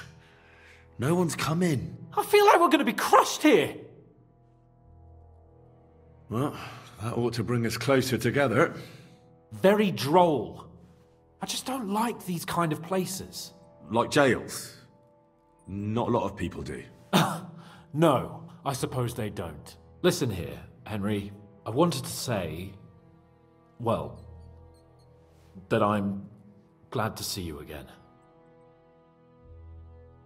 Henry? Oh, it sounds like the great Sir Hans Capon is getting ready to apologise. But why? Well, because I'm just sorry, I suppose. Nevertheless, Henry, I wanted to say that, well, You were right. I behaved badly. Awfully. All right. I accept your apology. All water under the bridge, eh? Old pal. Thanks. So, what were you getting up to the whole time, anyway? I was working in a mill for some miller crazel. I thought I'd have a nice little job hauling the odd sack of flour, but there were lots of interesting things happening there. I've heard about Crazel too. An odd chap by all accounts. Odd is putting it mildly. What about you? I also stuck to what I'm best at. What, boozing and whoring? Fucking ha. Hunting. You were poaching? Only commoners poach. I was hunting in the territory of another noble. Without his permission, admittedly. But that's a capital crime. Ah, bollocks. There's nothing to worry about. Heaven help us. Shh, quiet. There's something going on outside the door. Have you seen Captain Thomas? Yarrick says he's in a bad way. He's right. Them fuckers cut him up good. Last I heard from Father Nicodemus, though, was that his wounds are healing. Aye. Only he's been struck down by a fever. And the Sawbones is away with Sir Otto. Good God. Captain Thomas! Yes! He met us before we reached the pond, didn't he? We showed him our letter. But he's in a fever. You heard them. Oh, we'll deal with that somehow. Hey! Leave it be. Hey! Open up, you rabble! We're messengers from Ratai. Your captain can confirm it. Do you hear? Again? Those damned fools won't give us any peace. Come on, fellas! Be reasonable. We're envoys of the Lord of Lipa. It's about time. Just you wait till Lord von Berghoff hears how you treat a noble. You, come with me to the courtyard. Chamberlain says we ain't gonna waste bread on you for nothing. We've got a job for you. What about me? I want to talk to the captain right now. You want to talk to God, fella. You're getting the gallows for poaching. What? But you can't hang a nobleman. Jesus, wait! Hear that? That bell's tolling for you, mate. 12 more times, and the priest will come for you. Hans! But you can't! Hans, don't worry, I'll fix it! Move it! I'm a nobleman! Do you hear me? I'm a noble!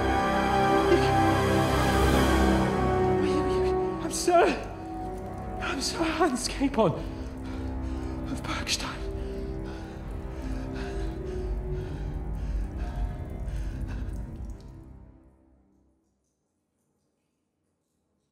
So, if you want to get out of here, you'll have to make amends and work off your debt. For a start, you can carry all the charcoal from this wagon up to the store. Wait, though. What's going to happen with Capon? With that madman? He was poaching, so he'll swing.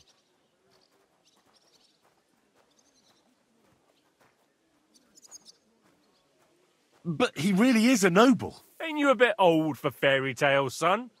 Once the bell tolls for the 12th time, it won't matter a damn who he used to be anyway. If you want to do something for him, pray. And best pretend you don't know him. Your Captain Thomas can testify that we're envoys from Ratai. It's the truth, I swear. Don't you say a word about our captain. We don't know if the poor fellow will live to see morning. They moved him during the night to the chapel at the very top of the Maiden. It seems only God can help him now. And can I go there? I really have to talk with Captain Thomas. Don't fucking annoy me, fella. You got off lightly so far, believe me. What? You won't even let me pray in the chapel? We will not. You're not allowed inside at all. And don't let me catch you snooping around there.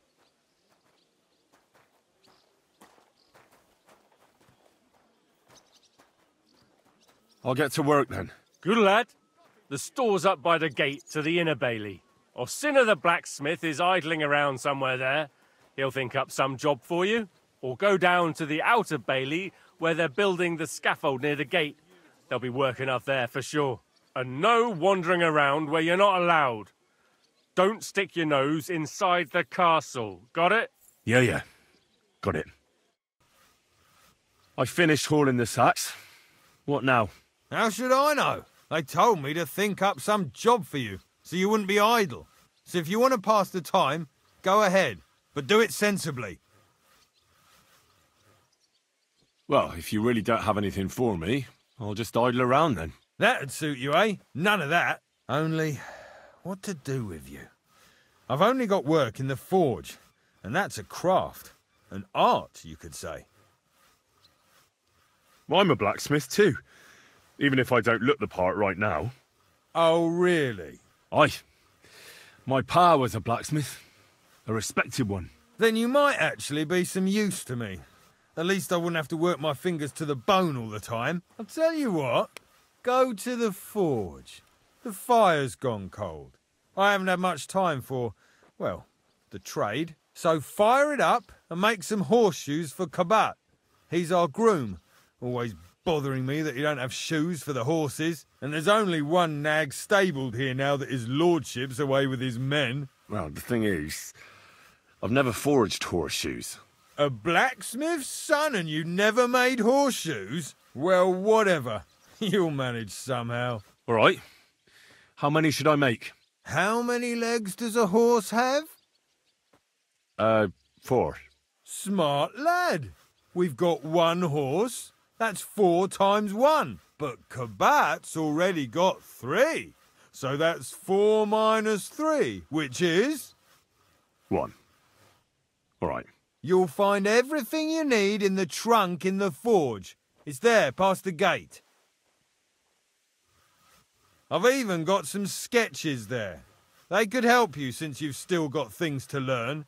All right, but I was told not to go there. And now I'm telling you to go. And when it's done, bring it to me to check so you don't make me look bad. Off you go. What's the matter, good wife? Why are you standing here grumbling? Because of that damn blacksmith. I'm waiting here for him like for Judgment Day. The lock on my spice chest is stuck, and Sir Otto will be back any time. How am I to bake gingerbread without ginger, eh?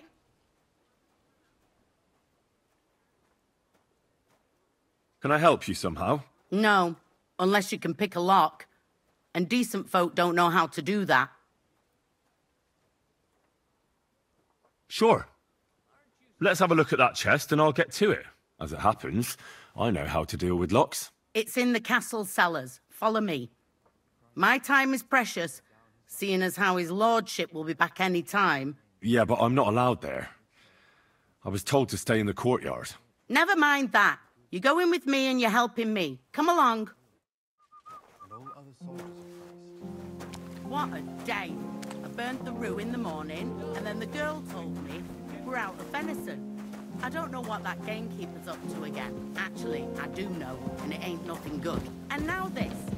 3 years that lock is broken, and 3 years that good-for-nothing has been promising to fix it. But no.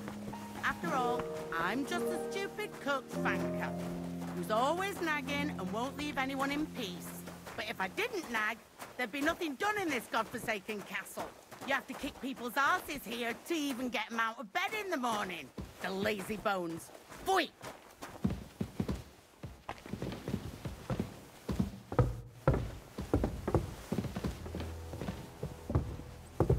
It happens. Just watch where you're going next time. Pardon me for disturbing you, miss. If you want to pray, go somewhere else. The chapel is closed. Unless you're a priest. Which I presume you're not. No, I'm not. My name is Henry. I'm Adela, Thomas's sister. What is it you want, Henry? I need to talk to your brother. No chance of that. He's been lying in a fever for 3 days. And the surgeon is away with Sir Otto. Unless he returns soon, Thomas won't be talking to anyone ever again. Maybe I could help somehow? The only one who can help now is the priest. And I don't want to sound gloomy, but all he can do is pray too. Just the same as me. Where's the physician? He's with Lord von Berghoff. When Thomas started to get feverish, he left some concoction for him. He was only meant to be gone for a while, but it seems they got stuck somewhere. I don't know. Anyway, the concoction ran out, and we don't have any other physician here. I'm not a physician, but I could try and brew that concoction. It can't hurt to try. Do you know what it was brewed from? If I knew that, I'd have brewed it myself. Not even our surgeon knows. He does everything according to his books. He uses some medical manuscript, whether he's treating people or livestock. And where is this book? How should I know? Probably in his chambers, in the Crone. I'll have a look there then. But no one is allowed there. I'll figure it out somehow. Why do you want to help us? Well, unless Thomas recovers and testifies that me and my friend are messengers from Rattay, then my friend will be executed. You mean that poacher who's to be hanged? He's a noble. Sir Hans Capon of Perkstein. The whole thing is one big misunderstanding. And only Thomas can sort it out. I'm a bit bewildered by all this. But all right. The main thing is, I want Thomas to live too. Yes, you're right. I'll get going then. I don't have much time, and neither does Thomas. Go. And thank you.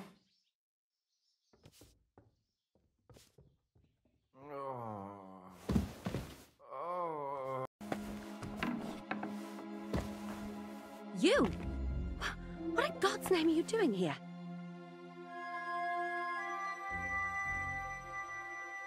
Who are you, actually? Me? I'm just cleaning here. And what were you doing at the pond, then? I thought we straightened that out the last time you bothered me. I have no idea what you're talking about. What's your name? What's it to you? I'm Henry. Well, that's nice for you. And you are? I already told you. I'm a maid here. We both know you're lying. The question is, why? Says someone who was just sitting in a jail cell and will end up right back there if anyone calls the guards on him. You know I was locked up? Oh, for such an uncaring girl, your interest is a bit suspicious. Right. I spend the whole day following you and the arrogant fool around, spying on you. That's exactly what I think. Well, think again. You? What in God's name are you doing here? I'm looking for something. Well, look somewhere else. I need help. Who doesn't?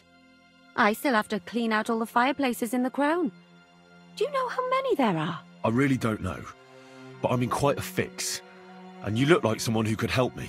Apart from the fact that I'm not much of a good Samaritan, I can't imagine how I could help you. Well, we're in the surgeon's chambers. I'm sure there's plenty of stuff here that would be of use. I suppose. But I still don't know why I should help you.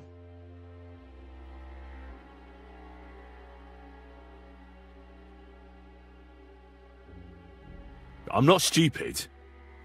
You've no business here. You're snooping around in the surgeon's stuff and God knows what else. It could land you in trouble. Oh, yeah? How? Well, for instance, I could take something here. Don't forget, I might be slaving here today, but tomorrow they'll get fed up with me and they'll probably kick me out by morning. And you'll still be here. So it'll be on you. For sure someone saw you coming here. And you too, no? That's definitely an interesting point. But tell me.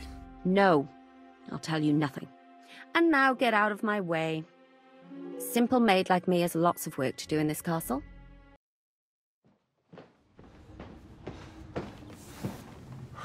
Did you get it? Yeah.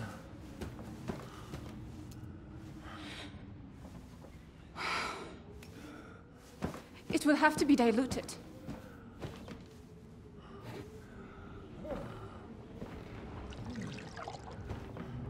His fever is getting worse. If this doesn't work, I don't think he'll last long.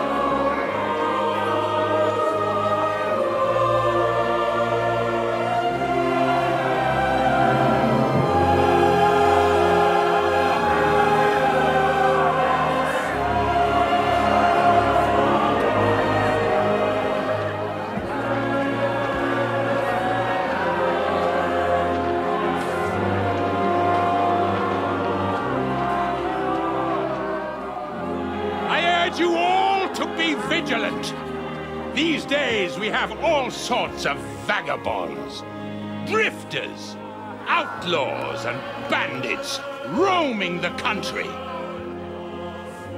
And we have one of those vermin here today. A fella called Hans, who is clearly not right in the head. A dangerous madman, a brawler, and a thug. Worst of all, a poacher!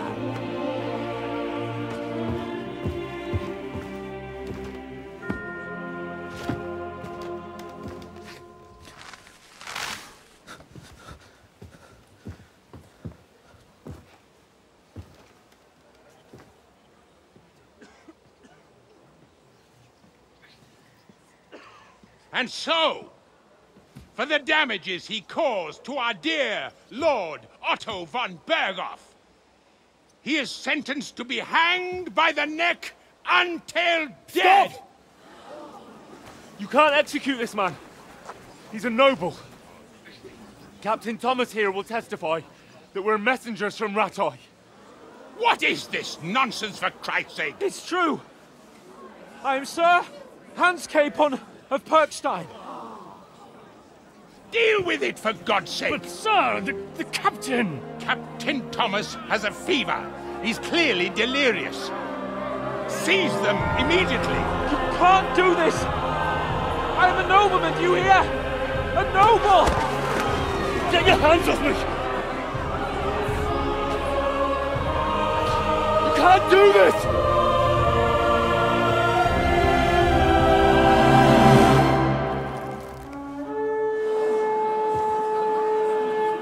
Open the gates!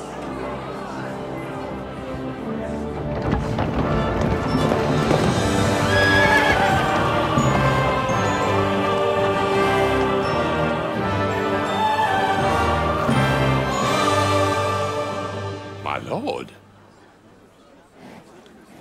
What the hell is going on? It was just a... It's a hanging. You can't hang him. He's a noble. That's for me to judge. Take him down! And for Christ's sake, help me off this horse!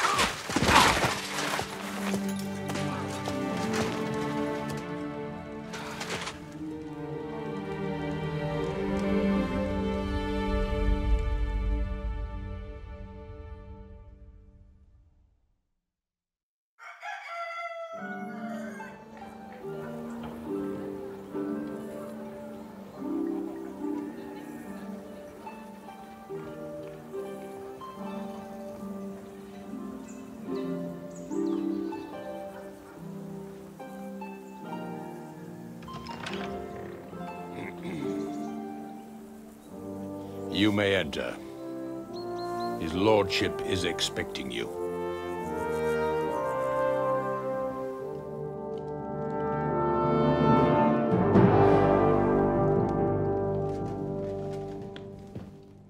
So, you're messengers from Rattay, huh? I was wondering when someone would turn up. All right, then. Let's hear it. My respects, Sir Otto. I am Sir Hans Capon of Perkstein, and this is Henry of Skalitz, my escort. Welcome to Trotsky, gentlemen. I'd greet you standing up as befits, but I'm glad I can even sit at the moment. I heard you were ambushed by outlaws. You heard right. Those bastards did a job on me. And I got out luckier than most. Almost all the others were killed, including my page and my surgeon. So there is no one here to heal me, and I will have to inform poor Albert's father that his son died in my service.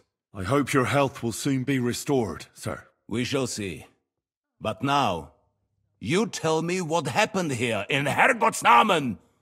Why did my chamberlain try to hang you, Lord Capon? In truth, the welcome we got from your Master Chamberlain was somewhat... how shall I put it? Well, it was somewhat unexpected. I must say, it was the first time I had a noose around my neck, and it wasn't the most pleasant experience. Please, accept my apologies, sir. And that of my chamberlain, too. Is that not so, Ulrich? I must say in his defense that he had my orders not to admit anyone to the castle, and to be cautious. I understand, sir. At home, some bandits got into Tamberg by subterfuge, and it cost us a lot of effort to reconquer it. I'm glad you understand. Anyway, let us leave this misunderstanding aside and get to the point. As far as I'm aware, Rattay showed no interest in negotiations before, either with me or with the League of Lords. True. Our houses have thus far stood on opposite sides. I should say so. Attacking Brno and Jihlava together with that renegade Sokol of Lemberg hardly inspired our sympathy.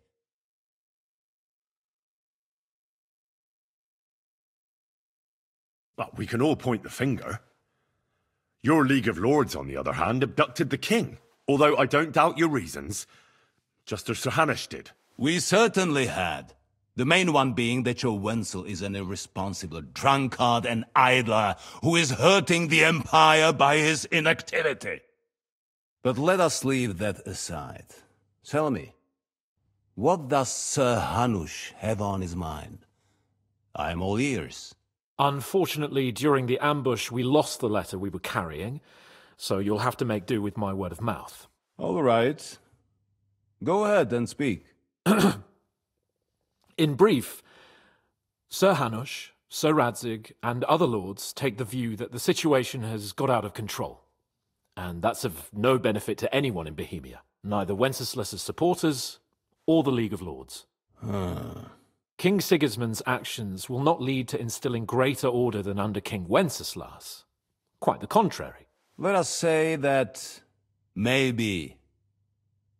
What arises from it? Sir Hanush and the other lords on our side are interested in knowing what the stance of the League of Lords is at this moment, and whether they haven't perhaps reevaluated some things.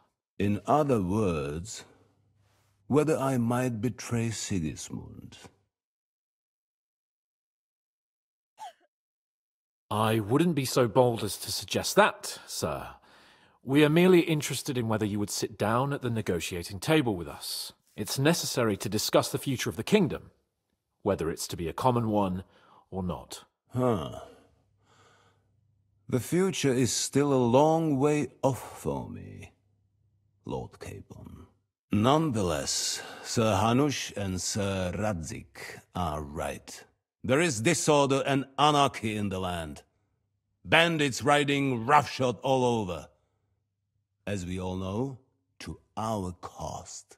We've had plenty of experience of that at home too, sir. Only a short time ago we had to deal with a similar band.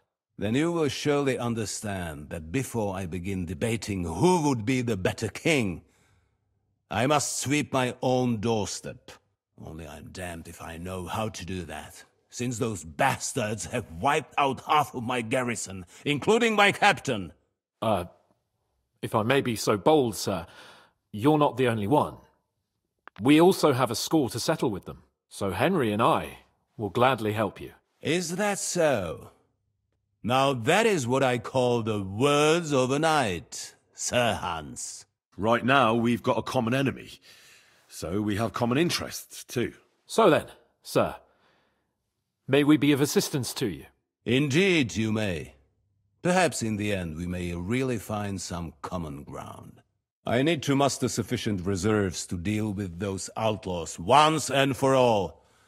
I'm summoning my vassals here to Trotsky. And since I don't have many men left to send as messengers, I will gladly accept your help. Just say the word, sir. Where should we go? You'll go to Nebakov, a small castle, or rather fortress among the cliffs. The yeoman there, Jaromir Nebak, is an old hardhat and may not be very willing to fulfill his obligations. It would be useful if an eloquent noble like yourself visited him to explain him clearly why I need his whole garrison.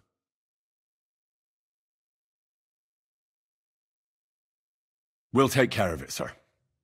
Count on us. All right. We'll head out as soon as possible. Let's not delay our diplomatic mission unnecessarily. Very well.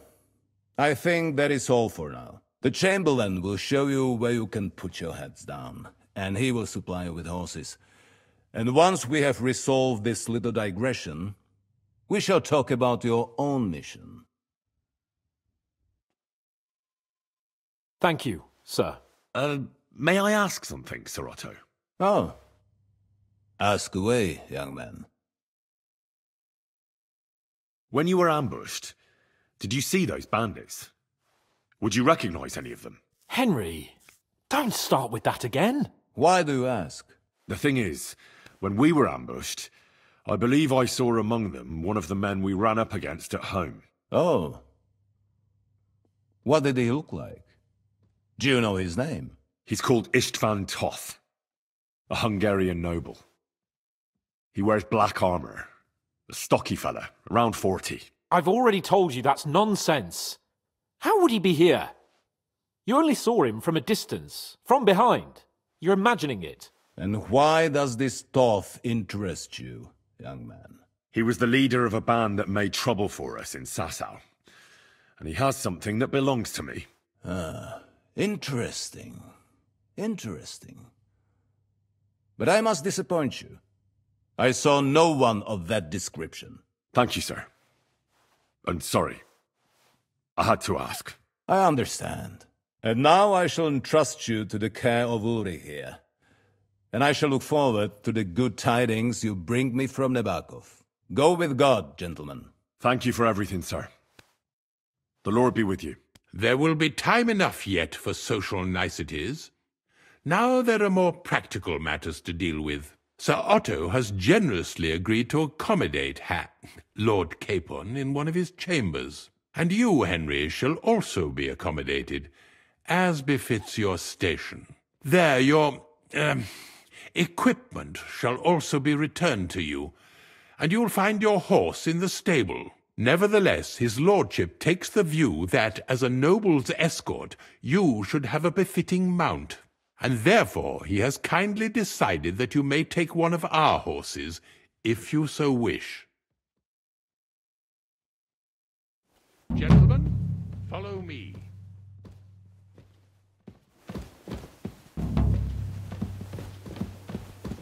So, Sir Hans, allow me to... Hold on, Sir Ulrich. If you think everything is settled between us, and we're going to act like nothing happened, then you're mistaken. Sir? You were going to have me executed a short while ago. I expect a proper apology. Then please accept my apology once more, sir. But given the circumstances... Given the circumstance? What circumstances? Sir, poaching is a capital offence. And are you the king? That you can hand down death sentences? No, you are not. What's more, you had plenty of reasons to realise it wasn't a good idea. Sir, I could not have realised that. You couldn't have realised? Yes, you could, but then you wouldn't have been able to play the Lord and stage private executions. Sir, once more I apologise. And now, please allow me to show you to your quarters. I wouldn't dream of inconveniencing you. I'll find my quarters by myself. Henry, once you're done with that annoying fool, get your horse and we'll meet at the gate. Well, it seems Lord Capon will not be requiring my services anymore today. I think you owe him a proper apology. I think I've apologized more than enough. Even though I had little reason not to regard him as a poacher. But still, I will try to rectify my error. I'm glad you're here. I needed to catch a breath of fresh air. I've had it up to here with that Chamberlain Stuffenberg, or whatever the bastard's name is.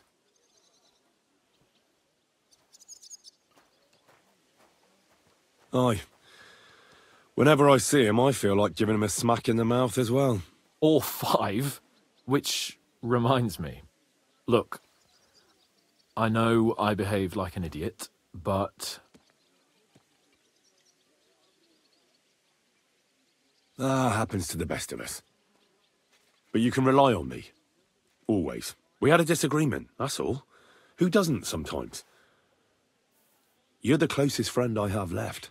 Thank you, Henry. I really appreciate it. I'm glad to have you as my page. You know, Hanush assigned you to me as a kind of punishment, but now I wouldn't want anyone else by my side. You have my word as a nobleman. And you have my word as a blacksmith that I'll stand by you, even if it isn't always easy going. Then your word must be as firm as steel. But I take my promises seriously too. And since I made a promise to Bojena, we have to repay our debt. You're right. That's only proper. Therefore, I entrust you with that, on behalf of both of us. Give her our sincerest thanks, along with this. That ought to repay our debt royally. Your wish is my command, sir. As soon as we get back from Nabokov. It's high time we set out so we can get back before nightfall.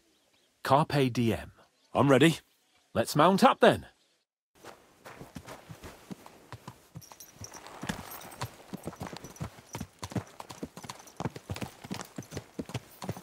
It's nice to be out under the open sky. I was feeling really cramped in those gloomy corridors up there. But I can't deny, this is a real fucking castle.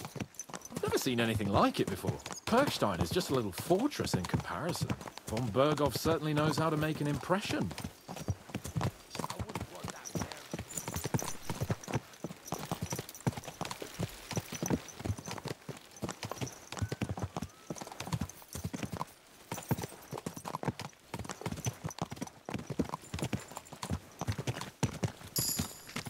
Fuck. This place makes me feel queasy. Memento mori. I could have croaked here and gone off to join my old man in eternity. This must be the God rest his soul, and he'd ask me, "So, son, what great deeds have you achieved in life?" And I'd have to tell him, "Well, Pa, I fucked everything up royally, and then they hanged me for poaching." Christ on a stick! I can't have that! When I go to the next life, I need to have something better to tell. A whole lot better.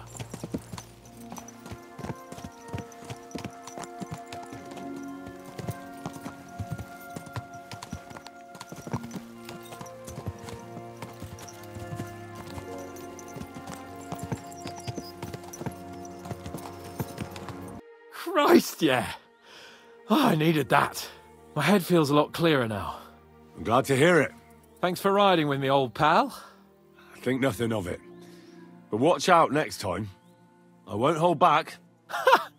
You never give up. That's what I like most about you. So, what now, Hans? Like I say, I can see everything clearer now. And the thing that's clearest to me is I won't be trifled with anymore. I'm the Lord of fucking Perkstein. Let everyone know who they have the honor of addressing. I'm with you on that, noble sir. Splendid. So, forward to Nabokov. The sooner we get that out of the way, the sooner we can finally start dealing with more important matters. So, we're here. What now, Sir Hans? Now, I expect someone will come to greet us. And hopefully not like they did in Trotsky. Hey! So Yaromir don't receive visitors. You'll have to leave. I beg your pardon. See to it that he receives me immediately. Can't be done. Sorry about that. I am Sir Hans Capon of Lipa, and I am here with a message from Lord von Berghoff. So get to it. And if you keep me waiting here much longer, you'll be sorry. Please be patient for a while, sir. My word. You got a sharp tongue sometimes. But what if he won't receive us? He will. Just wait and see.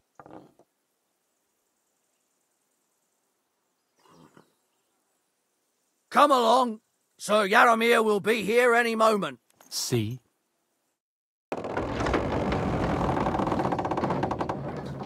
The Lord Jesus Christ be praised. Forever and ever. Please excuse our precautions, gentlemen. These are evil times. Well then, Yaromir of Nabokov at your service. And whom do I have the honor of welcoming to my humble seat? Sir Hans Capon of Perkstein. I am honored, Sir Yaromir. Sir Otto von Berghoff asked me to convey to you his cordial greetings, and to parley with you in the matter of the security of this domain. Certainly, certainly. These are troubled times indeed. Please accept my hospitality, sir. You're surely thirsty after your journey, and you'll have greater comfort in the tower. An excellent idea. If I may ask that our horses may not be neglected either. Pelzel, you heard his lordship. But I've already got 15 animals to deal with. Why doesn't Hurtle do it? Hurtle has other duties. Stop griping and get to it. 15 horses? My word, sir.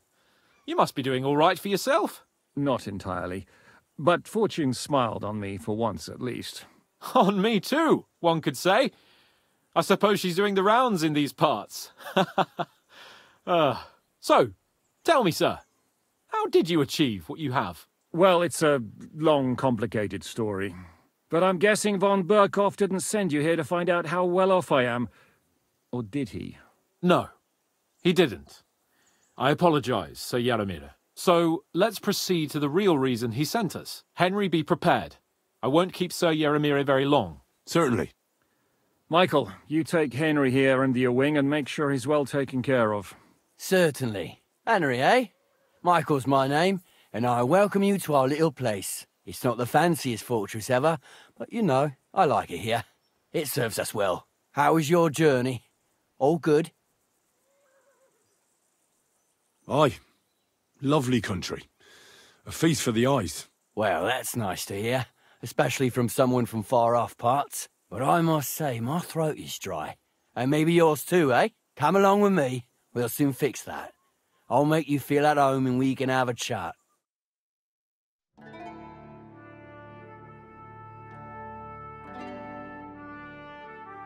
As I said, the fortress may be small, but the work never stops. Right now, we're repairing the fortifications down there, so don't get under the lad's feet.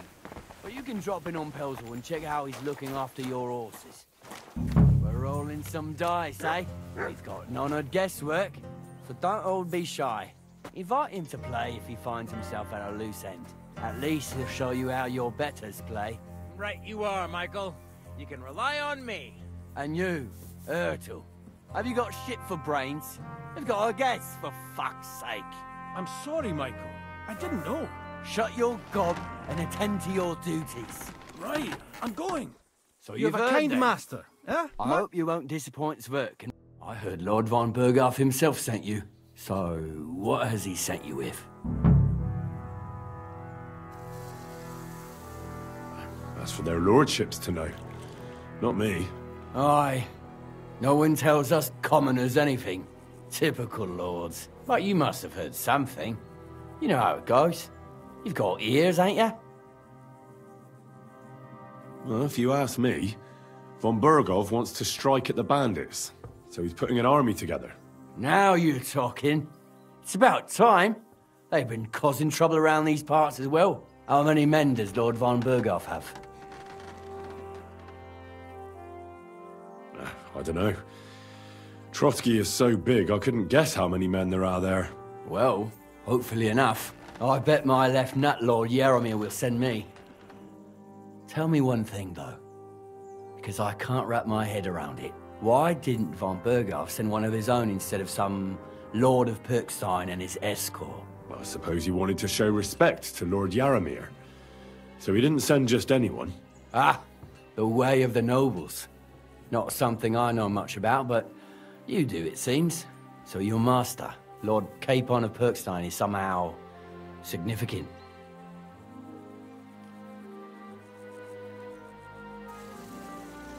One day he'll inherit several castles and a lot of wealth. Well, best stick with him until that happens. And you're his what? Yeah, page? Servant? His escort. I give advice when he asks for it. But mostly I take care of his security. Fair enough. I get it. I used to travel with Lord Yaromir, but he barely travels these days, so I don't get out much. Lord Capon is always getting up to something. Well, I envy you a bit. But hey, we've had a nice chat. And since you're here, what would you say to a bit of a friendly duel? You've got time to kill, and me too. Let's do something to shorten it. We can do something dignified. We'll clash arms for the glory of our masters. You for yours, me for mine. I accept your offer. I'd fight for Lord Capon any time and any place. Then you're the right man in the right place. Get your kit ready, and we can get stuck in. Let's do it, Michael. You don't have to ask twice. We've got some blunt old weapons for practice here, so we'll use them. We don't want to hack each other to pieces, do we? That's sensible. We'll do it in the little courtyard behind the gate. Tell me what weapon you want, and we'll get cracking. Some sword will do. A choice fitting for a nobleman. Give me a moment. I'll put my gear on.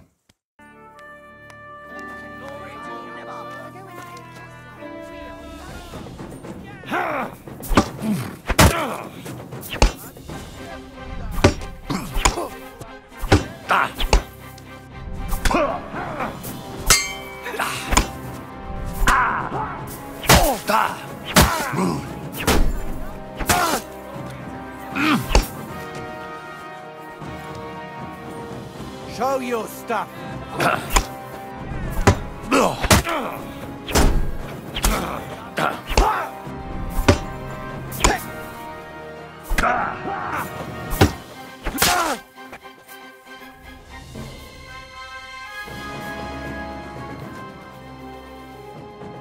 A good fight. An honourable. Yeah, I'd say. I haven't had such a good stretch in a long time. Lord Capon's honour has been defended. Ha! That it has. Didn't expect you to take me down like that. All honour to you, Henry. Here you go. Something to remember Nabokov by on your journeys with Sir Capon. You won fair and square. If you're feeling a bit sore, go and see Clara.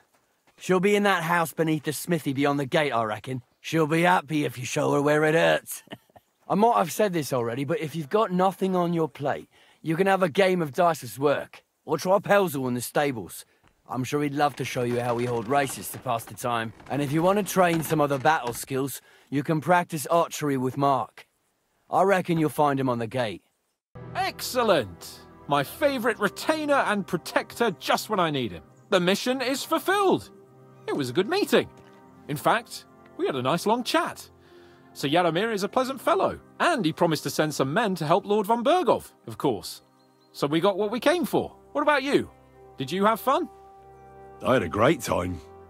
Michael, the garrison commander, challenged me to defend your honour in a friendly duel. Did you win? Of course. Sorry I asked. But now back to our duties. We return to Lord von Berghoff. I agree.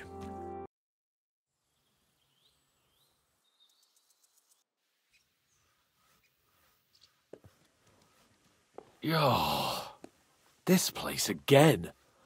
Oh, it makes my blood run cold. But it's good we're back safe. We'll pass on Sir Yaromir's messages to Lord von Bergov, and our work will be done. Of course. Let's see him at once.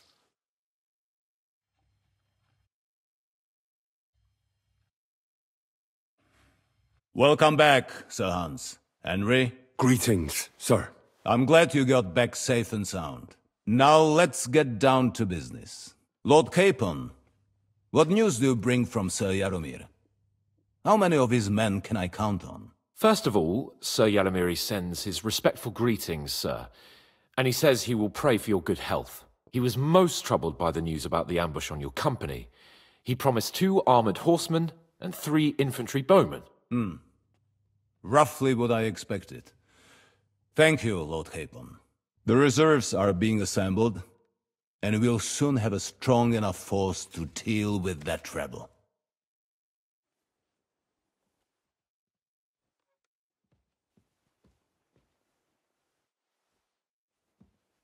But Lord Nebak had a lot more men in his fortress. He's definitely not sending you everything he can.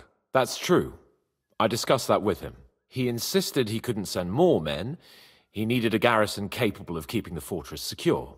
The fortress is on an outcrop with 1 approach road, and pretty well fortified. It could be held by 5 men with 1 arm tied behind their backs, unless they're vastly outnumbered. That's probably true, but some of the men you saw there aren't his own.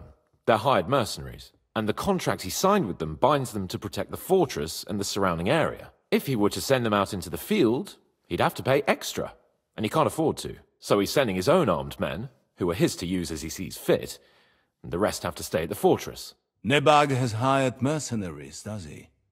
How many? Around a dozen would be my estimate. Interesting. Very interesting. I would like to know where he got the coin for that.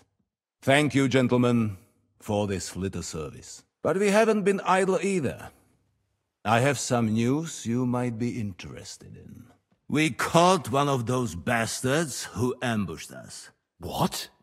How? A stroke of luck, more than anything. He's under lock and key down in the dungeons. And? Did you get anything out of him, sir? It turns out he's a tough nut to crack. My men haven't yet got a word out of him. What about torture, sir? That is just it. The men are superstitious. They say unclean work fits only for an executioner, and it seems we don't have one here. So they just beat him a little. But the bastard certainly knows how to hold his tongue.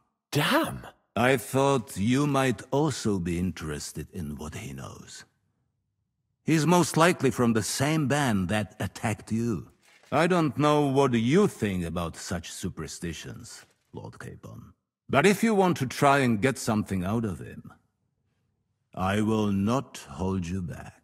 Make him tell you where his gang hides out, and I will be in your debt.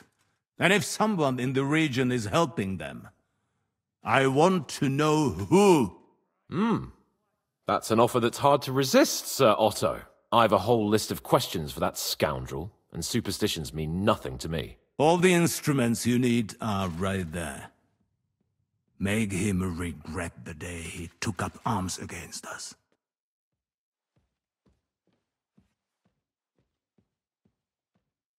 I'm surprised how tender-hearted your men are. Especially after what that band did to you and your captain. But I haven't forgotten. We'll get it out of him. The hard way, if need be. I'm glad to hear it. You have already surprised me once or twice, so I'm interested to see if you can do it again. And if not, I shall just hang the bastard. As a warning to the others. Nevertheless, while we are dealing with nuisances, did you notice anything suspicious on my estate while I was away? Something that might put us on the trail of those scoundrels, say. I'm afraid I can't help you there, sir. While you were away, I spent my time, hunting. And after that, I was a guest in your cellars. That's true. And you, Henry?